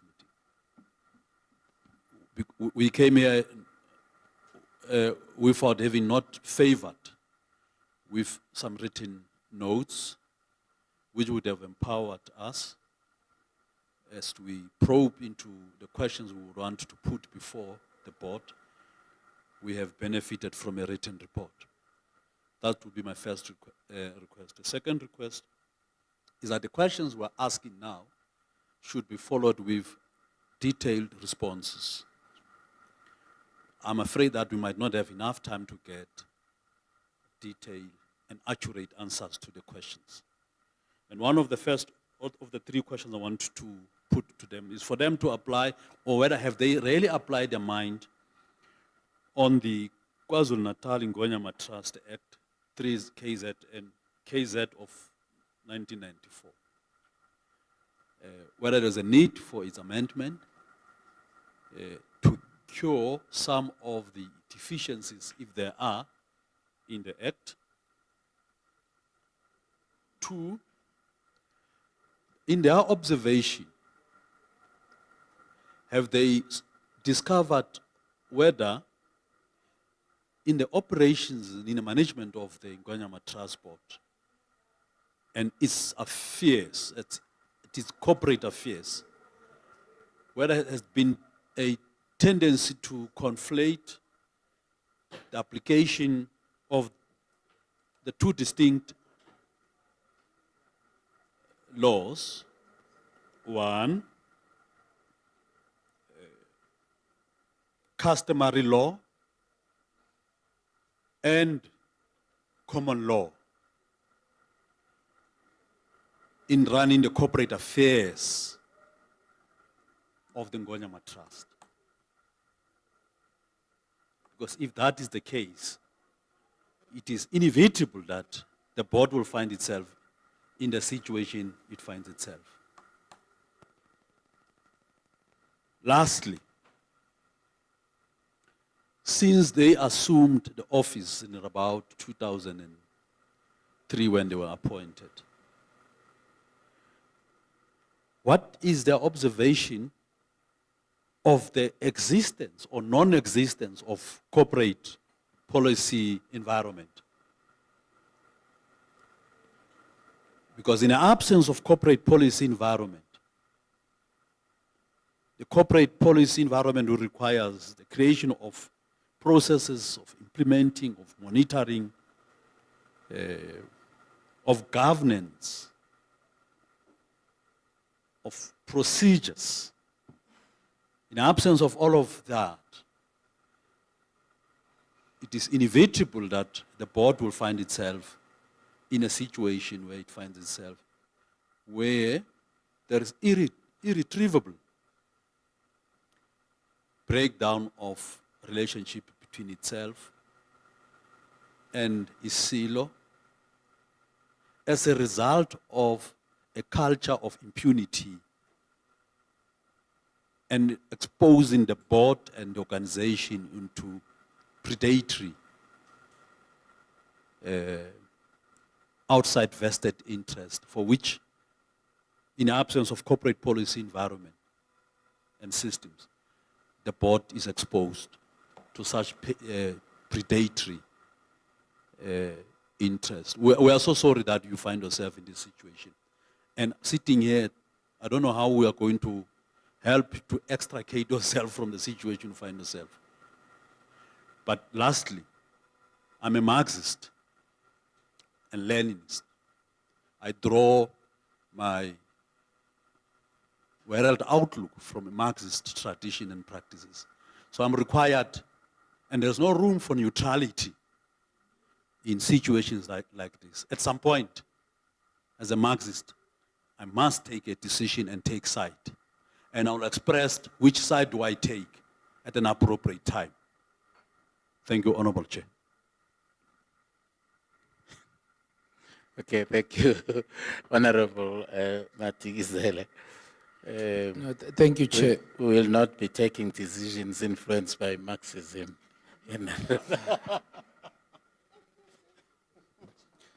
No, thank you, Chair. I do want to agree with colleagues who are saying that the disadvantage that we had coming to this meeting is that we came to it cold.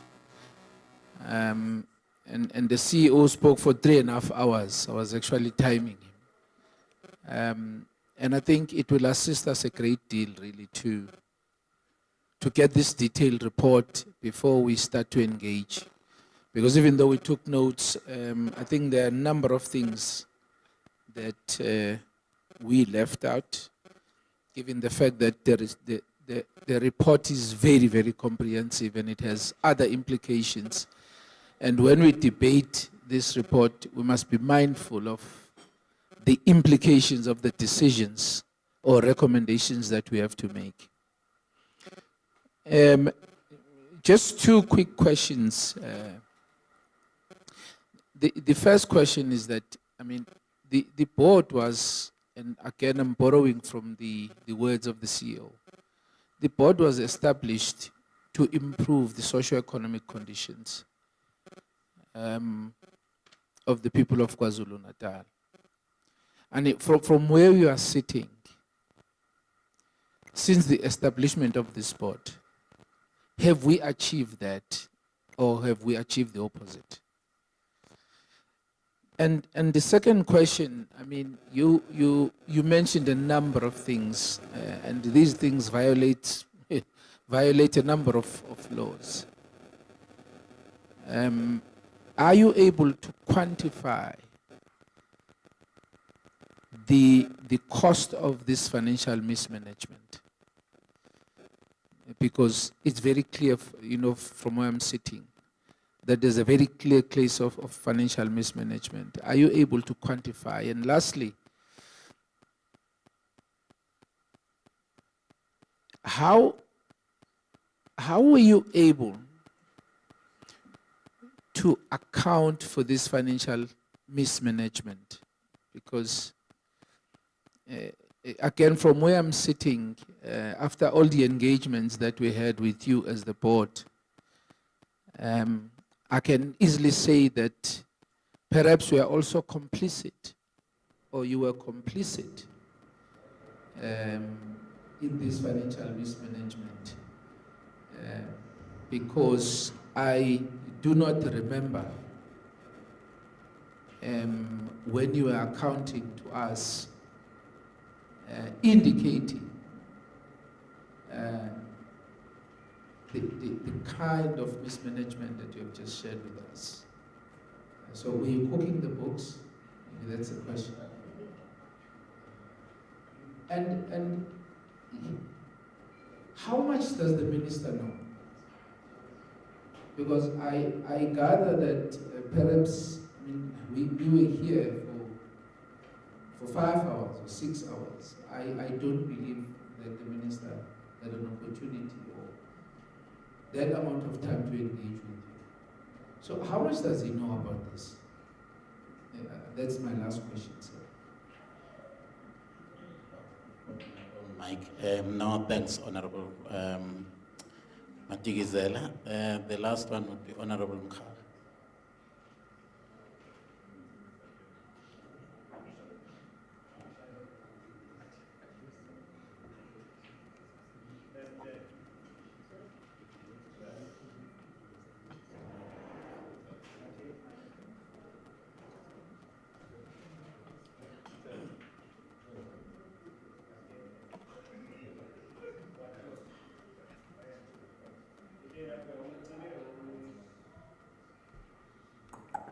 I've passed on the mic.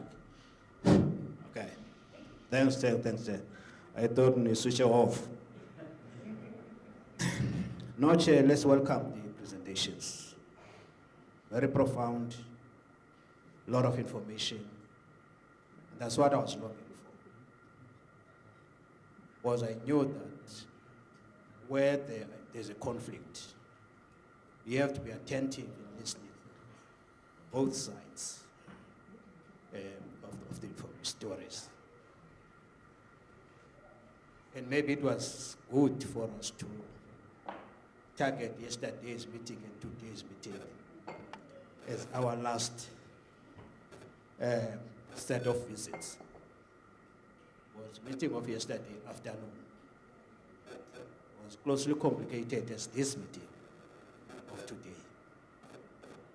And I think both reports would require our profound attention so that we will not easily swayed because of political expedience. We deal with facts as they come. We consider exactly what is expected by us as politicians. I must declare myself, Chair, that I'm not here as a representative of chiefs and kings. I'm here representing the national parliament of this country, which is governed by laws. Laws that guarantees the rights of each and every citizen of this country. Be it a politician, a king, an official, that law shall prevail over this matter. You see,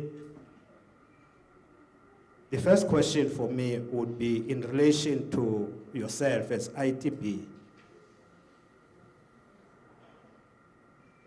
What you could, in your own assessment of the whole saga, what have you identified as your own weakness as a body? What have you identified as your own weakness as a body in relation to all these developments? The second issue is around this question of relations. Many names were mentioned here. I couldn't keep pace with those names. But at the end, they amount to interference, to processes that are supposed to be governing or guiding your operations. Is the minister who's supposed to be in charge and assisting you aware or had a privilege of being afforded this opportunity to listen to this report as you are presenting to us today?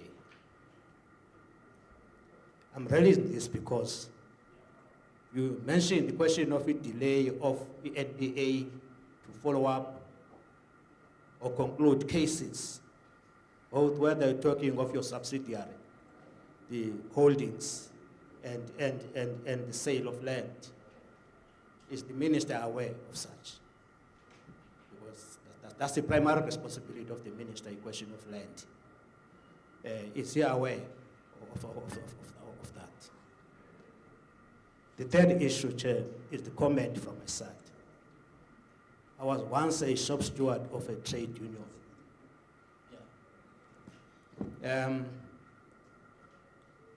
I was once a trade, so be comfortable, be happy, be comfortable. Be comfortable, honorable members. I was once a leader of a trade union. Circumstances sometimes subject you to a situation where if the employer makes things very difficult for your operations, come to a conclusion of dismissing you, and yet the environment was made it difficult for you to succeed, is declared by the labor provision as a constructive dismissal, which is winnable in any court of law. Constructive dismissal, which is winnable in any court of law. And I don't want to proceed beyond that point. Would you collaborate with me whether the environment you are in or you are in is favorable for your success or unfavorable for your success? The last question from my side is a comment, Chair. I'm also a Marxist, Leninist.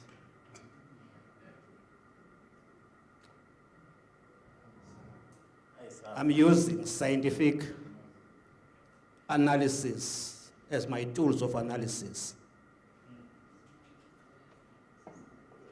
And therefore, all the time, I apply logic in dealing with serious fundamental questions.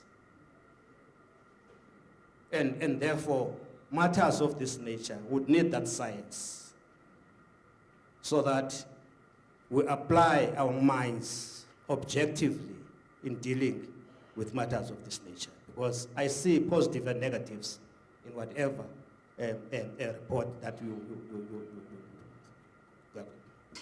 The elite here seem to be in control of the ITP, the elite.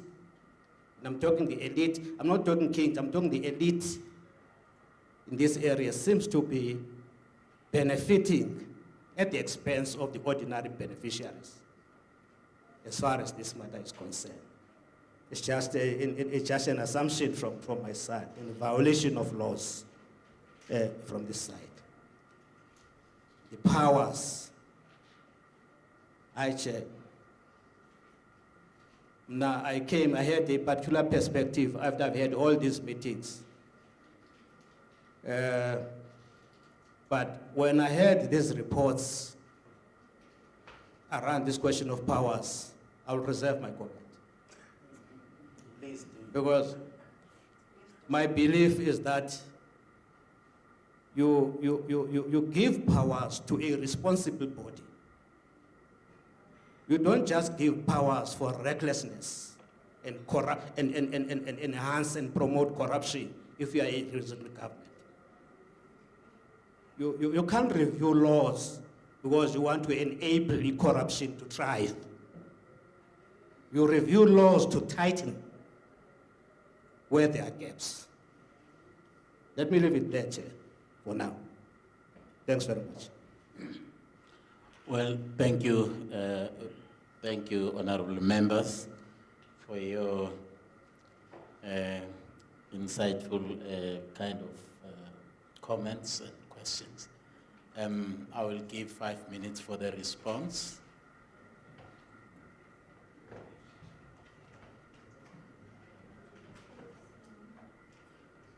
I'm aware that some of the questions would actually solicit comprehensive responses.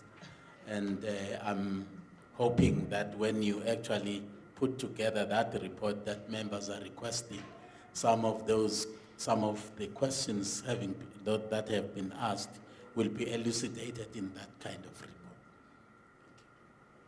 Thank you very much, Chairperson, for giving us just this brief moment to replicate, to respond. And we also appreciate the recommendation that what has been presented today be compiled into a detailed report, and consider that done. We will appreciate being given the time frame, because we'd like to work on this while it is still fresh. So we are definitely going to do that.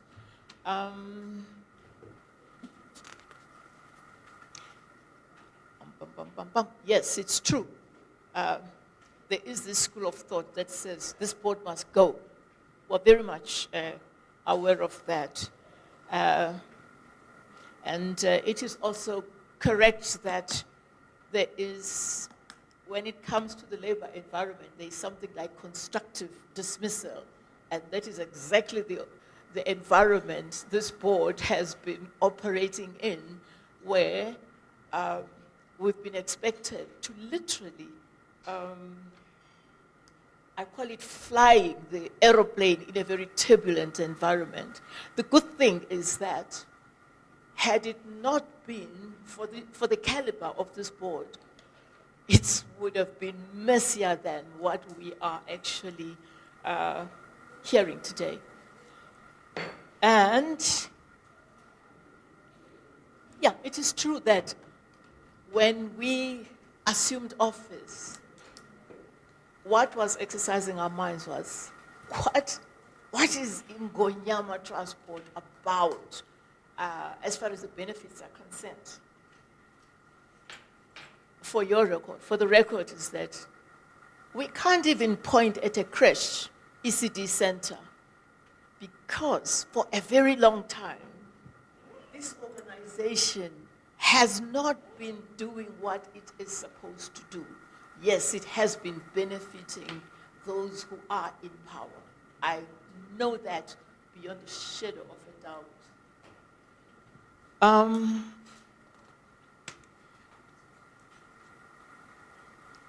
It is important that that I comment on the identified weaknesses of Ingonyama Transport. The previous one, even the current one. You have a board. Let's start with the previous one. With 4 Amakosi, the chairperson who happened to be the nominee of Fisilo. It took me a very long time to understand why the board was operating like that.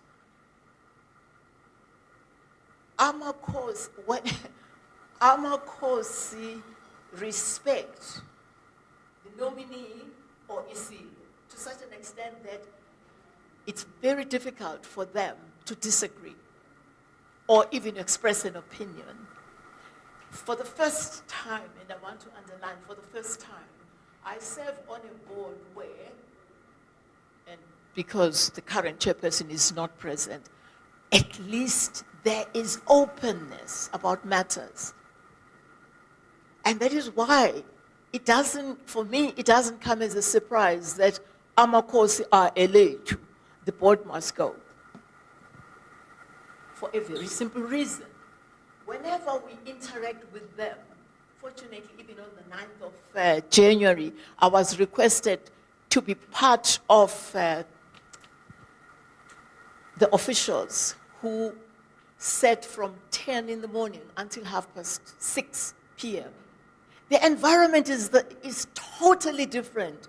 You say, wow, we have progressive Amakosi, the interaction, etc. But last week, Friday, 21st, at Emashobeni, it was a totally different matter. You will never hear Inkosi speaking truth to power in an open environment because of the culture. It is a culture. And I do want to thank Amakosi who are presently with us because at least they give hope. When they are outside, they know they also keep quiet because they cannot. Umlomo kwani ongathethi manga awuphikiswa. So this tension, the conflict between the law that we were trained to apply and then customary law, traditional practices, it is an elephant in the room. And it's a fat, big elephant in the room. For us, it doesn't matter. The majority of this board consists of people from this province, except one person who is very good. He is a businessman, very ethical, Mr. Madamen. I pleaded with him to remain because of his input. It doesn't have to be a Zulu input. It is a professional input that is made to support and grow the organization. And I pleaded with him not to go because he also wanted to go. It's scary. So the weaknesses have been that the composition of the board has been, not now, has been such that you don't express a contrary view if you are an Inkosi. He did it before I came, and then I came, there would be times when, the organization, for me in particular, comes first. That's fiduciary responsibility. If you are a board, you look at what we're here to serve, and our service should be such that at least let us leave just a tiny little mark so that people say they came and it was better. That's all. That is what drives us. Otherwise, some of us would be gone by now.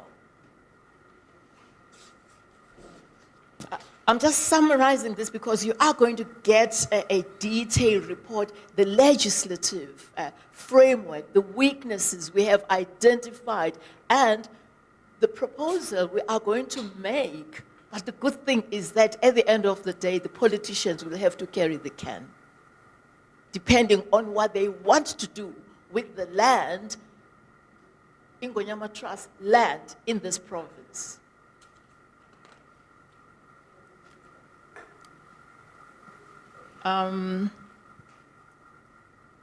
Yeah, I think, Honorable Adam, I understand, sorry, Honorable, Lucas, I'm sorry, yes.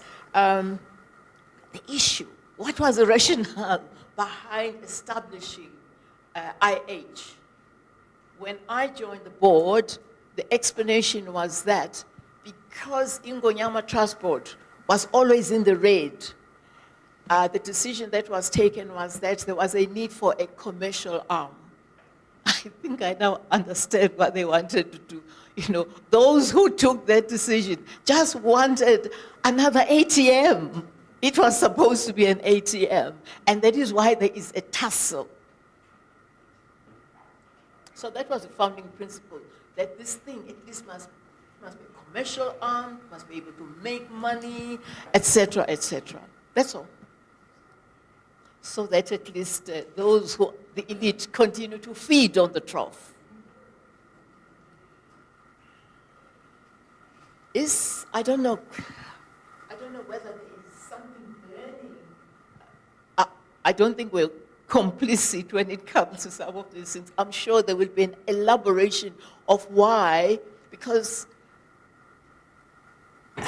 when certain investigations are still in process, and they are half-baked, it's not easy to capture them in a document. But the report that is going to be tabled is going to be saying there is something quite meaty right now. For instance, there is a case that is coming before court because we have sued.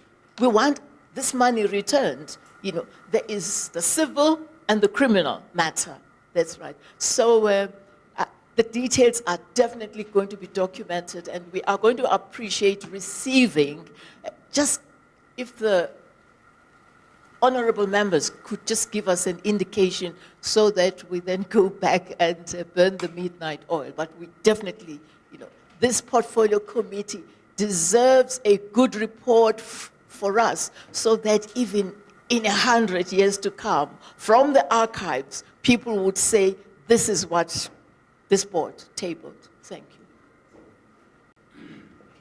Well, thank you, Advocate Zama.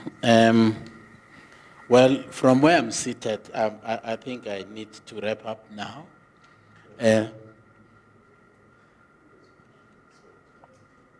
Sorry, Chair.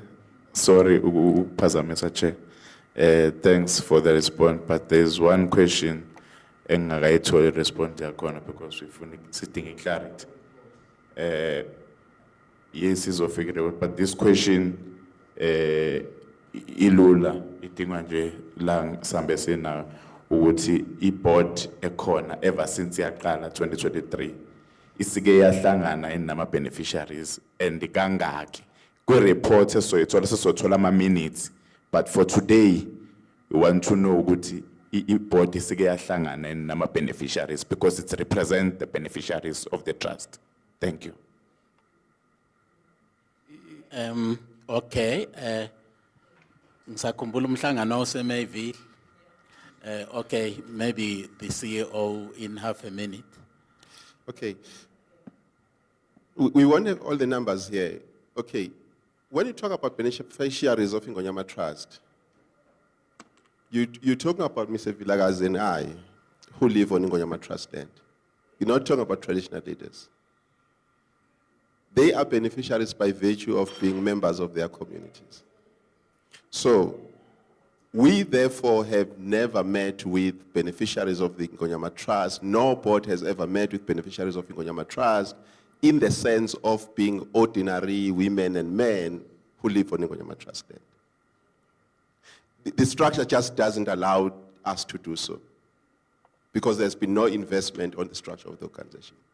But if you're talking about traditional leaders, there are multiple meetings because they take place at different levels. If you look at our APP in the past, we have capacitation of traditional councils. That constitutes physical meeting between officials of this organization and traditional councils. So those meetings happen every quarter, every now they're happening. So I don't have the numbers with me. Then if you're talking about structures of traditional leaders, we've given you 4 meetings with the House that have taken place since this board was appointed. And because this board came in May, it's 2023, it started engaging with traditional leaders in September, where it had a meet and greet, and we started giving things that we had to respond to. We went and met in December, 1 December, 2023. We had a meeting last year in June.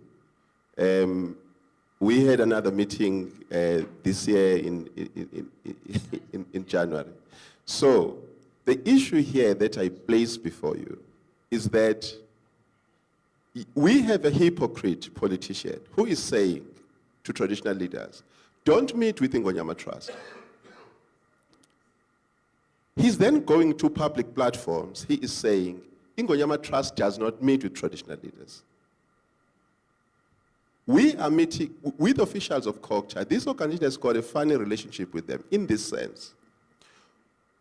A board before this one had a bad relationship with provincial government of KwaZulu-Natal. There is politics that you would learn if you look into these relationships. The board prior to this one favored a different party, though it's not declared, but it had an issue with the type of administration that existed at the time. As a result, there were tensions with COGTA. We started engaging as administration with COGTA without the blessing of the board. In every board meeting, COGTA will be vilified. In every meeting of traditional leaders, where traditional leaders are meeting as in some kind of imbizo with Ingonyama Trust, COGTA will be so vilified that resolutions will be taken to say traditional leaders, they now want to move from COGTA and be supported by Ingonyama Trust. There are resolutions of that sort that have been taken by traditional leaders in the past. So when this board came, it embraced these relationships, and it was then easy to engage with COGTA. In September last year, MEC Thulasizwe Buthelezi informed his officials to stop engaging with officials of Ingonyama Trust. We have issues of common interest with them. Boundaries of traditional leaders are a preserve of provincial government. But because benefits of these communities are handled by Ingonyama Trust, when we have to receive consent for development of this land, we need to receive it from the right traditional council. When there is then an issue amongst traditional councils on their boundaries, that issue must be tackled by the provincial government. But it involves us in the sense of we need to know which traditional councils we must be talking to. So when we started engaging with COGTA with a view to deal with specific issues, there's a specific issue in Nkandla between Nkosi uShange, isizwe sakwaShange and isizwe sakwaNtshangase. So when we tried to meet with COGTA, officials of COGTA were specifically informed by MEC Buthelezi to stop any kind of engagement with Ingonyama Trust, and if the CEO of Ingonyama Trust wants to talk to them, he must call him. Now, how do I call an MEC? So that is what is taking place. Why do you think the meeting was in Ulundi? So I think let me leave this there. No, thank you, CEO. I realize, Guti, you've actually been through very isimo esinzima esikwenza ukuthi uma ufuna ukuphendula, you know, sikuthinte ey'ndaweni ey'ningi. Okay, but I do want colleagues to wind up and say that indeed, nami ngifisa to reiterate what my colleagues have already said in thanking you, the ITB, you, the Deputy Chairperson of the ITB, the CEO and your team for such a comprehensive report that you actually have presented to us. Phakathi kwethu, I had actually indicated that there was a representative from the Auditor General's office. I don't know, angifuna ukuthi ngitheni, but he was there listening.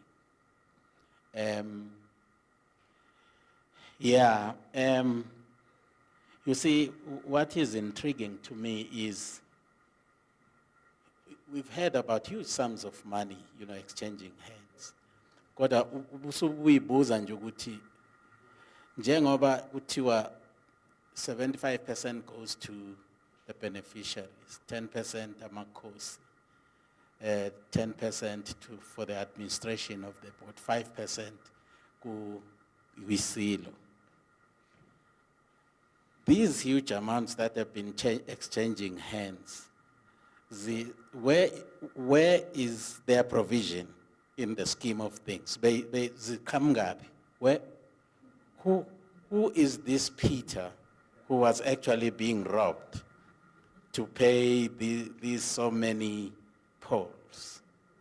Because if these monies were coming from the 75% of the beneficiaries, we have a duty to actually stand up on our toes and defend the people.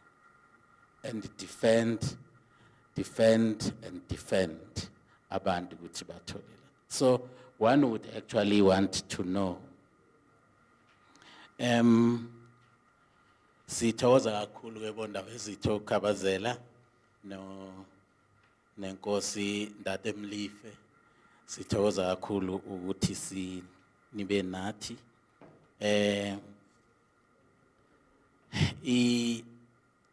The controversies around Ingonyama Holdings, one would also want to get to the marrow of the rationale of having a commercial arm. From where I'm seated, Ingonyama Trust Board is an entity which should actually be, which is sufficiently capacitated to run a business, because your motive is not profit.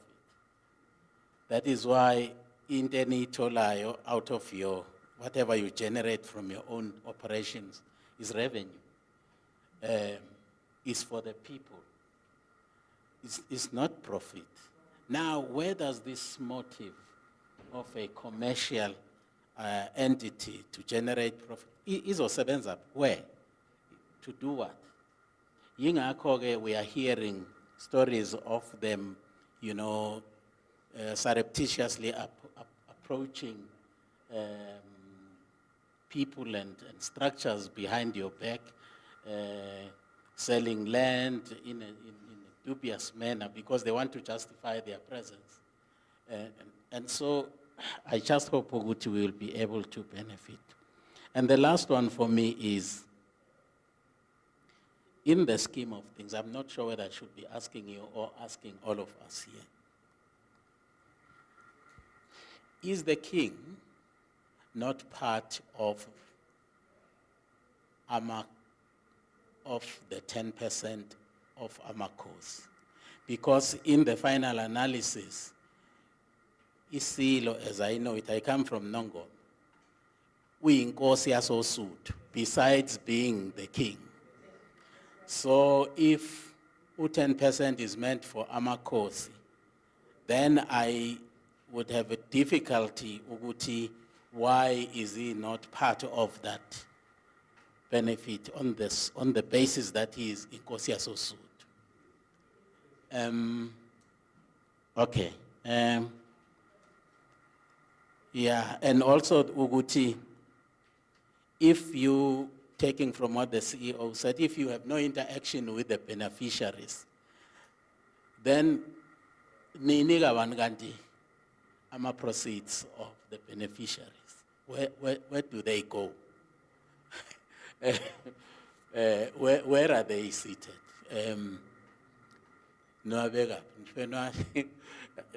How do people access their own benefits? You know? Now, inkosi siuthatile 10% wayo. What happens to the 75%? Who receives that? You know, thank you. I'm not expecting an answer now. You know? Oh, okay. Thank you, Chair. Some of them are too salacious for us not to, they're too juicy for us not to respond to. Indeed, His Majesty is Inkosi yasoSuthu, so there is a benefit that is reserved for uSuthu. As a matter of fact, in an analysis that we did, over the past 5 years, uSuthu has received up to 3.1 million as a disbursement, a total of 3.1 million. Yes, that has been requested through this a similar request process that other TCs would follow. The question of where do the proceeds, we had a presentation that we wanted to share, but we're going to now reduce this in writing that actually displays how these disbursements have actually happened. It will also be of interest for committee members to note a timeline. From 2022, we went to the board to request a delegation for the CO to be the one who approves this, and you'll see a quick spike that almost triples the type of disbursements that we do. But the way in which it's done, it's controlled through traditional councils and community authorities as structures where beneficiaries actually then gain access to these funds. So we won't necessarily pay directly to beneficiaries. We do it through traditional councils, but we'll elaborate on that further, including the process. I just wanted to say that, Chair, so that we can satisfy you to a certain extent before we report it. No, thank you. Thank you very much, CEO. Well, on that note, I should actually ask thank honorable members for their patience. We've been here listening. In fact, Tina, we are not used to listening. We want to be listened to. Yeah.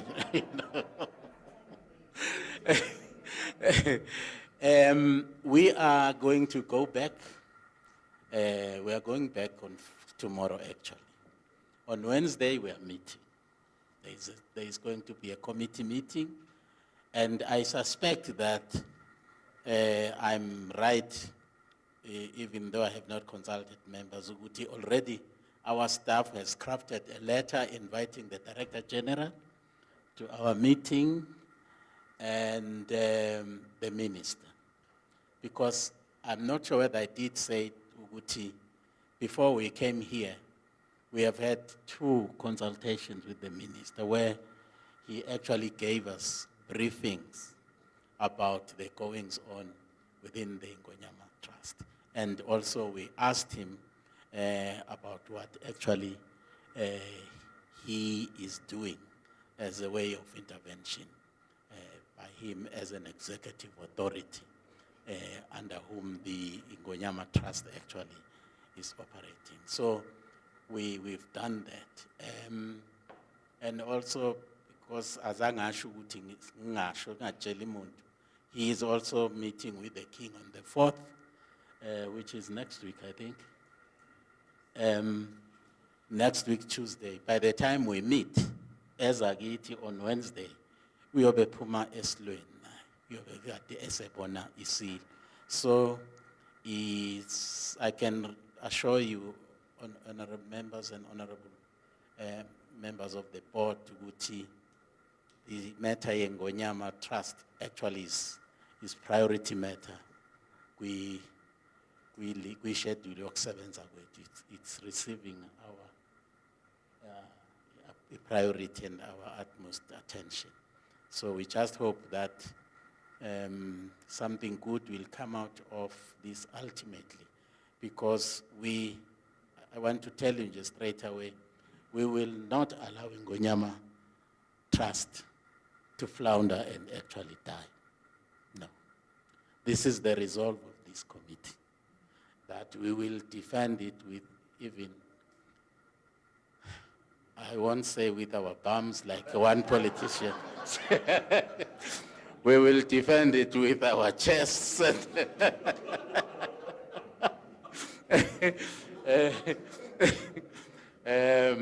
So you can rest assured of that. I know what I said. I did not say we will defend you. We said we will defend Ingonyama. You know? Yeah, well, on that note, Bafwet, we have another lady outside with her delegation from all the way from Eastern Cape. She heard Ugutu would be here. I'm just pleading honorable members to give her an ear. And then what is good is that she has already had an opportunity to talk to the DDG, and the DDG has actually given me the note. He has been able to talk to the lady, and they exchanged some details, and the DDG will be communicating further with her tomorrow morning. But the fact that she's already here, kungaba yingozi mas ngamniki ithuba lokuthi akhulume nathi ngoba usezowahamba wafika. So thank you, honorable members. Sithokoza kakhulu the board members, and thank you for such your hospitality. Ukudla okumnandi angazi noma sifike nakho noma sithokoza kakhulu. Sibonga kakhulu nasemakhosini. Beku mthoze kakhulu angazi inkosi noma sesiwabambisa siwavala isimogo yini amakhosi, especially inkosi uMkhize, because we are not sure, because amakhosi akwaMkhize maningi asazi noma it was a reference to the present inkosi here, which we heard in the media out there. Dabonda visitors sithokoza kakhulu. Thank you.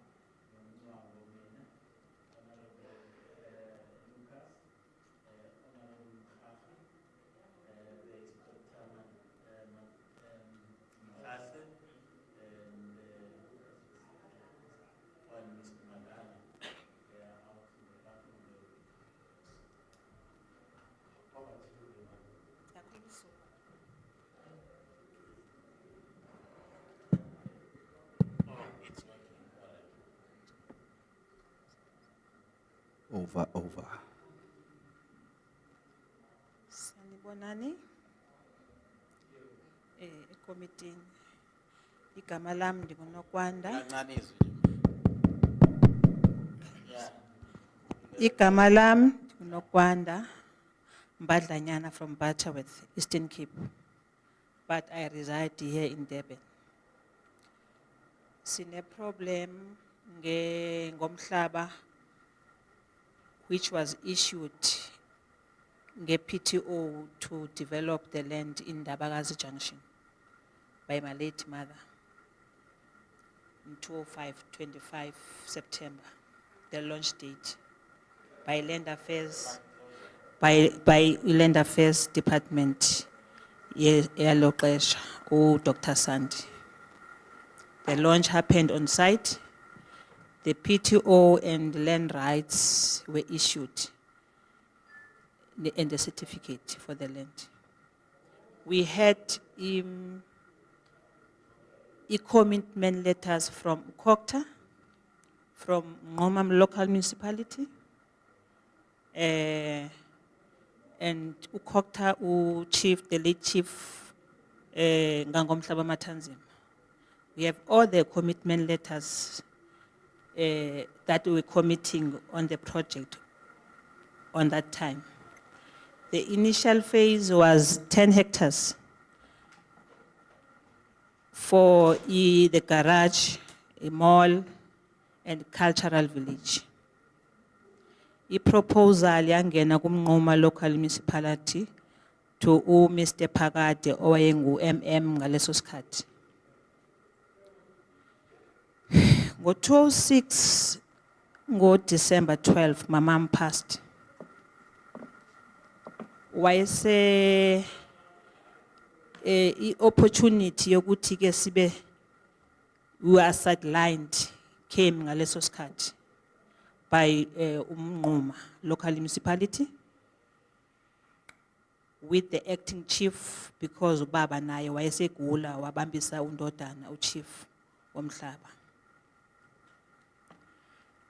I was still at school that time. So, and there was no one in the family to follow the process.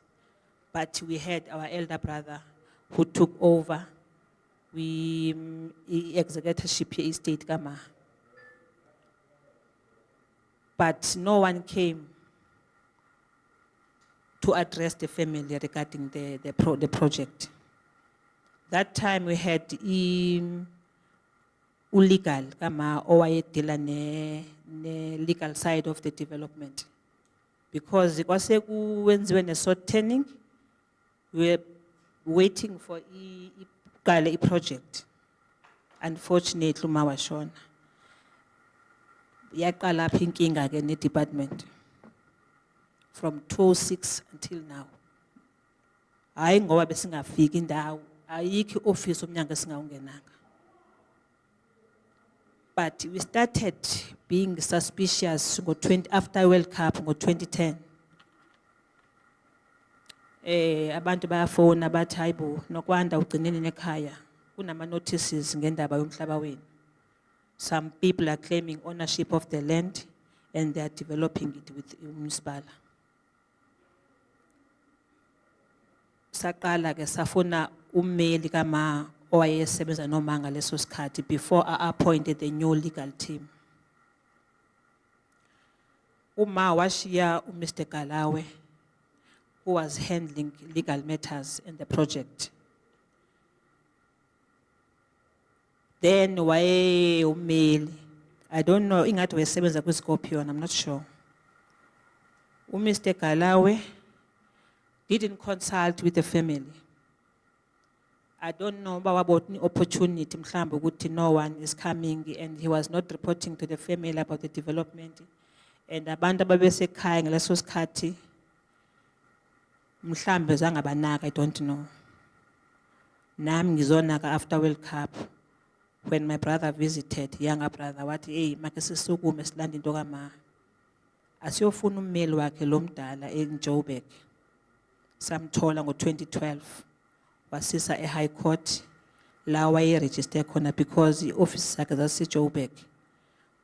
Wayithatha ke imetha yethu kanti usebenzisana ne-department. 2013, they are aware ukuthi sikhona, we want to know. 2014, bayaqhubeka ba-advertiser, baya kumnquma, they took our concept document. They gave it to usisi singamazi okuthiwa uyena ose-owner i-project. 2015, ngaya ku-Daily Dispatch, after consulting with then Chief Director of Province, Mr. Kasamba. Uyena ke osenzele i-hard time. We never have a privilege yokungena kwa-rural development for the past 10 years. Sigcina lapha kwi-4 even if we have a meeting nabo, ayihlali. Is either ufika kuthiwa akho muntu e-ofisini, officials zonke azikho. Si-attendwa zi-securities until sijike. Mina cabanga ngisuka la eThekwini. Ngo-2016 washona ubhuti wami omdala, oyena wayene-letter of authority. And since it was me who was running after this, I was given, nominated by the family to take over and follow this thing. I-Daily Dispatch yayikhipha i-article. And Mr. Galawe then, wayese ubrigadier we-Hawks, we-province. Waziphendula wathi yena wayeqashwe ngumama wavuma wathi PTO yethu yalapsa wenza into oyicela umama ukuthi aqhubeke ne-development. He did just that. That was, I quote him on the Daily Dispatch. Wavuma ukuthi wayeqashwe ngumama to help with develop lo mhlaba until he was appointed. He has, because of umsebenzi wakhe washiya umuntu esingamazi akarepothelanga ifamily washiya lo sisi ke manje sekuyena i-owner ye-project ophethe i-lease agreement esingayazi ukuthi isayinwe kanjani, ophethe i-notarial lease. Kuyo yonke le minyaka bakwazanga udevelop umhlaba because i-PTO is a 99-year lease. I traced Dr. Sandy, who retired ngo-2007 back to Gqeberha. Ngafika kwakhe ngakhwela ibus from Durban la eGqeberha. Wangitshela wathi no, I knew that they were up to something. That is why I registered i-project kama ngegama le-project yakhe. Wathi they will never touch lo mhlaba. Umhlaba kwa-agriculture lo namakhosi. It's a 99-year lease. Sibona lapho ukuthi ke yonke le minyaka they couldn't get bawu-develop la mhlaba.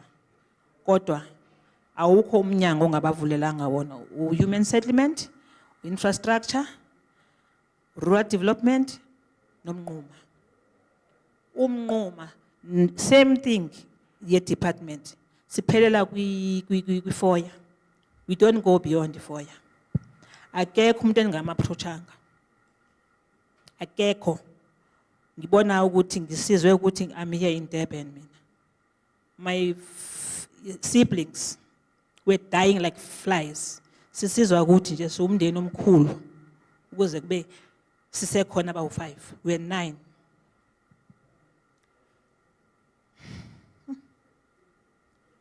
Ngo-2016, I called the office ka DG, Mr. Shaban. Ngithole inamba ku-Sisi onguMadlamini in East London, owaye-chairperson we-Women in Agriculture, ukuthi angishushumbisele i-document yethu esayifumana ngosizi kumnquma, because kwa-concept leyo yayiseyinegama elisha, i-owner ulo sisi esingamaziyo. I-concept, i-PTO, nama-commitment letters wonke. We have nothing thina siyimndeni. Umasipala ewukhiphile wanika lo sisi.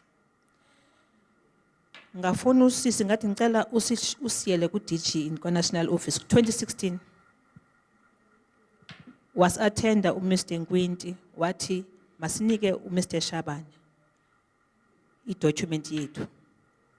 sizawuzwa ngaye thina. Mr. Shaban wayibuyisela back to the province. La kune problem khona. La singa-attendwa khona siwumndeni. I-project kama yinto yokudla imali kula province. Thina lapho umasipala ufuna usidlela umuzi. Sinama rates esingakwazi ukukhokhela. My siblings can't even get umsebenzi wokushanyelwa kamasipala. Ayikho imali abangayi-accessanga. Balontshile ngo-October 2016. Mabebona ukuthi umfowethu ushonile omdala. Babona ukuthi mhlamba akekho umuntu ozoyilwa lento. Balontsha ngo-28 October. Kanti November, they are preparing a lease, notarial lease. We are aware ukuthi there was a 32 million eyakhokhwa nge-launch yesibili. Kwaku 30 million nge-launch kama. Sayithola ngommeli lo waqoshwa owayephethe project ngo-2005, 2006 nge-launch. Wasitshela engesena choice naye seke scratch off kwalo society. Ukuthi i-launch ayile mali izikhulu zakamasipala leso sikhathi zayilanda ePretoria imali. Sesebenza ePretoria u-financial director wakhona. Kusho ukuthi yonke lo minyaka this was just a scheme so the money laundering kumasipala. Ekhipha imali left, center and right. Sibuka bona befaka amatende, skills development, training and what. Yezwa. Bayabona ukuthi bafuna imali, bashaya lezo schemes zabo, ba-advertise yonke into. Ayikho into abangayenzanga kula mhlaba. As we speak, kuno Sandral laphana. Oqedile umhlaba wethu. Kune bypass road, kune off ramp. I-development eku N2 and R49. Ndabakazi junction. Sibone later seyiqalile indlela ukuthi no kukuyagunjwa la esayithini yethu. Igarage seyimile yona. Sa object. Kwaphendula department objection yami. Ngibhalele umasipala mina objection letter no Mr. Mthuzolo owaye facilitator. Owasinceda kwi case ka Mr. Pichi ngo-2018 ungena kwakhe after kushone uMr. Casamba. uMr. Pichi wafika wangumuntu osincedayo andazi noba wayephansi kwencindezi I don't know. Ngoba eventually naye wasibalekela. Thina lokho sabalekwa nje. Akekho umuntu osathendayo. For the past 7 months bengihamba ku national office, ku office ka DG. Ngingena kabili office ka DG. Ka-attendwa ngu-Alicia, Miss Alicia Stevens. Angiphindanga ngakwazi ungena khona. Wanginika uMr. Liabuwa no Mr. Shilote. Till now, Mr. Shilote can't come up with something engizwayo mina. So ngibone ipattern efana neyephondo, Eastern Cape, ukuthi no, we are being played here. Ngabhalela kwi-portfolio committee naku National Assembly ngabeka i-petition yami ngabeka udava attach wonke ama-documents. Ayikho i-document esingenayo asifumananga kumnquma besifumana ngendlela zethu. We don't have a lawyer, si rely on handouts because ibona bane access yemali.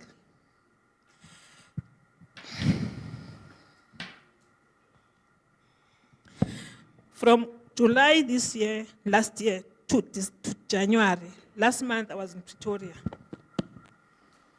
Mr. Shilote is trying by all means, ukuthi, I'm following all the due processes. I'm doing this. On the 24th of December, Minister was reported by a committee in Parliament, ukuthi, kunale case, he must attend to us.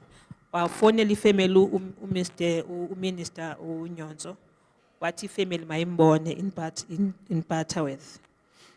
My lawyer, family lawyer, and my brother went there. Kucentane kwakhe. Wafonela uMr. Shilote wathi why engayiresolve indaba kuNdabakazi. Ufuna I resolve in the next first 2 weeks of January. ucela meeting kundabakazi ezovuyo lodge abize relevant officials from national office and the officials from rural development. Along the way, we are going to case here interested parties development zomhlaba. Abantu ke bona ukuthi anideni usebenzisa umhlaba kuvela abantu bathi hayi kwakungamasimi kwakutheni kwavela lo interested parties. That is when we assume kodwa kucacile ukuthi that is when the notarial lease was released. Because ngo 2016 uMr Luphungela ngamfonela chief of staff ka minister ngeleso sikhathi wathi mangihamba kuzolontsha wathi no ngathi nasizohoywa lapha yana asingeni kwa rural development wathi hamba no converter iPTO ni submit noba bani hoyanga ni submit officeini saye submit I conversion yePTO kanti I lease agreement seyiphezulu kwetafile uMiss Njemla owawulegal welesa sikhathi kwa rural development wathi akakwazi uyithatha le matter because it involve his seniors wathi kodwa isubmithani I conversion yePTO what there's a lot of things angaziboni kahle lana and involve I superior yakhe zange siattendwe nalapha kodwa we submitted I conversion yePTO. In Pretoria same pattern alandela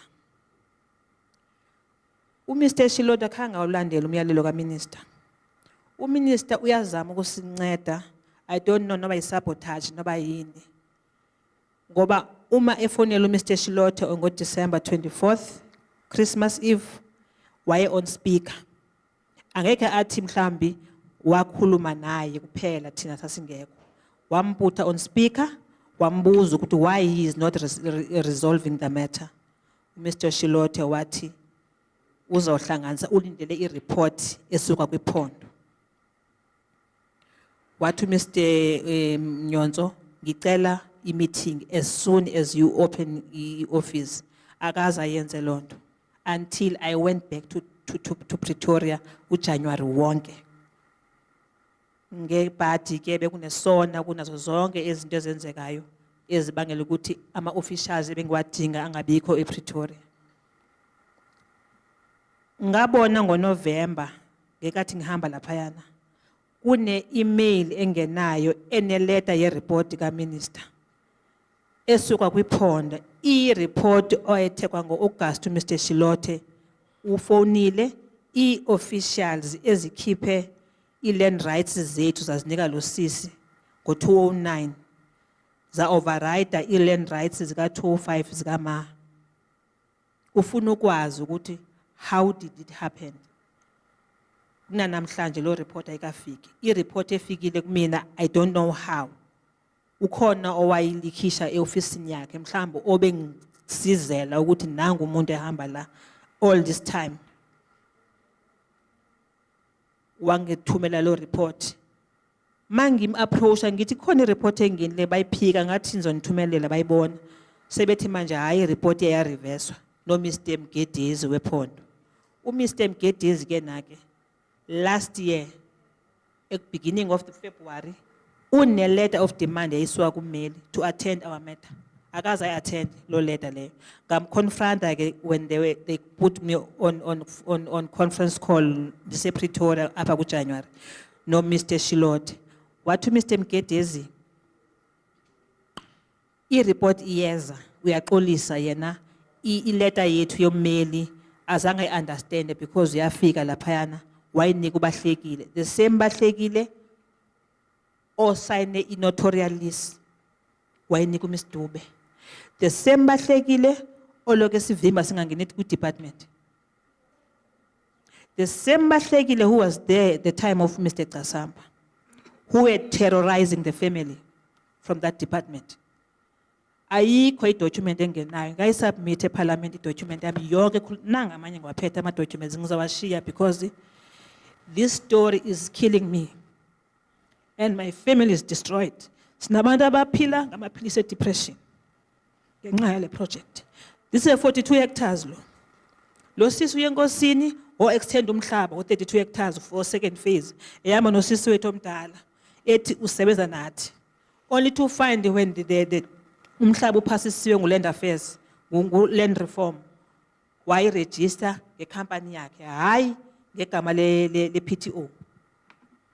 I-land rights zethu zathathwa wadirejista umhlaba. Kwenzeka into eningi kula PTO.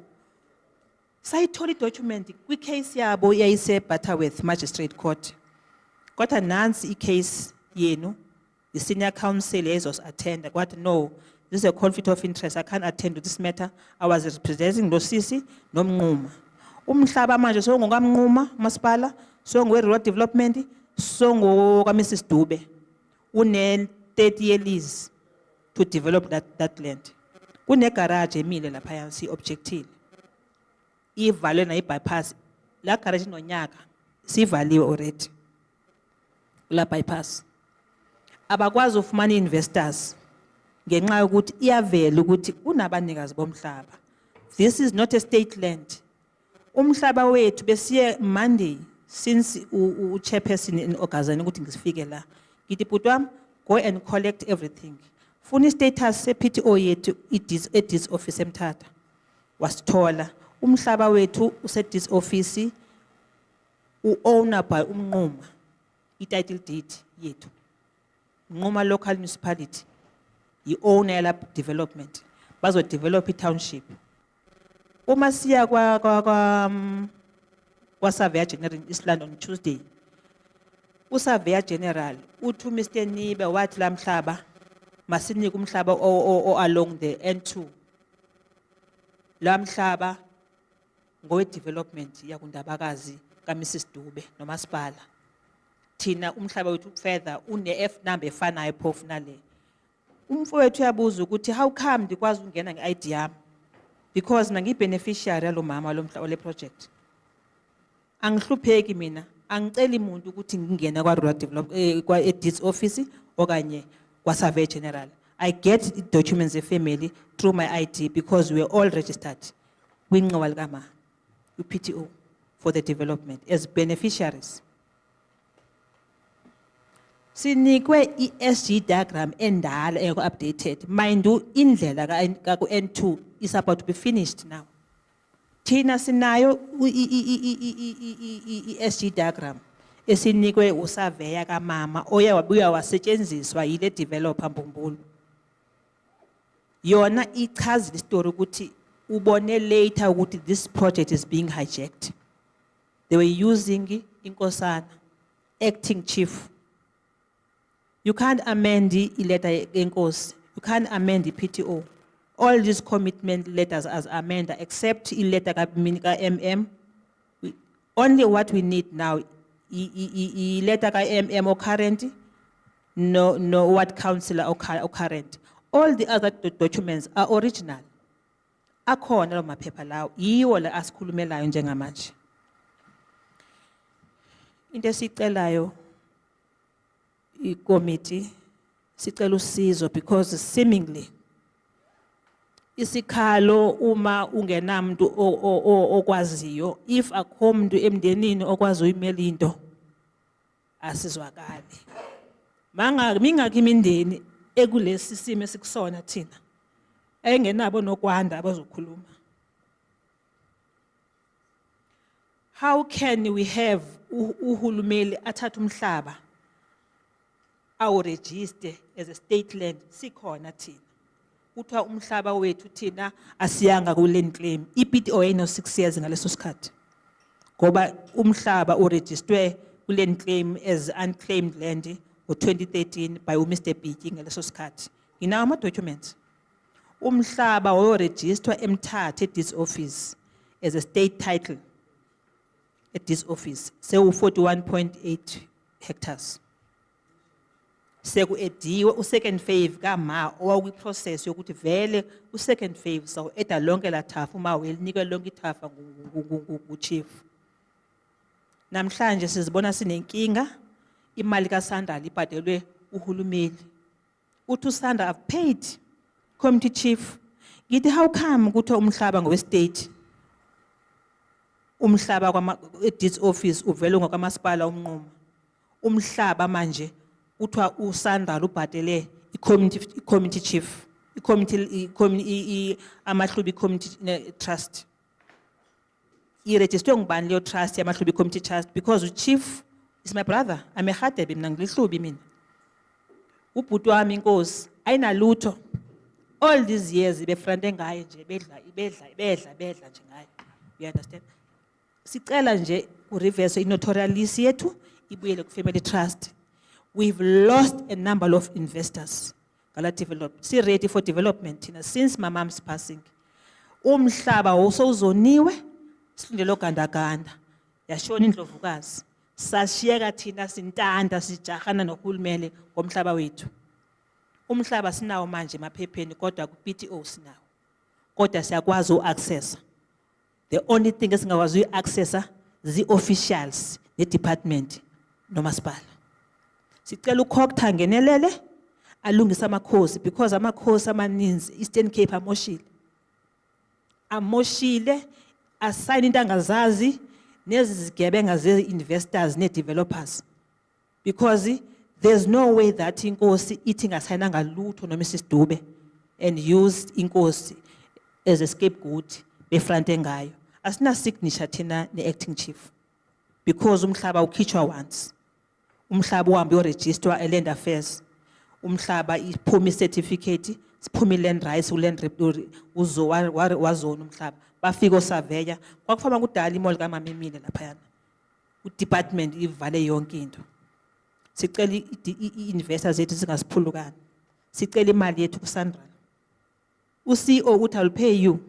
I just need acknowledgement from the department ukuthi we don't own this land. Yona inkinga ke leyo because ihamba ne-admission of guilt. Asisho ukuthi umhlaba yamakhosi zi-custodians siyakwazi lokho. Kodwa umhlaba wasezilalini no-agriculture uphansi kwamakhosi. Uma ufumana umhlaba enkosini ihamba iprocess yokurejistwa kwa-agriculture. Sine-PTO thina valid ka-99 years. E-overridiwe ne-land rights zawo yanikwa uMrs Dube ngumnquma la kwakune-concept kamama khona. Sicela uRural Development acknowledge reverse i-notarial lease sikwazi usebenza. Ngiyabonga. Siyathokoza ke kumama uMrs Badlanyana. Honorable members, I'll recognize hands for those who would actually want to ask questions of clarity or make comments. I'll start off with Honorable Matigizera, Honorable Ntlitama,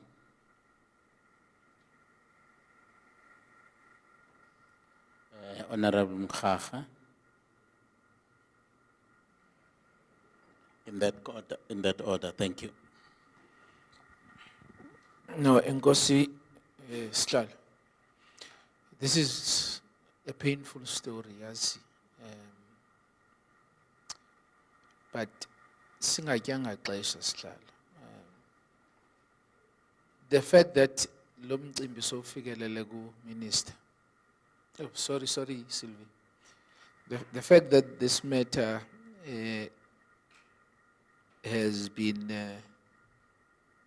addressed to the Minister Unyonto. I think all we need to do is my suggestion, Chair, because I don't want us to rehash all the painful process that they went through to where they are now. I think what this needs now, Chair, through you, is to really get the attention of the Minister. And just request the Minister to expedite the process so that they can get their land. I think that's what we can do. Because as they were telling the history around this, I was wondering whether this matter has been discussed with the new minister, but from what I'm hearing, it has reached his office. And I think the concern here is that the minister is referring the matter to the culprits, according to them, who have been complicit, in this whole injustice that Umama has spoken about. So, my suggestion, Chair, is that maybe we can just really ask an audience with the minister to deal with this matter. Thank you, Honorable Matikizela. Honorable Makhathini. Thanks, Chair. Also, I will align myself with the proposal. The committee must ask the minister to come and update it. And we must make a commitment here that minister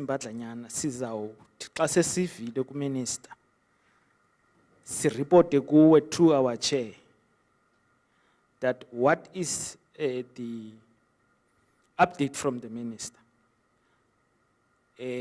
We might have to get the department from the Eastern Cape to come and explain itself.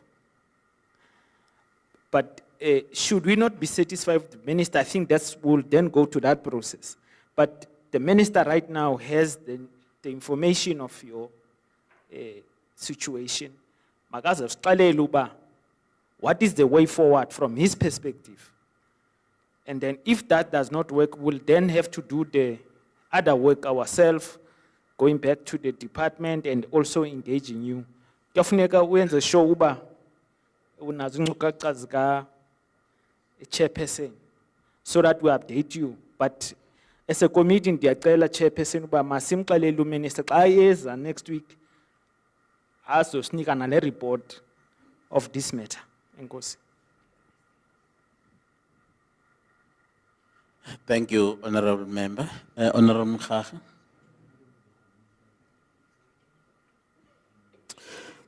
Eke badizibulisele kuni bantu bakwethu. Dibanewari wena because basuke ephondweni lapha. Kwindawo notorious ekubeni imihlaba. Ndiyayitsho nje Chair because la masipala bona ku mall xa ungena phe Butterworth yakwa Shoprite yahlula isikolo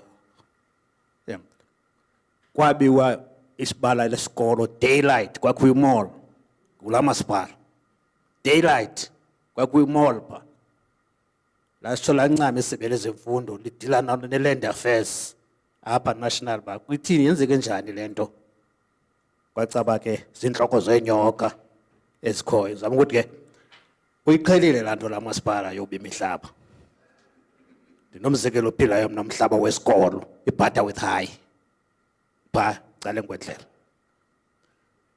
Now Chair benza proposal lento Chair ethi closer to the suggestion ikhona ethi mhlambi uMinister nyani makacelwe eze nale report but also seyifuna meeting no minister eze nalamagosa akula Pretoria achaphazalekayo. You know Chair kukho into esingayi observe iyo apha. Ikhona icrisis eyi-corruption kwa land affairs pha ePretoria. Nditsho kwesibini ke lento. Officials ezibanjiwe zase-Eastern Cape ezimbini zomhlaba couldn't have done laa nto zingelinganga zingayenzanga no-national because umhlaba i-national competence. But oomasipala noontontoni zonke ezi criminals ziyazidavuzela because kune-hotline kwezi criminals kunye nee-officials zakwa-land affairs ezinye zihamba nathi apha zimane zigowuto. Now ndiyafuna siyipele attention lo. That is why ndisithi kula magama abiziweyo kusisi make sizibize manezi officials kunye nominister ke sitshekishe exactly kanye imission yazo yintoni kulento, because thina siyikomiti entsha apha, and the interest yethu thina is to do away ne-corruption, ne-ill treatment yabantu bakuthi. Mzantsi Afrika, uzawuthi mna iproposal ikhawulezileyo Chair, sibizela amagosa. Kulaa mhlaba waseButterworth xa wasendabakazi, isekhona ngoku into eshiyekileyo phaa, ngoba ndiyayibona olaa qhaqho lwendlela lwenziwa phaa ngoku nguSandral. Kulo mhlaba wenu ngokwezoning le beninikiwe, isekhona na, uzawuphinda xa sesitshila usihlalo, isekhona into eshiyekileyo phaa kulo mhlaba wenu, kulaa nto yenziwa phaa ngoku. Thanks.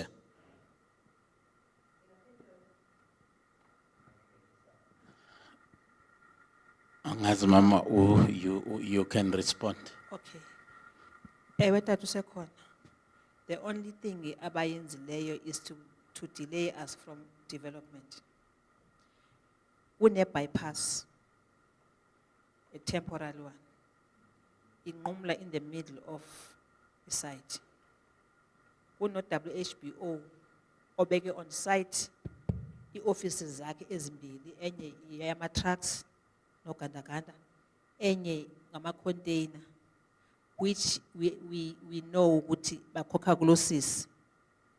Une garage usisi angene ayisebenzise for unyaka wonke, anikwe imali ku BP yomhlaba. Une off ramp ezojoina u R49 ehamba phezu kwe-bridge. Udle wonke umhlaba ekhoneni, which is umhlaba uzawu affecteka mhlawumbi ngentwana okanye ngekota okanye ngazi yehectare. Ngoba i-off ramp ihamba iyojoina u-R49 inqumle phezu kwe-bridge. So ikhona lonke lo mhlaba nayo the actual bridge, the highway. Iwudlile umhlaba kamapha ekhoneni, which is zininzi imali no Eskom, umhlaba ugcwele izipali zika Eskom one transformers ezirentelayo. We try to follow all these things.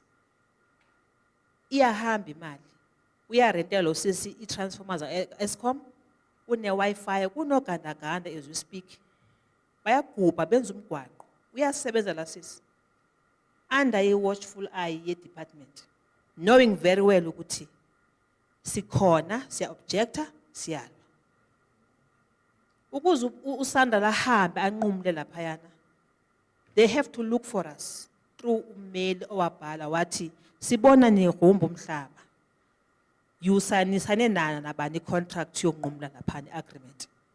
Usanda wathi ne department, they were communicating consultants ka Sandral no rural development in East London, ne officials are, because we map uvela as a state land la mhlaba. Sibuza kanjani kuthiwa umhlaba ngowe state F1 or F84. Basifumana amaphepha nyani umhlaba ngowe state.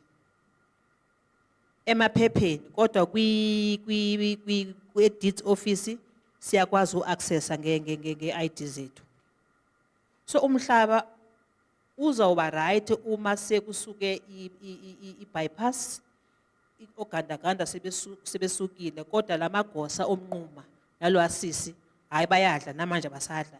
I-rental za Eskom zama transformer, i-rental ka WBHO ingena kulo sisi, i-rental yomhlaba ka BP Petroleum idliwa ulo sisi nalamagosa akhe ka rural development nomasipala umnquma. Ufuna ukubeka? Yebo. The current status, Mhlonishwa,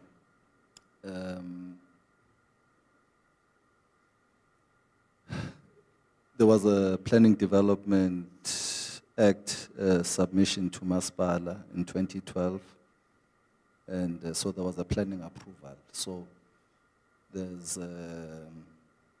zonings,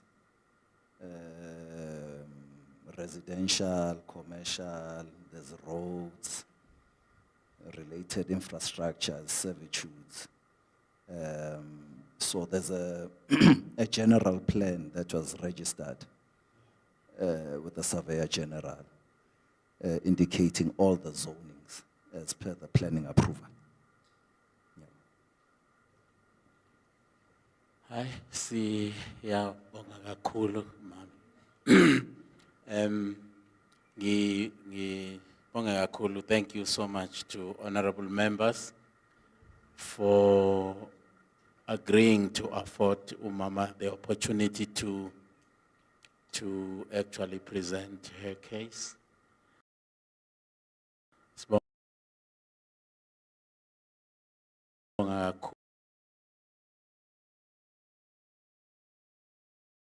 kakhulu as members of to listen to the problems that people have. We concur with the suggestions that has been made by all members. We would need to take this matter up with the minister himself, especially because he knows about it, and even some of the officials in Pretoria know about this matter. So, yeah, I think that is what we will do, Mama. We communicate, Mama, all the time. She has my number, she has my email address. She has sent me all the documentation that she's talking about. I have copies and we have tried to take those copies, send those copies on to the department, to Director General. That was when Upumla was still around. So, it's just that we need now to find out where is now the hold up. So thank you so much, ma'am. Again, Lisa, to keep you waiting, but it was not our intention. We were busy. Thank you so much. Honourable members, thank you so much. It was such a long day for us. The meeting is adjourned. I wish I could invite you, all of you, to, yeah.